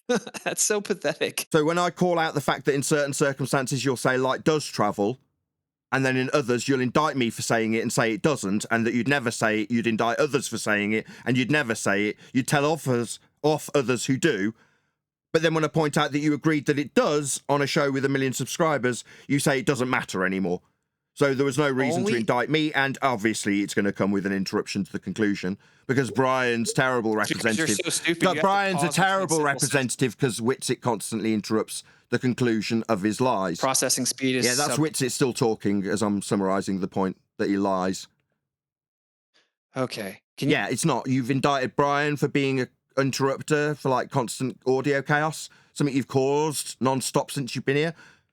Excuse me, Hillary Clinton, you've caused audio chaos for the majority of the time I've tried to point out your lie to you. No, as I go to try to respond to you, always interrupt me one sentence in. So the distinction between it traveling or not is only relevant depending on the context. In that specific context, it wasn't. It would have been a deflection. He would have clamped on it because he was diverting the entire time. I wasn't going to give him some attempt to deflect away and avoid the actual point, because for intents and purposes, it doesn't matter how you interpret why we quantify the change in the rate, whether it's physical travel or it's just a perceived illumination rate. Doesn't matter when it comes to the actual discussion at hand. When you and I had a discussion, it was relevant. It was literally specifically relevant as to whether or not it travels. So just like with you in the same narrative you've pushed for months, the lie you keep claiming is that I temporarily, occasionally concede for intents and purposes the use of the word travel, because one thing is for sure, the rate of illumination is a real thing. It's the interpretation of that perceived rate that I disagree with, but it is just going to be used as a diversion away from the actual point if I start to make that point during the middle of the debate. I was not going to take only the 2 hours I have fighting for a mic to let him argue with me about the nature of light. Okay? That's why I said, sure, for intents and purposes. That's what you peddle. In 1702, Nathan, Witsit came in and said specifically, and it's recorded, that light needs a medium to travel through. That was his claim. I did not say that. That's correct. You're a liar. Yes, you did. No, that's recorded. You want to bet 10 grand? You want to bet 10 grand? Okay. Yeah. Uh-oh. Hey, Brian, do you want to bet 10 grand? Yeah. Be more fair. How about $50? Okay. $50. Okay. And when you say 1702, Yeah, you're talking about absolutely. an Yeah. old episode or something? Is that what that means? 1702? Yeah, 1702. You stated, and it's recorded, that light needs a medium to travel through. We've played the audio over and over and over again. Yeah, you're done here Okay. with it. Okay. If you're talking about an old episode, I'm not going to bet on Was that. that for all intents and purposes, Bill? Honest question for the panel. Have I addressed this No, miscommunication you said you that didn't keeps say being that. thrown Sorry, at me you were as just if I'm sorry. lying? What's going on? You just bet that you haven't you said just that. tried to bet me You 10,000. just You didn't bet say that. 10 grand. You hadn't said that. I didn't know he was talking about an older So episode. you mean you I was didn't know talking you'd about a said time- that? You Because didn't you know I thought it he was was talking about a recorded. time mark.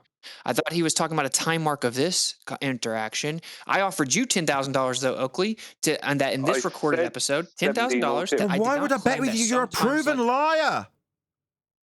Oh my God! See, in this, Don't take the Lord's name in vain. You are a proven liar. You got no reason to be representing anybody here. None of us do that.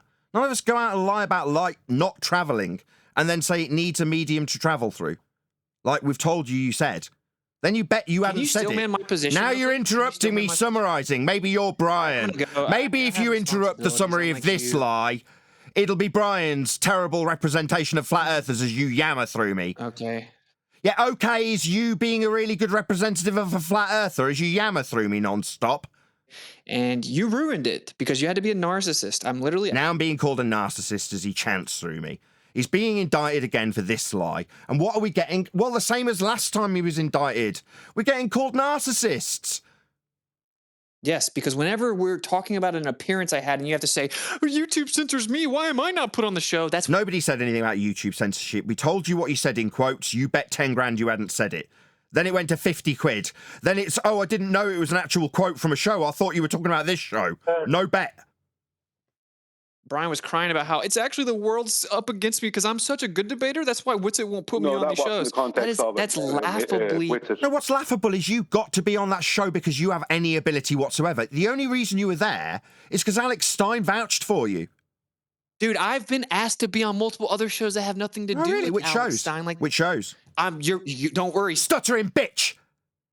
You were only there because Alex Stein asked you to be there. Oh, you said I'm only on big shows because of Alex Stein. That's a lie. That's what you just told us an hour ago. No, on that specific show. Oh, which show did you make your way on of your own volition then? Oh, InfoWars. You contacted InfoWars proactively, did you? That's correct. Yeah, that's correct, Oakley. Okay. Okay. Shh. Okay, now you're about to see me get on bigger shows, and I came here just to say that if you guys have critique of what I said or have a suggestion as to what I lead with, I will happily take them into consideration. Okay, and try fine. To Can I ask a question then? Fine. Can I ask a question? Does light travel? No, I don't. I need you to acknowledge Does how light insane it is travel? that you just acted like that. Does light travel? No, I do not think light physically travels from point A to point B, but it looks like it does. Okay, we quantify it as if it does. So if we're talking about an observation where the quantification changes, I'm not going to focus on whether or not I think the interpretation of that quantification is correct or not. Okay, because it doesn't matter for intents and purposes of the actual point. Don't you need it to prove ether, though? No. Or ether's got nothing to do with light, then? You don't need physical travel to prove quote-unquote ether. Light. You can prove light it and ontologically. Light and what it does. You don't need that for ether, then. It's not important what light does. I didn't know. Wait, is it that you don't need it, or it's not important? Why are you stuttering? Why are you stuttering? Whether you need it or if it's important are two different things. Does light travel? Yes or no? Did I not already answer that? With a yes or no now, does light travel? No, it doesn't physically travel from point A to point B. Okay, thank you. There's a follow-up question. Okay, if it does not, why did you agree with the host that it did? Because for intents and purposes, when he asked, what he actually asked me was, do you agree that the water slows or the light slows down in the water? Yes, traveling. And I said, yes. And so you're a liar then. So when you say light doesn't travel, if you're asked by a host of a 1 million subscriber YouTube channel, if light slows down, that would be it traveling, you will agree because you're a liar. Okay. It's not okay. It's the reason why I'm calling you a liar and the reason I don't want you representing me. Because that which you preach, you will concede if you're on a 1 million subscriber channel. You've got no integrity. No, even in my consent, even without Lite travel. Stuttery bitch. Do not represent me. Yeah? You stuttery little stammery lying little bitch. If you say Lite doesn't travel, then you better be damn sure you're not agreeing with a 1 million subscribed host that it does. Slow down, because that'll be it traveling, son. You lying piece of shit. Okay, so... It's not okay. It's the reason you shouldn't be representing me. Stop saying okay when I call you out and you lie. You noticed that right when I was about to explain it, you had to stop. I don't want an explanation. I want you to piss off out of this community. Yeah, and I'll be getting in touch with Alex Steen and indicting him based on the fact he's putting proven liars in front of big audiences. Maybe I'll get in touch with Tim and say, you know, this guy who vouched for this lying shit, we exposed him as a lying shit. He's gonna... And he laughed about it. When we called him on his lies and had him over a barrel, he just laughed. So I didn't lie. It's a So Light doesn't travel unless it's slowing down in a telescope then. So Hitchens' razor would say... So Light doesn't travel, Witsit. You say no, it doesn't travel. Unless it is slowing down in a telescope, Witsit, right? That's why I said for intents and purposes. That's why you lied. Yeah, for all intents and purposes, you're a lying shit. It doesn't mean I'm lying. Yeah, it does. That's exactly what it means, Witsit. It exactly proves you're a liar.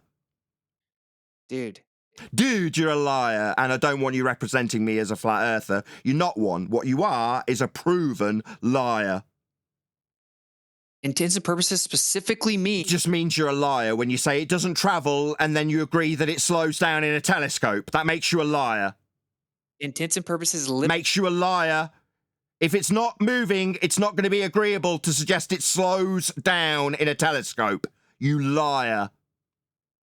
Literally, intents and purposes mean... Why'd you keep arguing about the meaning of intents and purposes when you say light doesn't travel and yet you've agreed that it slows down in a telescope? I'm not arguing about what for all intents and purposes means when you say light doesn't travel here and now today, but you've agreed that it's slowed down in a telescope. That proves you're a liar.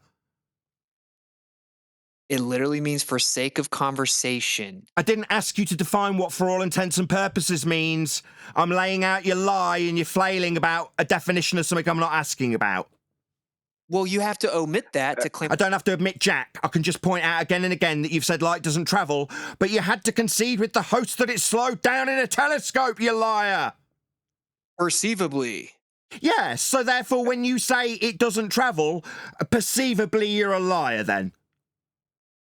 No. When you say it doesn't travel, but perceivably it does, that makes you a liar, Witsit. There's no getting around it, boy. There's no chanting through it either. And even when you do chant, eventually I'll just close the line so you can't accuse me of being aggressive. Because I'm having to talk over you, interrupting me, pointing out your lie again. Is it back into this little routine of you chanting through me, overtly summarising your lie? Maybe you could accuse Brian of interrupting me while you flail through the overt summary of your lies, Witsit.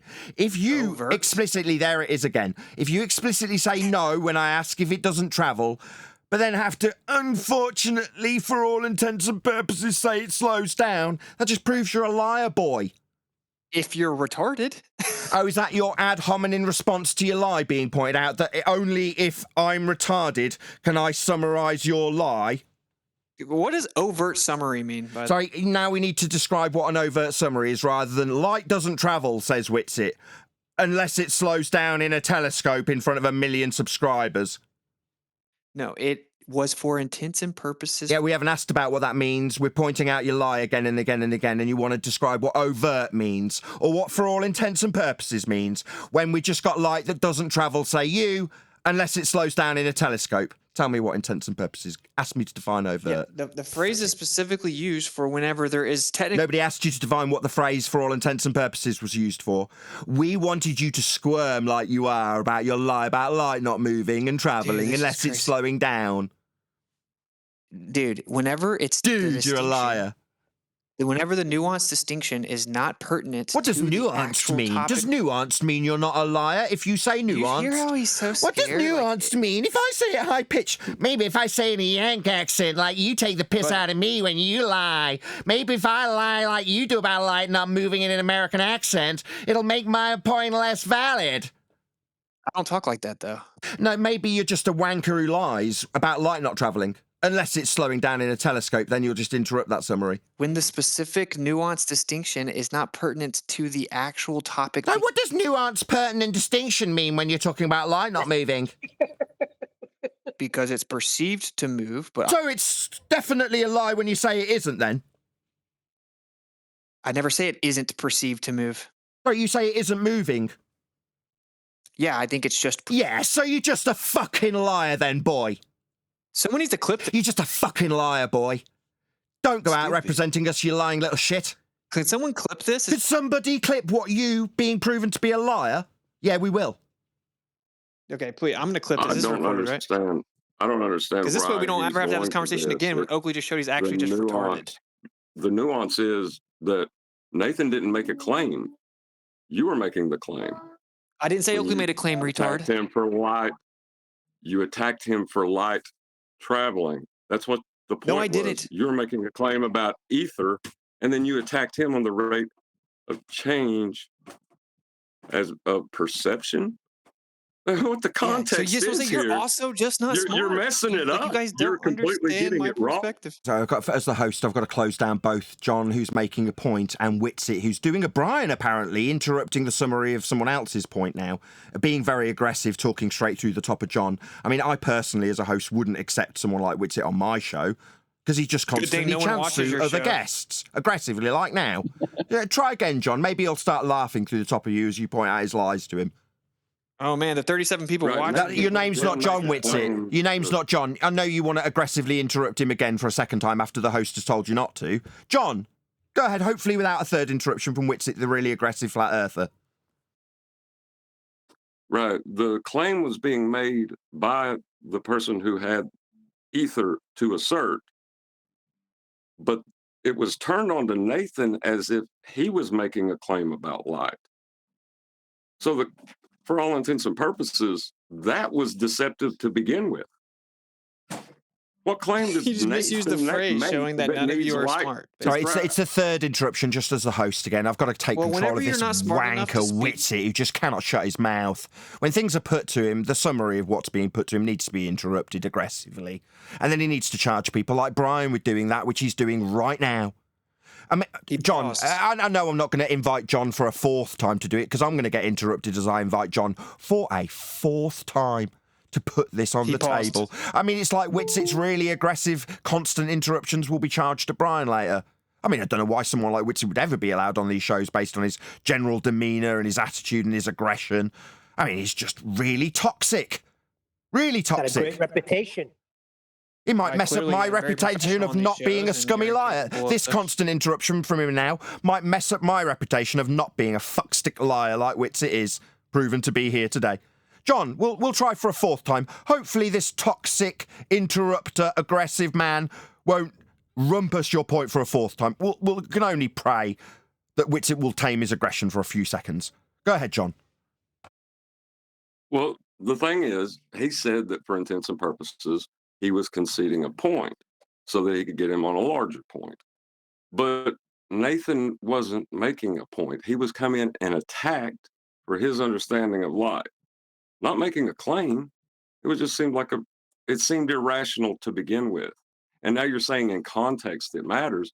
So that doesn't make sense either when you put it in context. Oh, you didn't actually put it in context. You made some vague, ambiguous claim about what the context was without the specific conversation that I responded to. When they interrupt me every time I speak, it's okay, though. So Nathan not making a claim is not the context? The only way you can debate Witsit is to censor him. Yeah. No, so you said that when you were on. Oh, look at that shocker! You're censoring me again. So when you said that when I was on the show, I said that I just temporarily conceded for intents and purposes, which is what happened. Then you jumped over to Oakley Because you can't actually address that. That's clearly what I did on the show, and that you're all lying right now, I'll address slandering that me if you because want, you're and liars. I'll put it into context. Yeah, no bothers. I'll address all of it, right? If I was in your position on that show, right, and I didn't want the point to be red herring the way, right, for us to talk about light. Now, if my opinion was that light didn't travel, what I would the least I would say was I don't agree with that description for light traveling, but that's a separate argument. We'll move on. I at least would say that. I wouldn't just go, yeah, right? Now, the context that John, one second, the context that John was talking about is in 1702, you came in and you said light needs a medium to travel through. You are promoting ether as that medium. In 1724, hang on, this is the context, don't interrupt me. In 1724, you came back in and charged Nathan with claiming that light was traveling. Yeah, because he does claim that light travels. So in the conversation, you're going to interrupt me, So do guaranteed. you in 1702? So in the look at that! Look at that! Look at that, Brian! Your point's so strong, you can't let me respond to the accusations. Oh, shocker! Shocker! That's what you've been doing for 3 years, by the way. So I've addressed this very specifically when I was talking to Oakley. Same thing with Oakley. And I've readily said I misspoke. But in the moment, I was just trying to make the point to Oakley, which was that there has to be something or nothing there. And he wanted to deflect away into something else. So I was not about to argue with him about the nature of light because he couldn't, why you interrupt me? He couldn't address the dichotomy of something or nothing. And actually, on that very episode, Oakley said that something or nothing was quote unquote a false dichotomy. What a retard. Okay, so then he had to avoid that point. He had to avoid that point, and then I was I wasn't going to bring up how I disagree with the mainstream interpretation of light traveling because it is not actually sequitur. It's not actually sequitur to the point being made. I have to stop you there. You made an absolute straight out claim in show 1702, where you come in and you stated very clearly, and I quote, that light needs a medium to travel through. You came back then in show 1724 and tried to lay that claim, at the claim of light traveling, not the medium, at Nathan's door. That's what happened. You changed your position within that space of time. That is the truth of what happened, not some reverse changing of history like you're trying to do. Yeah, well, what does that have to do with the podcast? Oh, nothing. They just wanted personal beef. In the podcast, he agreed that light would travel at a rate through the telescope. That was what the argument was about. Okay, but I've explained the nuance of my interpretation of that multiple times, which is that the rate of light would appear to slow down. I personally don't think it's physically traveling. It doesn't matter. That is a travel. If that is a travel. Hold on, AI. That is a travel. Hello. Right, the rate is a speed. So to say I don't think it travels, but the rate does change. That's a speed. Oh my God. It's these aggressive flat earthers that interrupt all the time, isn't it, Wixit? Yeah? This is just us pointing out you doublespeak, Wixit. It's a contradiction. From you. Okay, I get you're saying it's a contradiction to say that there's no speed of travel and that there's a rate, because rate's a speed. Trust me, you've been saying it for 4 years, 3 years, whatever. No, it's not, though, because I'm saying it's not physically traveling from point A to point B, but it is illuminated. It's already present. It isn't physically traveling. It's already there. It's just illuminating at a rate. I see. Okay? Those are different things. Maybe I'm wrong in indicting you. So you're saying it isn't traveling down a telescope then? I don't believe it's physically traveling, no. So when you said it was traveling down a telescope, that just makes you an outright fucking liar then. If that's how you want to spin it, when in reality, it's not spin. What it is you say it doesn't travel unless it is traveling when you need it to be. No, it's just that I'm not going to start. Do you hear people laughing at you? It's it. I'm not going to start a debate about whether it's not a debate. It's not a debate. It's your lie laid bare. It's not a debate. I'm not asking to debate about this fact. You say it doesn't travel, unless it's travelling down a frickin' telescope, making you a liar. No, my point remains. So it doesn't. Okay, so let's clear it up. No, okay, if you disagree, let's clear it up, Witsit, without you chanting through me then. Let's clear it up. You're So to be clear, right now.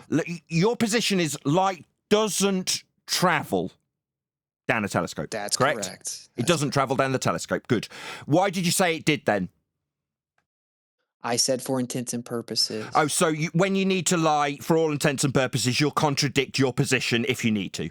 So you're just That's a not liar. what that means. Yes, that's what it means. It means you're a liar and you'll lie when you need to. If you say light doesn't travel, when you need it to travel down a telescope, it will, because you need it to. So you're a liar. No, just for sake of so we can't believe, I'm summarising, Witsit, you're talking through me like that aggressive guy you accused Brian of being. Maybe you'll sigh through me now. Maybe you'll start growling through me. Maybe you'll start calling me toxic through the top of my summary of how we can't believe a word you say. Because if we listen to you telling us light doesn't travel down a telescope when you need it to, we could only assume that what? It's the circumstances that will dictate your lies. Yeah, that's what liars do. Their situational awareness isn't acutely aware of what's going on with the people they've told something to, and then they tell them the complete opposite. But that's not a lie, it's just the circumstances have changed. No, that's you being a liar, Witsit. It was for sake of conversation, to move the conversation forward, because as it pertains to the specific discussion... So it couldn't be the case that if you needed to move a conversation forward to be on a ball, you'd be on a ball if you needed to be. You see, I can't trust you as a flat earther now, Witsit, because if the conversation needed to be moved forward on a ball, you would move it forward on a ball. So fuck off, don't lie about your position and relinquish it just for the sake of moving conversations on big channels forward. That's why I don't trust you there. It's also why Alex Stein shouldn't be vetting for you. There's no reason why you should be there telling others that you're a good man when you will just relinquish your position for the sake of being conciliatory, for the sake of moving the conversation along. Yeah, it's a ball, right, Witsit? That's what you'll do. Yeah, light travels down a telescope, completely contradicting that which I tell my ether-believing numpty audience. Yeah, we get it, Witsit. You just can't be trusted. No, even if light doesn't physically travel, the rate at which it that. illuminates once it's in water appears to slow down, and so it actually is traveling. Yeah, we know it travels, slows down in water. So when you say it doesn't, you're just a provable liar. Then, when you say light doesn't travel, when it needs to, you'll let it travel. Then, okay. Everyone else in the room. It's not okay. It's the reason I'm telling you to piss off out of this community. It is not okay to tell ether-believing idiots that light doesn't travel. My children are now around. So why are you telling me about your children through the top of me summarising your lie? Okay, bye. Not okay, I'm summarising your lie and you keep telling me it's okay, and now you're talking about your kids while I summarise what a liar you are. I came in here in good faith. And you're not in good faith. That's where I started talking to you. You've got no reputation. You're a proven liar. There's no faith in you. Oh, man, I win the bet. The 7th time he said he was going to leave, he left. I'll take my money now. There is no faith in Witsit. He's a proven liar. That's something that would never be done on Flat Earth Debate. For all intents and purposes, lie about something just to move the conversation forward. That's why I love being here. here. Fair point, Neil. The problem is, Neil, that in most forums, internal critique is a valued form of argumentation. And in the internal critique, you have to yield points within their worldview to show them how their worldview is wrong. That's not an illegitimate form of reasoning. Now, you may not prefer to do it that way, and that's fine. And when you get on a place where you have to talk to people about it, you can choose Not talking about that show. He said it to us in other shows. He's lying. Nathan's right. I'm sorry. You're missing the point. You're trying to rewrite history now. Yeah, he's indicted me on something that he's... Objection to the context. Objection to context. I object when someone is using this as conceding the point to move the conversation forward. What was the context of the claim Nathan made for him to come in and attack Nathan and call him a scammer? I wasn't. You either answer that or you hold your criticism. I wasn't. But the host was fielding a discussion about specifically, although the guy who was talking about it didn't realise he was wrong in the context, specifically about ether. Specifically. The guy that was putting these questions to him about telescopes and the light travelling through them was specifically detailing ether to Witsit. So if he wants to say, oh, no, in this context, I was trying to move the conversation about light and it turning. No, the guy said the word ether to Witsit, something he peddles. Yeah, that's fair. Right. Well, Right. he lied, Like, didn't he? Within that Right. conversation, yeah, but within that conversation, which it accurately stated that ether has nothing to do with this event whatsoever. It had nothing to do Doesn't with matter. Right. Yeah, but But that's so-called not what I'm. observation at You're all. missing what I'm saying. You're missing what I'm saying. I'm saying that for So in him that to example, say he's just trying to move the conversation forward, right? He's going to have to justify why he attacked Nathan. Right? Yeah. You see what I'm saying? You get it? Yeah, I understand you, John. what him and Yeah. Nathan was talking about. Hold on. What Go him ahead, and Reg. Nathan was talking about at the Just one time. second, AI. Go ahead, Reg. I was saying what him and Nathan was talking about at the time. So they was talking about something irrelevant to ether, and then he just brought up ether to Nathan. Well, I've not made a claim about it, Reg. That's the point. He's the only one making a claim about it. Oh, okay. Let me just point something out here. What Witt's defense was is that when he was on this show on Tim Pool's, that he didn't bring up the fact that he doesn't state that light, that he doesn't believe that light is traveling, right? Not that he just hasn't stated, but he doesn't believe it. That's his position today, right? Yeah. He said he didn't bring that up because he wanted to move the conversation forward. Now, I stated what you do in that position is you say, well, that's not how I would describe it personally, but for the purposes of the conversation, I'll go along with that. Did you look at the whole podcast? All you had to do was put in... Did you look at the whole podcast, Brian? They did talk about it later on. No, we're talking about this specific point, right? Not the whole point, just this specific point, right? All he had to do was add in that caveat, right? It wouldn't have red herringed the way onto an argument about light. That's all he had to do. Now, he stated that he never said that, and then he just moved it on. That means he's willing to say anything and change his position at any time, depending on the situation. Exactly. It's not a position change, though. Hang on. Go back to 70. Hold on, Brian. Hold on, Brian. Hold on. Right. Regular Joe's trying to respond to you. Go ahead. I'm trying to say, I'm saying if he's saying he's doing it for intensive purposes, as in, I'm conceding to this point to move the conversation forward. It depends on what they was talking about. They were talking about Aries failure. They was talking about a proof for whether or not the Earth is spinning or whether or not the Earth is at still.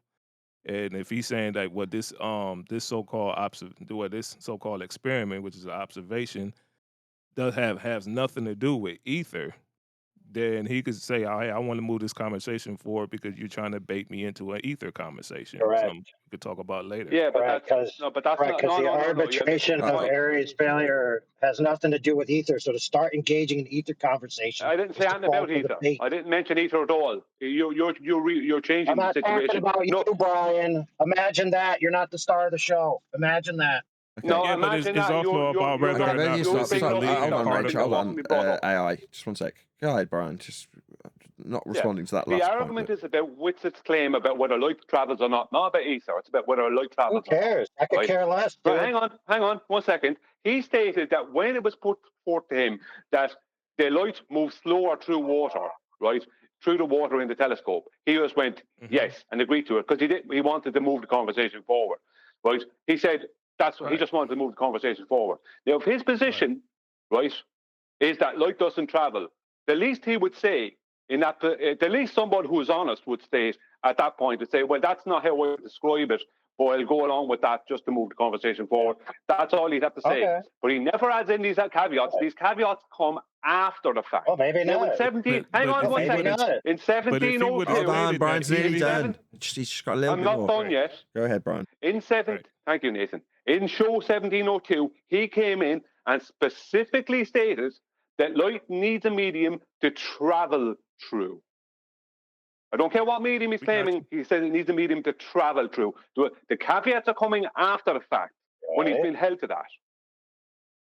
Right. So in the description of Aries failure, if he already said light needs a medium to travel through, and he's agreeing that the light is traveling through the telescope within the context of that argument, that's not inconsistent.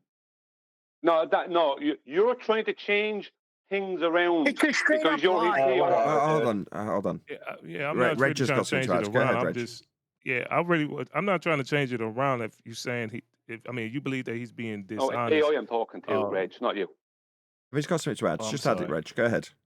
But all I'm saying is, who he was talking to Scott. Scott was the other guy with the NASA on his laptop and everything, and he's a globe proponent, and he state he was talking about the ether. He did indict Whitsitt on the ether claim. He said Aries failure. He said Aries failure because ether don't exist. That's why we see Aries failure. He said that multiple times for 5 minutes he was talking. Yeah, And then but we're when not talking he about the challenged ether, Whitsitt Reg. on the light, and when he challenged Whitsitt on the light thing, Whitsitt did concede. He did say and concede, right? In order for him to explain the mainstream version of the observation and why it's a failure, and the failure has nothing to do with ether. He stated that. He said the failure had nothing to do with ether. It's just only Why are proving you that talking it's a about that's a failure. red herring away from what we're listen to talking what about. Brian's saying. You're not listening. Reg, you are not listening. I'm And I don't know listening what to what AI you're is saying. Everyone saying. stop. He's back Stop. to Right. right. Everyone stop. Brian's saying there's cross purposes, so maybe Brian's going to re-illustrate his point if there's cross purposes. Go ahead, Brian. Thank you, Nathan. We're not here talking about whether he's claiming ether or not claiming ether or arguing about whether ether is involved in Aries failure, any of that. We're not focusing on any of that. We're talking about his claims of whether light travels or doesn't travel, and how he keeps changing his position, right, and adding caveats after the fact when he's held on his previous position, being 180 degrees from his present position.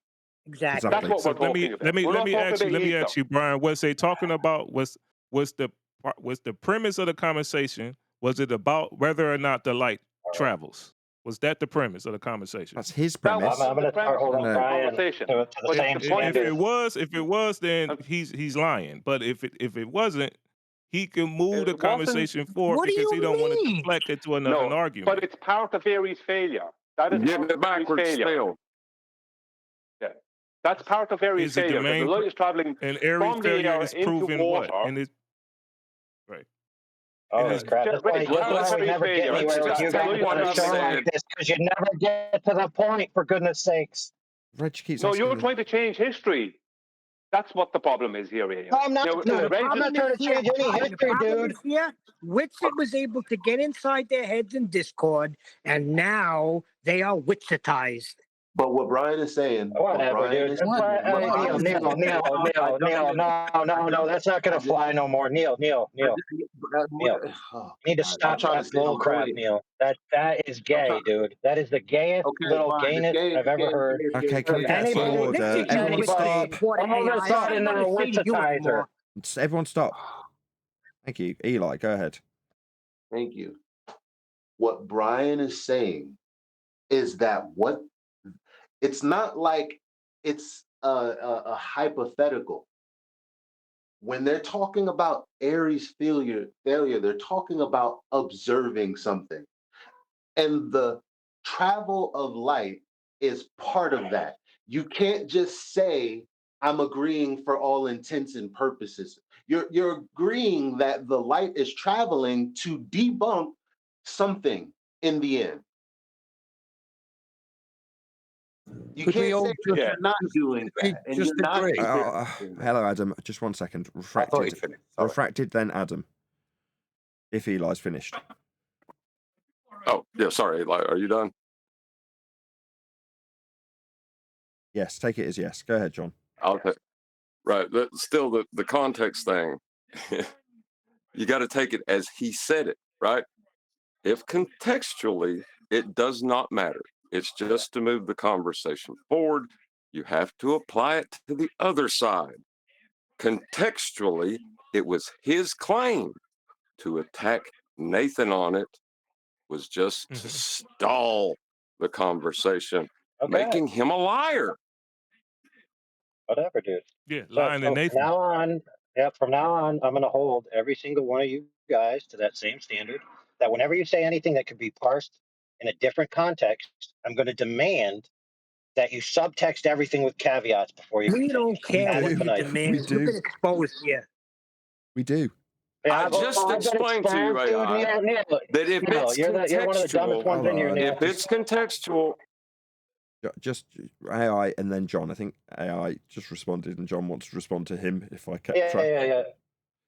Go ahead, John. Yeah, I'm just sick of this crap. Yeah, Adam's where in the if wings. anyone offers a critique, all of a sudden their entire reputation and morality and allegiances and worldviews are impugned. Neil, you need to grow up and get a clue. What reputation? Reputation of a liar? You want that well, reputation? no, Hold on, Neil. no, that's not. John, go ahead. Neil. Reflected. Go ahead. I don't know why Neil's getting attacked on I don't this. know. I really don't. When you apply, Why his not, dude? reason You so for dumb you didn't conceding hear the what Neil point. just did to me? Are you that stupid? Yeah, I heard what he did to you. Just wanted Somebody remove AI from the conversation. to. No, Neil. Just both of you. Just remove me. stop. Remove me because Neil's too dumb to handle it. Yeah, remove me. No, Neil. Just chill. No, John, go ahead. you addressed your point to Neil as a reputation of me? Really? What are you talking about, dude? So Neil's when I accusing said me that of about being context, an agent you went or into a this witness super long. sympathizer. You asked me what I was talking Oh about. God! Now Shut you're the both fuck talking. up. You both waited for a pause, then you both went. One or the other. Who's going to go Right. first? He asked me a question. I want to respond to it. Fine, John, go ahead. And my response is, when I pointed out that if you apply the context that he gives, it makes no sense for him to attack Nathan, making it still a lie. It doesn't matter. Well, AI said, well, I'm going to hold you all to a super pedantic level of context and any subtext that I can interject. And then you addressed it at Neil. Like, what the hell is that about? Because everyone here doesn't always parse out their context. In fact, we know for a fact that sometimes people come in later and say that to them. And even some of the panel members in here have gotten so butthurt about it that they literally cried about it on some of our episodes. Okay. But the point is that just because you say something that's inconsistent doesn't mean in every instance that you're lying. It doesn't mean in every instance you're being intentionally deceptive. And it doesn't necessarily retroactive change everything you said in the past. For example, I engage in internal critiques all the time, both in Fiala. Hey, I'm speaking, Neil. Compose yourself. So I engage in internal critiques all the time. And if you take what I'm saying with internal critiques and try to retroactively apply it to everything I ever said in the past, that would be pretty silly. But that doesn't mean it doesn't happen in every instance. That's what I'm trying to say. It's not unreasonable. I'm trying to see what caveat what Brian was looking for, because I mean he did, and I'm not trying to be witsitized, Neil, but he did say the mainstream believing this, the mainstream says this, the mainstream version of this, and he did say multiple times, this is not what I don't believe in none of this. He never stated his own position, Reg, when it came to that. His own position that he stated today, and the position that he argued with Nathan about, but also the 180 degree opposite of his position. And hang on, 180 degree opposite position from what he argued for in show 1702, right? He didn't state that position. He didn't give a caveat of his position, right? He didn't. He just went, yeah, and agreed and went on with it. Instead of stating, that's not how I would describe it, but I'll go along with your descriptions just to move the thing along. He didn't say any of that. He's saying this after the fact. If he's saying he's going by the mainstream, Did you understand? Hold on, Reg. You're causing chaos. You're just starting in the middle of people talking. Then everyone else pipes up with you. So if you don't want to achieve that, just wait till he finishes. Because otherwise he's going to... Brian, rightly so, could now be going, I still haven't finished, to me. Brian, did you finish that last statement satisfactorily, just about? No, not satisfactory. The point is, Reg, is that not only did he not give a caveat for his position during that debate, which he could have done, right? That was supposed to be his argument against not here. He was saying, I didn't want to send the debate off in a different direction, right? All you had to do was give a caveat and then move it along, right? No one's going to stop at that. But his position at present today is 180 degrees opposite from his position in show 1702. That's the problem. And he's willing to go along and switch positions from time to time. And there's no point in anyone trying to argue with form or try and say, well, he only meant this, he only meant that. No, he's changing his position 180 degrees opposite when it suits them. Brian, That's the problem. Brian, you That's know, not what happened, sir. Brian, when you That's not concede, what happened at Brian, all. when you Not even conceding, close. Oh my God. okay, when you concede into a, okay, when you concede into a sub point and you could address the concession as in this is what you believe in, is you taking an internal position. So it's not what you believe in because you are the alternative. So if you're coming in as the position of the alternative, that means you are opposite to your opponent's position. But I if have you're to fake, say but if something. you're, I but if agree you're, completely. but if Hold on. you're our, No, I'm not done. I'm not done, Brian. But if you're conceding to something, right, that is not like the main premise, and you just conceding, you're taking your opponent's position, and you're using his position to prove your point. That's not you conceding to what your opponent believe, or do you not You're even taking a completely missing the position? point, Reg, Wait, I think. Brian, can I You're I'm missing please? the not. point. I I'm just talking need to. about I the just light need thing. to. I'm talking about the same thing. I'm Joe's talking right. about the light So thing. Joe's right. But he's just let me. Obviously, I haven't spoken. Please. All right. I hear what you're saying, Reg. But you do know, and you would agree, that seeing something or observing something isn't a point, an argument, or anything else under that, right? Yes, you're talking about an observation, right? Right. So in this instance, when he's agreeing to observing something, that's a little bit of a problem when he's saying that that's not his stance. In the particular point of the conversation where he's agreeing to an observation, has nothing Mm-hmm. to do with points because we're just talking about observing something. Now, he doesn't believe that there's a travel of light, right? But he also says, I know it looks like we're observing that, but I don't believe that that's happening. So the bottom line is he's a double speaking liar. What they He observing didn't is give what they any observing caveats is a on that, Hold by light. the on. Well way. said. Hold on, everyone in G plus. Go ahead, Reg. Right. Okay. So you're saying what they observing is the light, right? And we talking about Aries failure. What they observing is the light going through a medium of water in a telescope No. We at don't a care. at a different angle, Let me just right? answer Reg. We Yep. couldn't care less, Reg. Whitsit says light doesn't travel unless he needs it Right. to travel through a telescope, making him a double speaking liar. Forward. Okay. And that's what he said to you guys. So you Oh, guys are saying he's a no, liar because he no, go on this show. Okay.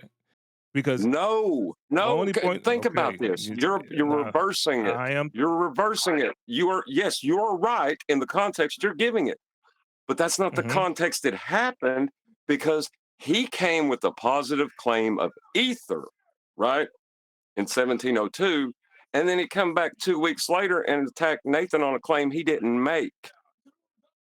So the Okay. context is what again? And how is this agreeing to move a conversation forward applicable in him attacking Nathan on the travel of light? It's not. Okay. What the point is? Okay. 2 When years he was ago. on seven. Okay. But this was years ago. Back then, in That's why. 1702, y'all was talking. Okay. Go ahead, Eli. It's not. It's AI. Go ahead, AI. Yeah. Yeah.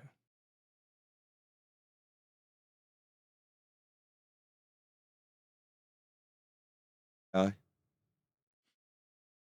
thought you wanted to add something. If not, Adam. Adam wanted to add something for about 5 minutes ago. Maybe call him Whitsit. He'll Neil. respond. Adam. I'm a little confused, gents. This isn't somebody's been asked to pick a topic in debating club and go and represent it. He's representing himself and flat Earth, and it's that contradiction that seems to be the problem. It's a bit like me saying, "Well, we're going to discuss whether the Hasselblad camera is going to work. So, for the sake of the argument, I'll just accept you can have gas pressure without a container." There's certain things in which we're presenting ourselves, which is against the mainstream, that we shouldn't abandon our principles. And that appears to be the beef here. You can word it how you want, and you can use the time log how you want. But this is the problem. It's this fundamental contradiction of a description of reality. And AI, you may want to hold us to it, and there may be times, but if there isn't a purposeful misspeak. Yeah, it would be an accident. This guy's purposely, knowingly contradicting what he's saying to win arguments, as you guys are saying, for a purpose. But it's that lack of standards and the fact that he'll say anything to win the argument means he is double speaking, and why we don't want him speaking on behalf of Flat Earth.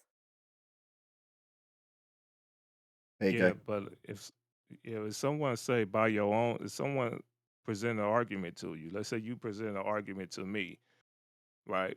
And the base point of the argument is the Earth is spinning, and you say the Earth is spinning, and you present an argument to me, and then I say, well, by your own standards, that's not me making any claims. I'm not putting what I Pause right represent. there. If I say by your own standards, it still proves that the Earth is not spinning.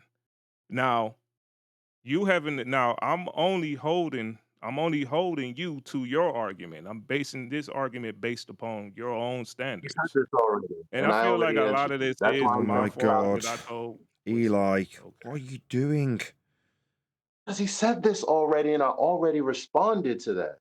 Because it's like, what does Okay. this have to do with the tool that is claimed to be used to prove whatever they're claiming to prove? It's about Because the it's going tool, by and their within own the tool, standards. he's saying but it's not about a standard. It's like, okay, we're going to use this tool. The tool is not, maybe I believe in this ruler that I'm about to use to measure 12 inches. Yeah, but a That's ruler got a ridiculous. conclusion. It's 12 inches, Okay. So what's your point, right? Reg? Just give us your point And again, the Reg. point that I'm making is that they're proving it's not retarded. The point that I'm making is what they're trying to prove with the telescope. The telescope is just tools. What they're trying to prove with the telescope and Aries' failure is whether or not the Earth is spinning or whether the Earth is not spinning. It don't have nothing to do with ether. Yeah, the tool is So he's if you using the want to argue travel of about light. It's ether and not light about traveling, ether. it's a The tool okay. is the travel of light. That's what you're not getting, bro. And what you're not getting is that And they're that's not what we're talking. That the talking about. primary part of the conversation is not about the tool. You're not getting this, Reg. It's not about the telescope or Aries' failure or about ether. None of that. It's about Witsit changing his position when it suits him concerning whether light is traveling or not. That's Now you've what it's said about. that Most about 5 debaters do times, that. and nobody's Yeah, caught but on. it's not getting across, Neil, is it? No, Doesn't- I No, got because it. Most Witsit goes in debaters do that. Discord. No, so Hold on. let me get. Hold on. I Joe. got it. Most Hold on, Joe. debaters do that Hold when on, they're saying they're Joe. You're now saying most debaters would relinquish a base premise that they hold true and preach to the point where they'll indict their fellow, the people on the same side as them, like me and Witsit were on the same side. So you're saying that most not, debaters would relinquish the position that they'd indict others on when it suits them. No, you've been Witsitized, Reg. Now, most debaters would have principles that they'd stand by. Now, if they're wrong, that's different. You can admit when you're wrong, you just say, I'm wrong. Alternatively, when you're wrong, you could call the person calling you out on being wrong, if you want to call it that, as opposed to a lie. You could call that person who's pointing it out to you toxic, say they're aggressive, say it might be the reason you might withhold a contact because of how they talk over you. You could do those sorts of things, Reg, rather than just conceding we'll call it wrong, as opposed to a complete doublespeak contradiction, aka lie. You could do that. But no, Witsitized, my friend. No, most people have principles and don't completely do a 180 on their position that they hold just to move things forward. That's unreasonable, and it's why I wouldn't want Witsit representing me. I wouldn't want people to think that I would completely relinquish my flat Earth position to move an argument in politics along. I'll just say Earth's a globe for a bit, because we're having a politics discussion. So I will relinquish that which I stand by daily just to move this along. I would hope that no, people wouldn't do that if they had any integrity. They'll argue about a side position that's had nothing to do with the flat Earth. He's on a debate Whether or show not about it's flat spinning. Earth, though, wasn't he? I mean, it'd be nice in La La Land where he wasn't on a show about flat Earth, but he was. Yeah, he decided. So are we telling him to talk about La La Land that he don't have no proof of, or we're gonna want him to stick to flat No, Earth? we're not doing anything. I mean, I said I didn't care, but what we are doing is pointing out the person who is forced to represent us, whether we like it or not, is a liar. That's what we're doing, because he is. And he proudly said that, whether you like it or not, basically, I am the main debater here, and I represent you. You don't represent me ever. Yeah, that's the problem. He's being endorsed by people like Alex Steen as a good guy, an upstanding guy. He's not. He's a lying shit. Yeah, it's just an indictment to Alex Steen, who obviously doesn't do his research, because if he'd have looked beyond his nose in this community and found out if Whitsit's in good standing or not, he'd have found out very quickly he's not. He's a proven liar.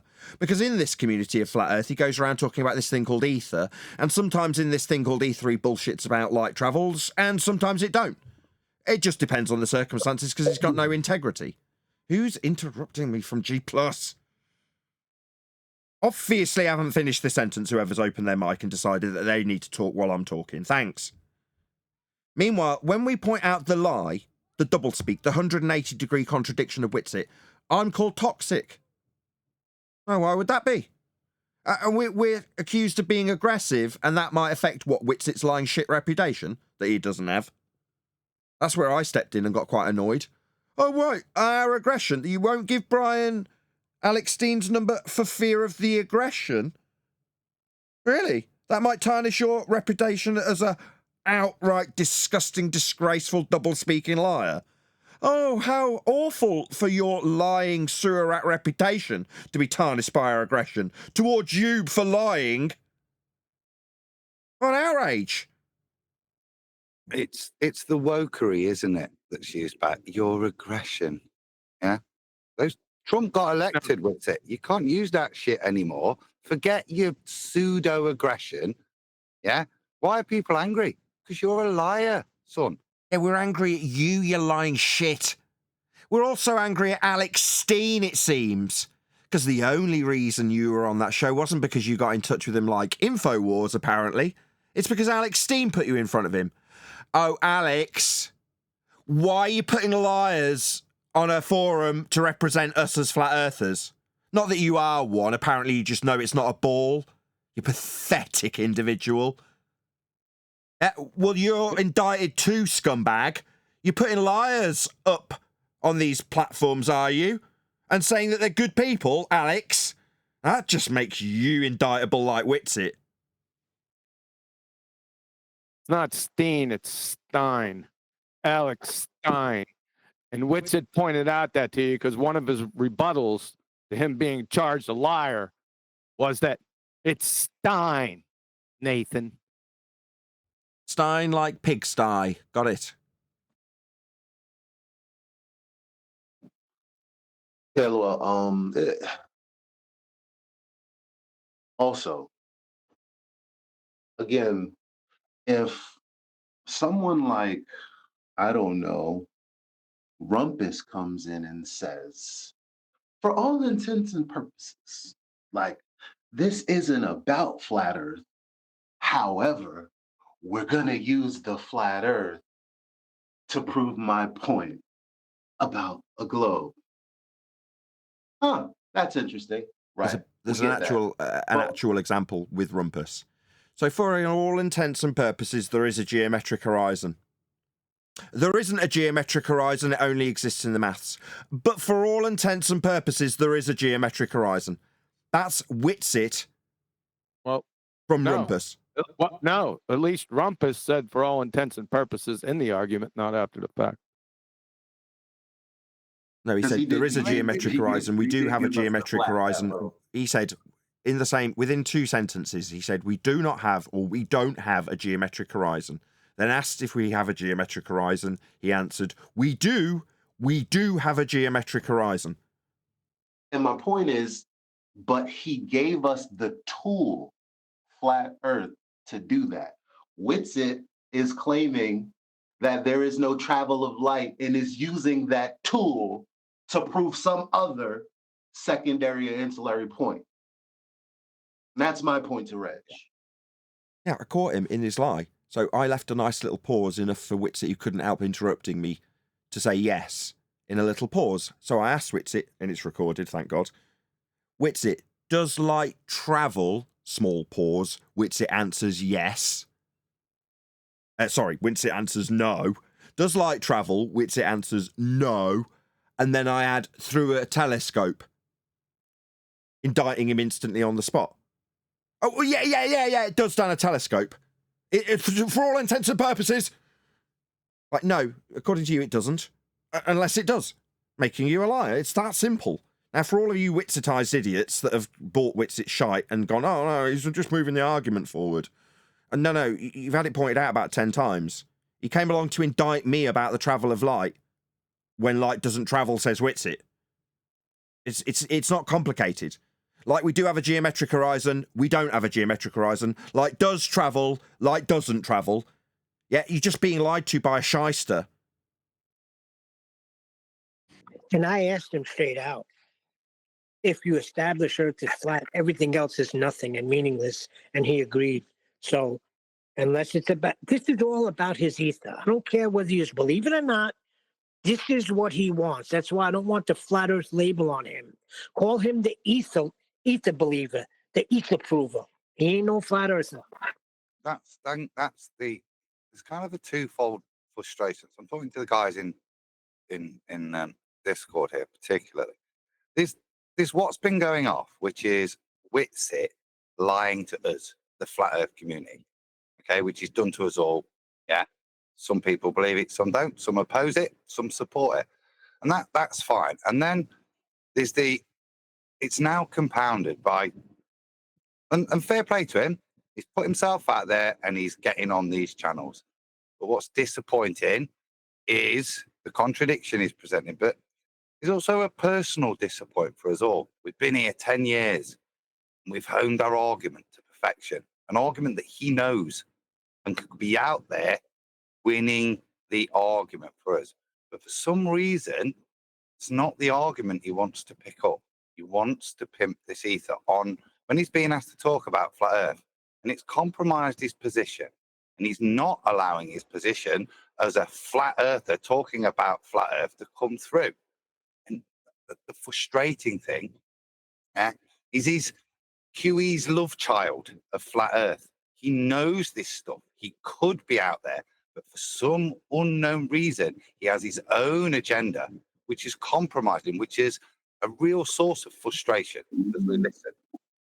Well, the update is that's not what he's doing, at least in the critique of this Alex Stein connection video thing with Tim Pool, because apparently he did argue for flat Earth in the last 40 or 45 minutes, and he also did not bring up ether. So, and he's been claiming that what he's been doing here is what he's been doing. I mean, take that with a grain of salt. Yeah, but you know that's the root of it, Eli. Well, let's look. We've yet to see the end of it, so you can hear my point. If he comes out good, yeah, maintained consistent, but the bit we've seen, he hasn't been. Okay, and like I said, this is twofold. What we're critiquing right now is his performance to the rest of the world, trying to describe flat Earth, and we've noticed that he's duplicitous in his descriptions here. He's not holding his own standards, something that those that are ignored, like us, do with integrity, hold our standards. We don't change and lie to win an argument. And that's a frustration. But I said that's compounded by the fact that before he got this semi-famous bit, which we've got a bit of frustration at, he was lying to all of us, disrupting this community with his lies and deceit. And that's what this started out at, pointing that out to us. Now it's now coupled with us having to try and point out to the rest of the world that this guy doesn't represent us. And where's he getting the connections from? Oh, Alex Stein, who has endorsed Witsit as the best flat Earth debater. Alex Stein's been here. And what happened when he came here? Oh, when he came here with a globe belief to peddle and had his ass handed to him by me. Oh, but of course, Witsit's the best flat Earth debater in spite of his personal experience being a debater for the globe here. Yeah, right. Meanwhile, this person with absolutely no integrity or discernment either is endorsing this lying shit to go on in front of hundreds of thousands, potentially millions of people. Shocking, isn't it? how these things work. But when Brian is alluded to wanting...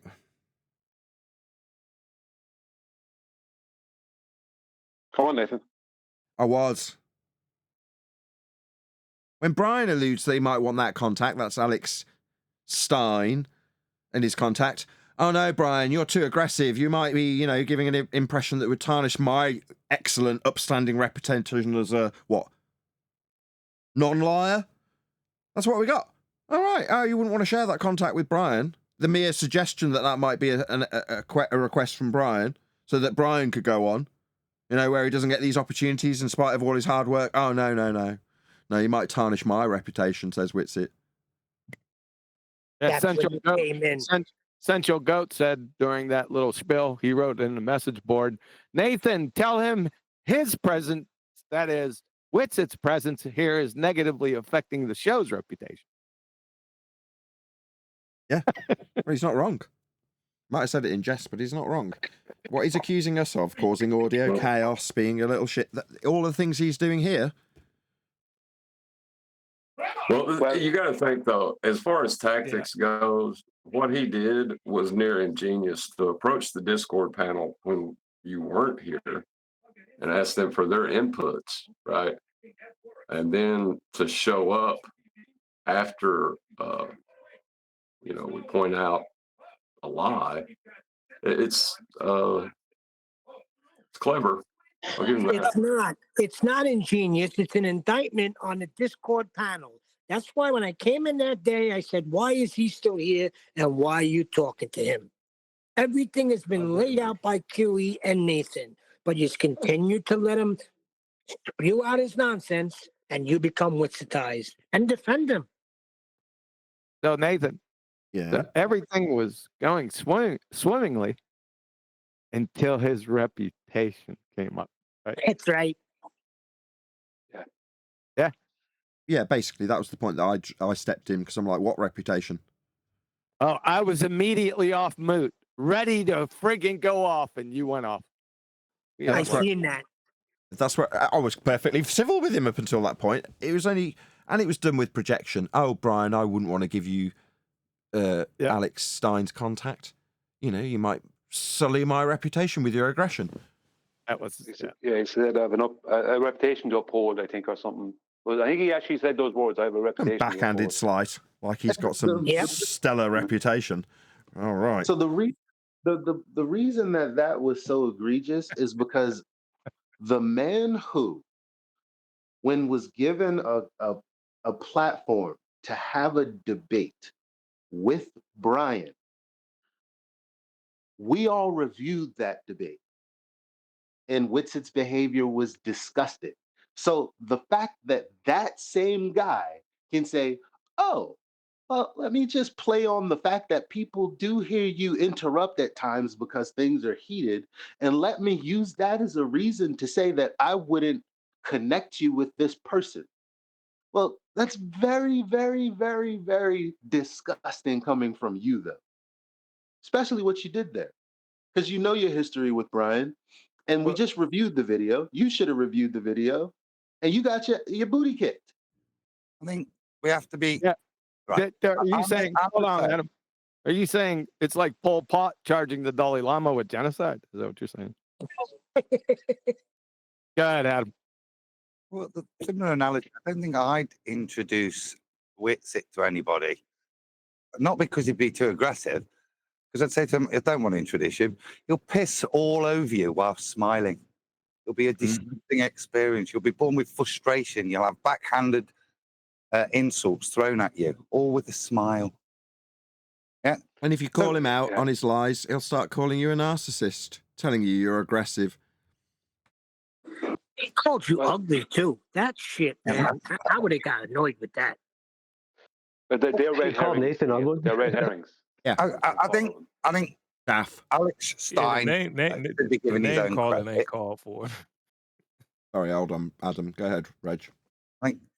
I would say the name calling is not called for. I don't agree with that at all.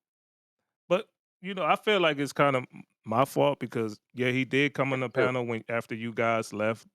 the day when he was on there with QE, and he asked us what we wanted him to do, and we told him like, hey, why don't you just drop the ether stuff? That's the weakest part of your argument, and whenever they try to bait you in it, don't take the bait. So I I don't know. agree wholeheartedly. You sorry bastard. Yeah, I want to ask you though, what's the difference between Rumpus using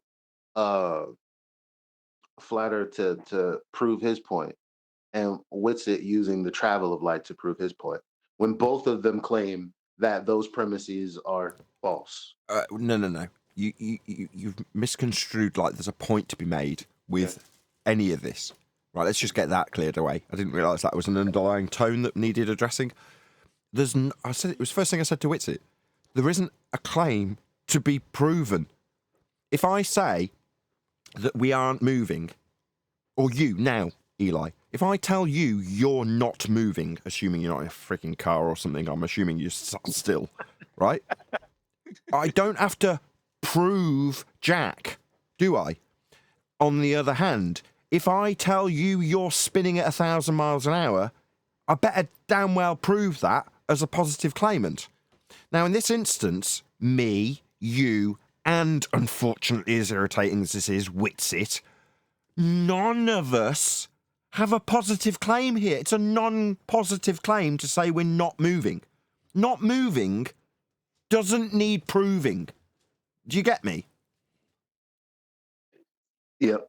There's more to it. Hello? So the whole underlying premise of this discussion that took place on that debate was based on the ignorance of Witsit feeling there's something to debate about.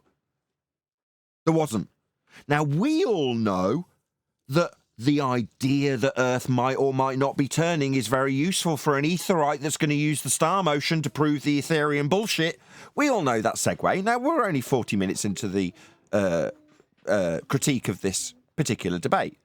But what we all know is that's where it's previously gone, and where we, or me personally, have been critiqued for saying, light travel when I'm not making a positive claim about it, is something that Witsit does 180-degree turns about whenever he needs to.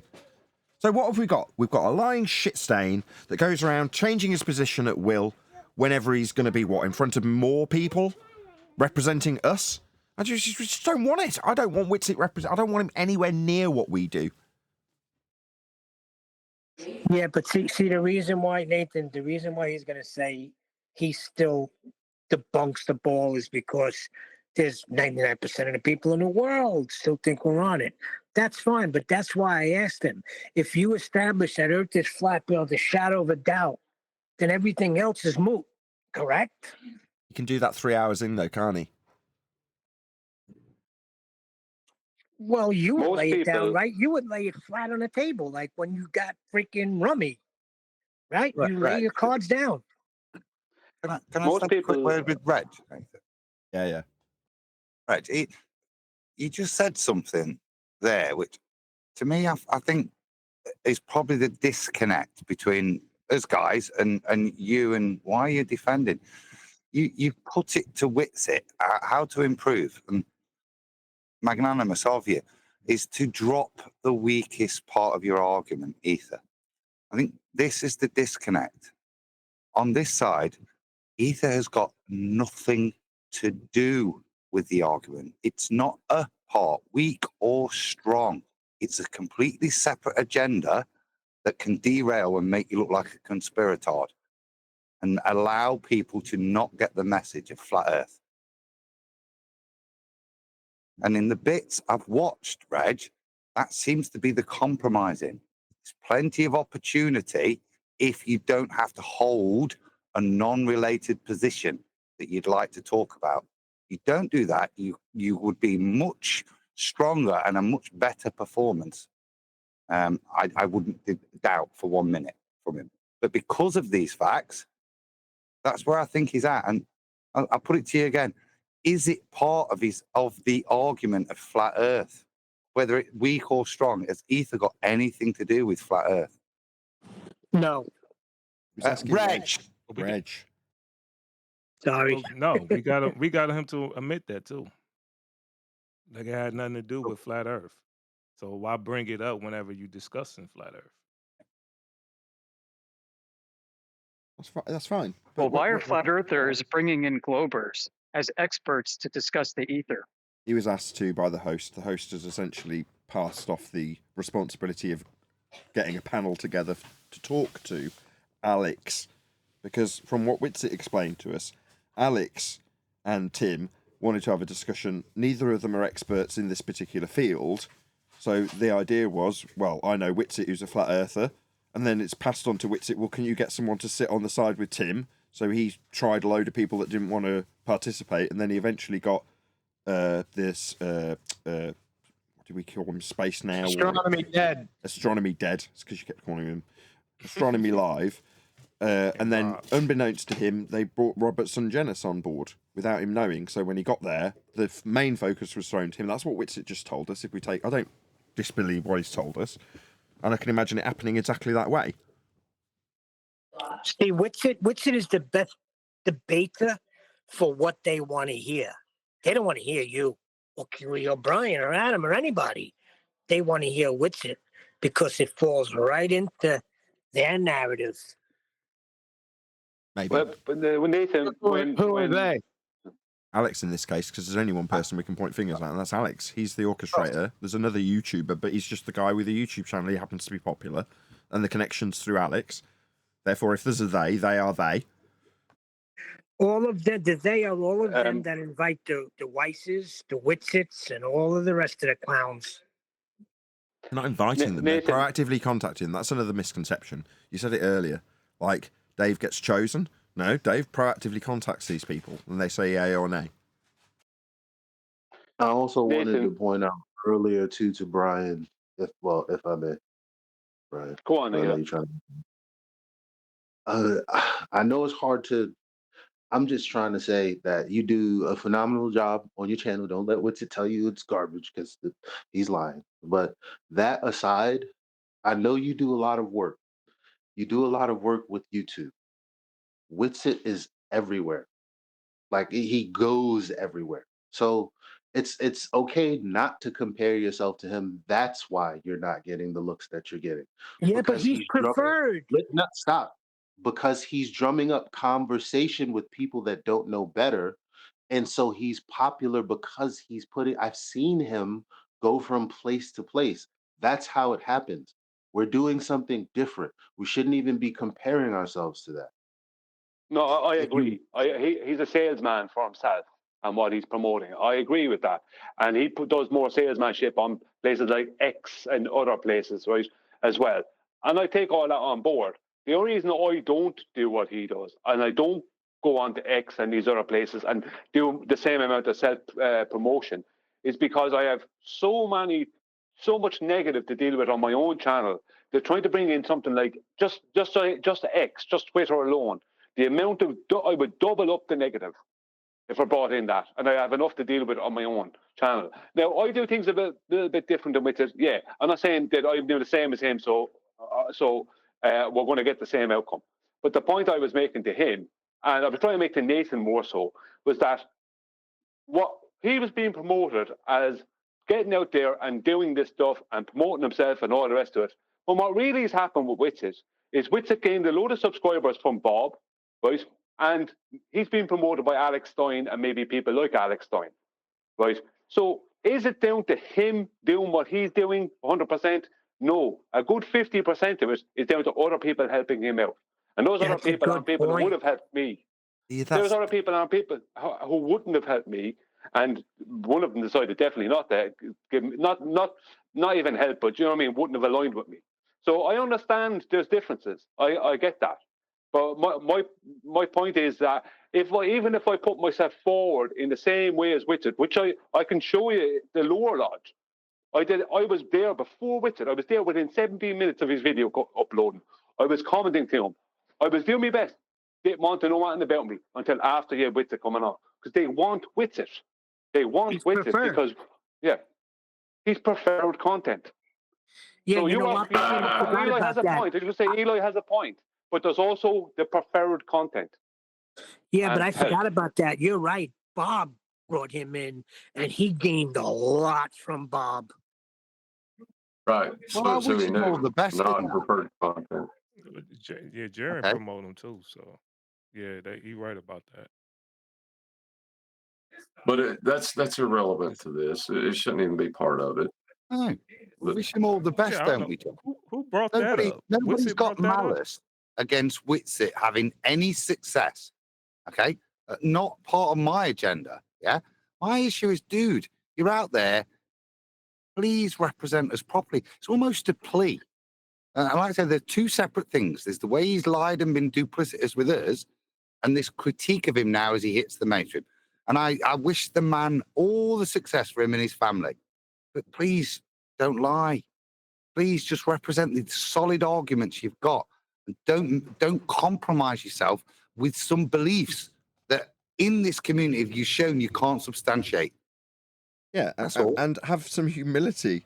If you called out, we've all been wrong. We've all said stupid stuff as well.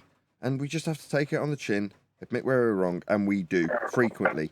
As opposed to calling the person who's calling you out on your nonsense a narcissist, calling the person that's calling you out on your nonsense aggressive, saying, this is the reason I wouldn't give you contact information. You're like, this is what you do when you're called out?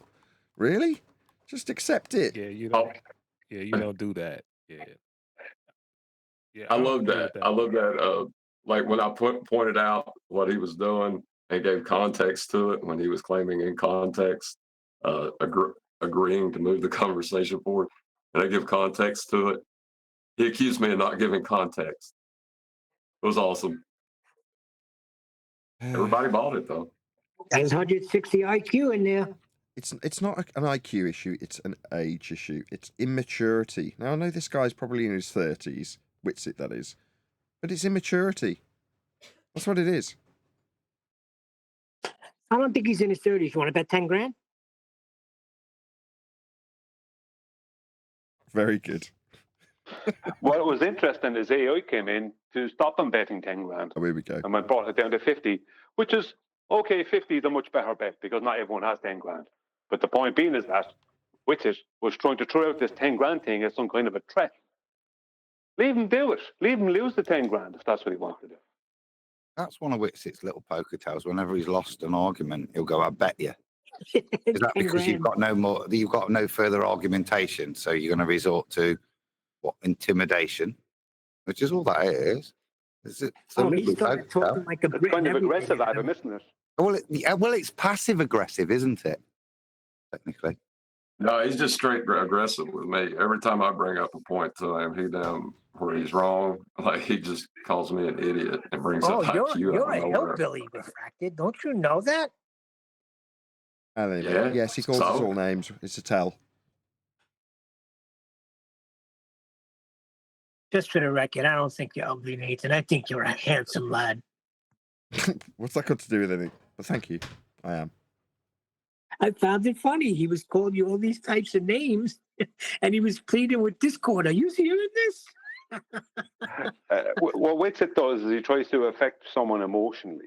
So he'll try to say, Nathan looks like this, or somebody's this, or your channel is this, or whatever. It's all nonsense, right? It's water off a duck's back. It's pure red herrings away from the problem, which is that he's being shown up to be not just wrong, but lying. That's his problem, isn't it, as well, in terms of how you judge him as a man. As Nathan called it, it's immaturity. Look at the way he attacked me. And the log's there, he's got it in his head that I'm a Christian. So instead of using his argument, he's going to attack me and my perceived Christianity as a route to allow mitigation for his behavior. That's what he kind of put there. But again, it just shows the immaturity of the man. Just stand by your argument.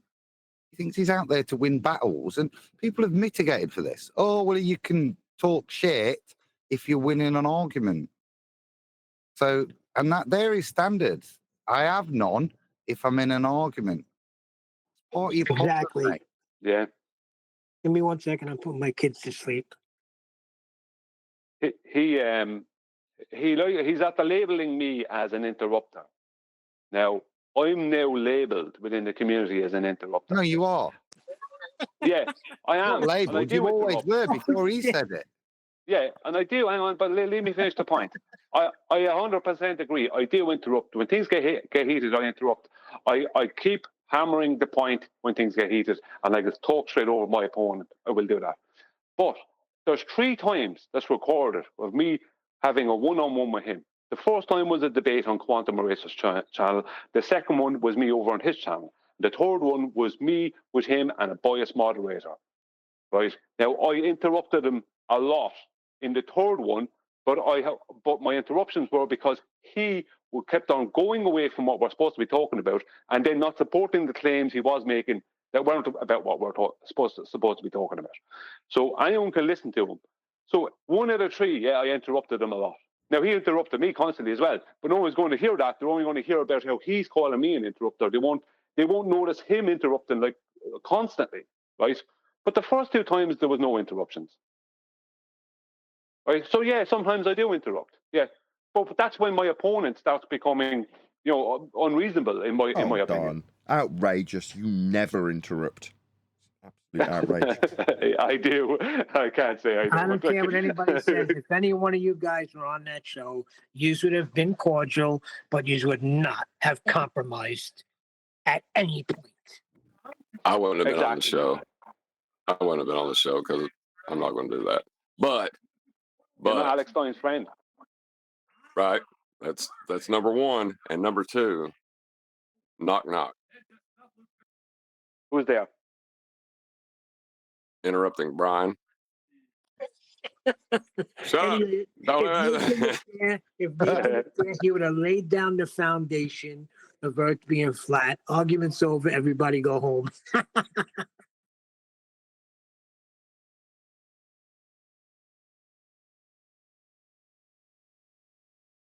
Well, if you subvert the argument before it can take place, Okay, John, tell me where it could go. If Nathan outright establishes the fact through celestial navigation, surveying, everything, the way we do it here, tell me what the rebuttal is on their side. Well, Matthew Learns would be a good example of that. Matthew Learns already showed that he appealed to his beliefs and he denied what he knows. So you have to admit to belief rather than reality. Well, you have to deny what you know, too. Also, if you admit to belief, it goes a lot more cordially for you, like he admitted. He seemed to be surprised that it went very cordial. It was like, bro, as long as you just admit that it's actually measured flat, we're good. After that, you want to believe in this and believe in that? Yeah, go ahead. We don't got no problem with that. Sometimes it's about choosing your battles, right? Because I'm sure there are people that will listen to this and think, why are they going so hard at Witsit for this travel light thing, right? You just kind of just said, yeah, okay, to move the point on. And I get that. Now, for us, obviously, we've had this discussion, in particular, this light thing, and whether it's traveling or not with Witsit, which is why it's so serious for us. Somebody else might not have heard that, might not know anything about that, and they hear him, say to light traveling slower down a telescope, and for the sake of the conversation, just want to move it on. Now, I get that. I get where Witsit comes from with that, even though, yes, he came to us and lied to us about that. I kind of get it, right? Yeah, but it's like Neil. It's about choosing your battles, right? Because to me, I feel like just having a discussion about, let's just take Aries failure in particular. We're having a discussion about Aries failure. What was that supposed to prove or not prove? Whether the Earth is spinning or not? Well, all right, here's the battle you choose. If Earth is spinning or not, what's supposed to be spinning? The ball? So did you prove that it's a ball first before we prove whether or not it's spinning or not? You know what I mean? Yeah, I would agree with 50% of what you're saying, Chocolate. That's my point from the beginning. If you laid down the foundation, you're not getting into Aries failure because Earth is flat. That's not the point, right? That's not the point. I kind of, I want to disagree with you in a way, Choc. I understand it, and you can say somebody who's not been involved, but somebody who's not educated would be my response. Not involved. Yeah, because if you are cognizant of somebody that's an Ethereum, yeah, the whole Aries failure thing kind of highlights the duplicitous nature of this Ethereum mechanism. Yeah, as the whole. So to accept this, you've got to bin your own etheric nonsense or reinvent words, because we're going to invoke a medium for ether. And what happens with Aries failure is we've got the change of medium at the boundary of the light traveling through air traveling. I'm not even bothered about the traveling. Do you understand that the difference of the medium change, right? It's such a fundamental thing that undermines that medium of ether, which would be both the air and water, that it's egregious that somebody that's saying this is not standing by his guns. Do you understand? It's confusing that you either deal with it or you bin it. To me, you don't have this flammy thing where you're wishy-washy and nothing that comes out your mouth means anything. The only purpose it has is to disagree with somebody else. Then what are you? Sophist. And while I do understand that, like, what? All right, so at the point where the guy asked, they said something about the light traveling. Do you agree that light's traveling slower through the telescope, right? So if he stopped the conversation there and said, I don't think light is traveling at all, and then went into his spiel about how light's not traveling, not whether it's traveling slower or faster in the telescope, right? That would have went into a whole other category of shit. And then even further away from flat Earth. You know what I'm saying? So I can kind of understand him stopping, just kind of agreeing, just, all right, real quick, yeah, it's going slower through the light. Okay, sure. So that we can move the conversation on. Now, of course, standing on the principle after saying to us that light's not traveling, and that's your stance, yeah, I could agree. You probably should stand on that if that's where you're coming from, right? But in the moment, at the time when you got to make a decision, do I want to take this conversation completely left, or do I want to just say real quick so that maybe we could hopefully get back to the main point? You understand what I mean? Wow. I'll go after Adam because I have something to say about that. I'll go after Adam. Yeah, I'll keep it. I understand what you're saying. There's a level of a non-involved person where that might be reasonable, but this is somebody that's embroiled in this and has been for a while, and it continues to demonstrate that this is. See, to me, it's like Neil arguing with a Buddhist, right? And to win the argument with a Buddhist, he'll affirm that everything the Prophet Muhammad said was true to win the argument. Exactly. No. Chocolate. That's not chocolate. what we doing. 1 second, Reg. I have to address chocolate. 1 second. I'm sorry. I was in the queue. Okay. Chocolate. What you're after giving us there is Witz's defense today. All Witzit had to do, and I've said this earlier today, all Witzit had to do, and I said this to him, right, is say, well, that's not how I would describe it, but for the purposes of this topic, I would go along with you. He doesn't need to go into having a debate about light. So him saying it would have ended up in a debate about light is false. All he has to do is add in that caveat.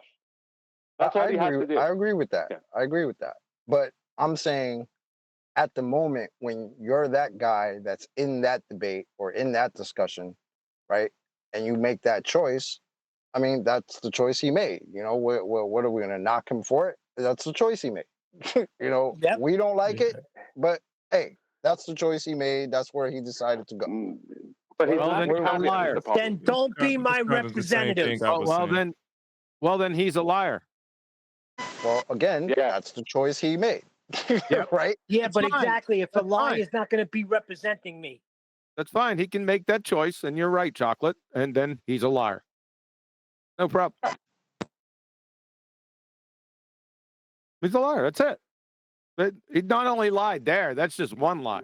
It's not just a single lie. Yeah, I know, but that's the one we're kind of focusing on today, right? Yeah, we're focusing just on that one today, not the 25 other ones we discovered over the past 5 weeks. Yeah. Fair enough. Nathan hit on the head. Once a liar, always a liar, and you'll lie on top of your lies. It's not that. It's not that because we're all liars. We've all lied, right? It comes to a head when you are challenged. I'm going to bring you up to the man, and you're challenged with that lie. It's what you do then. Now, do you reckon with the lie to everyone and say, you know what? Fucking lied. All is forgiven. All is forgiven. But when you double down on that, I'm going to rip your asshole through your throat. Yeah, exactly. At the point that we go, oh, reputation, no, you're a liar. If you went, yeah, are you going to keep holding that above me? Even though he was being a bit of a weasel in concession, we go, yeah, we probably will hold that over you. In other words, all would have been carried on as smiles with just the mildest of concession.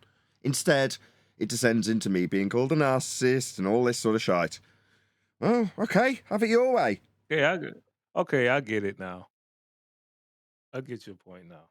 Yeah, if he would have just said like, "Oh yeah, I kind of told her," I lied just to move the conversation forward. If you guys I want mean, that, he could have tried to just, and again, I'm not trying to, what is it, Monday quarterback, whatever the fuck. I'm not trying to do that, but it's like, yeah, he could have easily said what he told us today. Well, I don't think Light's traveling, even though that's what we kind of see, right? And then try to just move it on from there. Now, again, with the people that he was with on that panel, that might have started a whole other discussion, right? That maybe he didn't want to get into at the time. Because again, supposedly he was trying to stay away from the whole ether thing, which it did kind yeah, of at that sound like time. to me he was trying to do. You know what I mean? So he could have easily said, well, I don't see Light as traveling. That's what we perceive, but I don't think it's that. But then we know that that would have come with, well, if it's not traveling and that's what we see, what does that mean? What, blah, blah, blah, blah. And then it would have went into that instead of proving that it's just flat. I have Okay, to but then disagree it with was you, a Tucker. flat Earth debate. It Well, the was a Earth flat wasn't Earth debate, spinning. right? Established He as trained- flat. Well, he train wrecked himself anyway because he's the one that brought up Airy's failure. And if you could bring up Airy's failure, did. then the travel of light through the telescope is kind of an important thing. Yeah. Yeah. You see, and that's my problem. Why would I ever bring up a supposed quote in heavy quotes experiment or whatever that supposedly is proving one way or another that the Earth is either spinning or not spinning, when I don't think Earth is a ball at all, and that needs to be proven in the first place, and we know Sure. it's not because it's measured flat. Well, there's layers here. Yes, you're correct. Yes. Yeah. Yeah, because Winston I got a could have. quote. I got a relevant quote right now, right here. Check it out. I can't get that I'm having to use a contradiction to make my point. And quote Whitsitt. Yeah, it's bad. I got one. I got one for you. The light is the medium. Oh, hey, The guess darkness what? is the ether. I already pulled off the road. I already pulled off the road before you said that.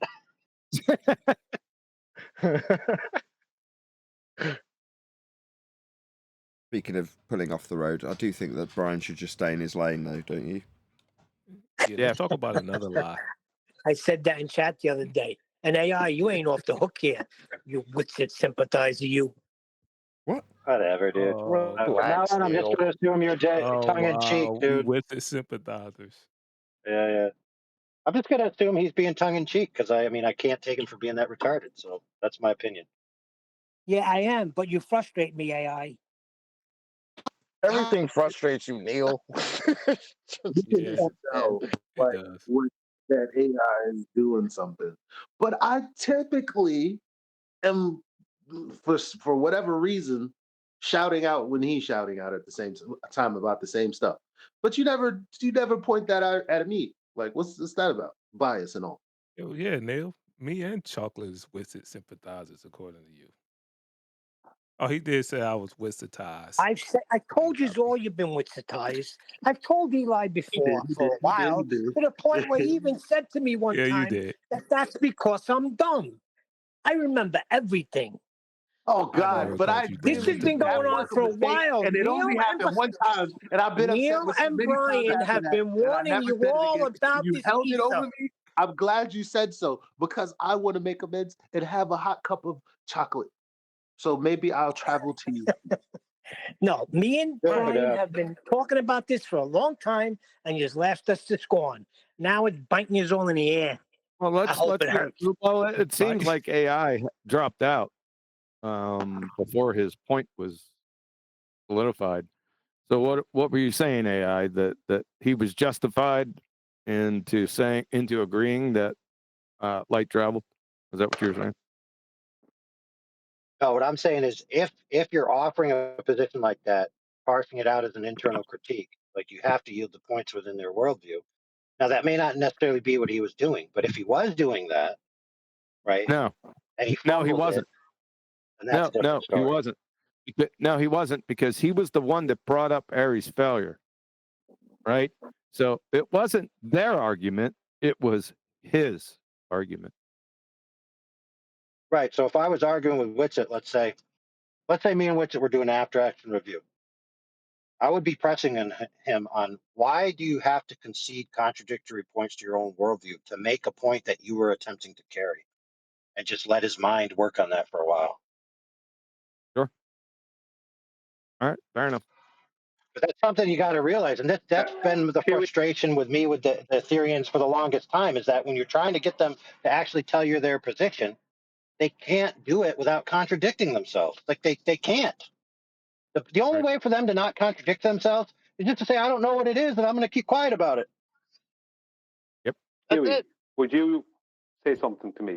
Would you please say to me, Shut up. would you please say to me, no, would you please say to me, the light travels through the water in the telescope? You want me to say that to you? Yes, please. The light travels through the water in the telescope. That is not how I would generally describe it, but for the purposes of this conversation, I will go along with that. That's all he needed to do. No, he can't. You didn't listen earlier. He can't. Hold on, Brian. He can't do that. He brought it up. Yeah. See, the thing, but see, this is no. Hang on. It's not about what he can or can't do. I'm talking about his defense today. Was that he went along with it just to go? He went along to get along, right? Exactly. That was basically his defense. Now, all he had to do. Brought up a flat plane. One second. Yeah, Why but is that? not really. No, it's not. Not even as what he's doing is worse than what Wampus was doing. Just one second. We just didn't address it. But 1 second. I'll talk to you about the Wampus thing in a second. Right. 1 second. I'm not going to walk away from it. My point being is that all he had to do was at least throw in that caveat. At least that. But no, the caveats come after the fact, not at the time. He did say, you know what I mean? That's the problem. Now, as far as what you're saying, Eli, go on, Adam. That's what's egregious, mate. Right? You can't put that caveat in because he's saying to this person, I'm going to disprove you with something I don't believe. Like Neil, they're Buddhist. I'm going to prove to you that Buddha's a load of shit by demonstrating you that the Prophet Muhammad was 100% correct. This is what he's doing. What he said, yes, the light travels through the medium of air and then hits the boundary layer into the other medium of water going down the telescope. Actually, none of it is a medium. The medium is light. Yeah. Yes, Adam, So at correct, some but I'm point, talking about if his he defense makes that disclaimer, anybody of half an intellect will show him his arse. Not, it's all right to go, oh, I don't believe that, and just move on. Because you'll be shown at some point, but then somebody like us, or anybody who listens to us will make him look a freaking idiot.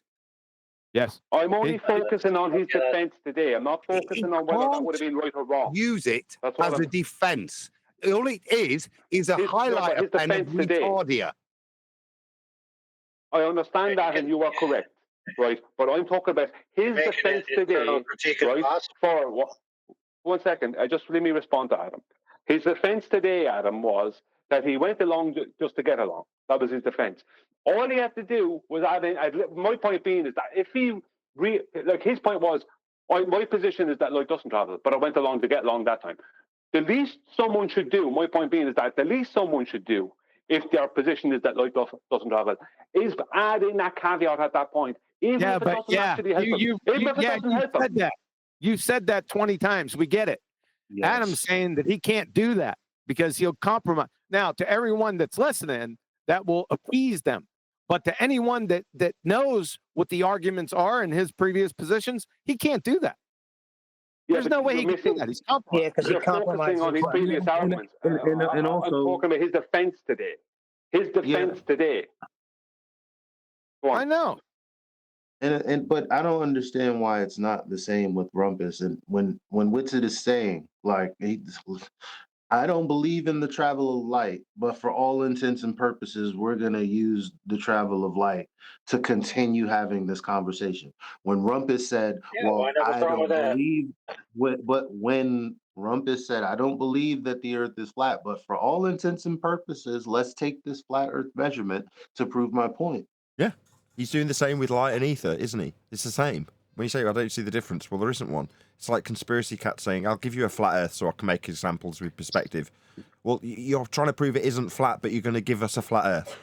Yeah, you can't do that because it sacrifices your position. Witsit saying light travels down the barrel of a telescope sacrifices his position in the first instance. That's the problem. Yep. Yes, sir. So I could give you an example. Another here's one? a concrete We need example. another analogy. Go ahead, AI. No, that's an example in real life. It's called the Islamic dilemma. It's a polemic against Islam where you seed the truth within their worldview that they believe the Quran is true. So you say, okay, we set the premise, you believe the Quran is true. All right, so the Quran's true, that's your premise. The Quran affirms the Gospels. The Gospels deny the Quran. So if you're correct, you're wrong. If you're wrong, you're wrong. So you're wrong. I rest my case. Okay. It's a specific nuance that Muslims argue that, but it does, if you investigate, it does say that they have their gospel and it is correct. So the Quran confirms that the Christian gospel for the Christians is correct. And then that's why it becomes paradoxical for them. That's funny because my sister-in-law just said that the other day, and I told my wife she can't do that. The rebuttal in this case is for them to say, yeah, that is correct. The Quran is correct. It's just that you Christians don't have the correct gospel anymore. No, that would be wrong. No, Neil, I didn't ask you to argue. I just was telling you what the rebuttal is. Think of it in the context. That is a rebuttal. However, you can evolve the conversation because there are other spots in the Quran that have timelines that disprove their idea that the Gospels are corrupted. It disproves the Quran. Like they can't get out of it. I was trying to move it on from a theology debate by saying, look at the quality of the argument. It's a yeah, it is true. It's just that the books that you've got are definitely wrong. It's just there's something hidden. The gospel is true. You just can't see it. You get my point? It is either is true. You just can't. Yeah, that's the quality of the rebuttal. I see what you're saying. The logic that's presented within the Quran. Yeah, and in that argument, I don't cede to them that the Quran is true. I'm ceding to them for the sake of the argument that if you accept the premise that the Quran is true, this contradiction negates the truth of the Quran. Yeah, so that'd be if fine. true, false. If false, false. Therefore, false. Sure. And that's only a problem for you if your position is also that the Quran is absolutely true, but also it's not true at all. Yeah, well, even in the Quran it mentions the gospel, so it's true. By comparison. Is there another analogy? Because I'm not getting it. If you imagine that we're all on a table tennis circuit and we've all got our wives as partners, you following along so far? Yeah. Yes. What do you mean partners? Oh, you figure out what I mean while I figure out the rest of the examples. I know Neil's going to lose. In his current state, he's going to get battered at table tennis.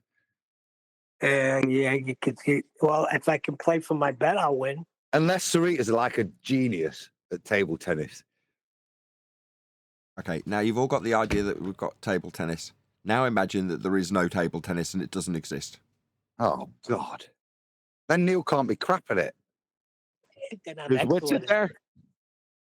Look, you're just not understanding. Where I said earlier that there's table tennis and table tennis circuits, now you need to understand implicitly that in this scenario, there is no table tennis. Table tennis isn't real. It doesn't exist. There is no table tennis. We all clear? Got you. Yeah.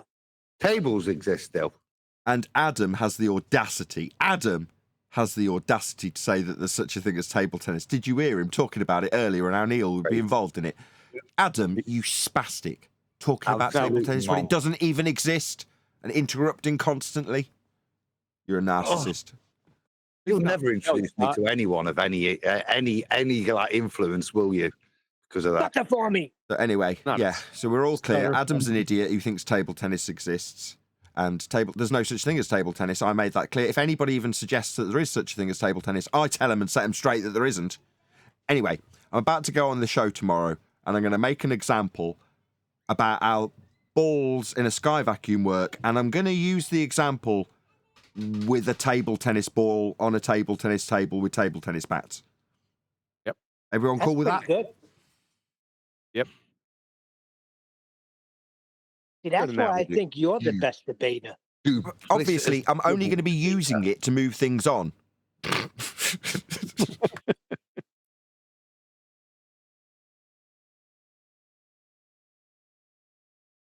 Well, it's a good thing you only have 37 subscribers, 37 people watching. I heard that. That was funny. Did you hear that?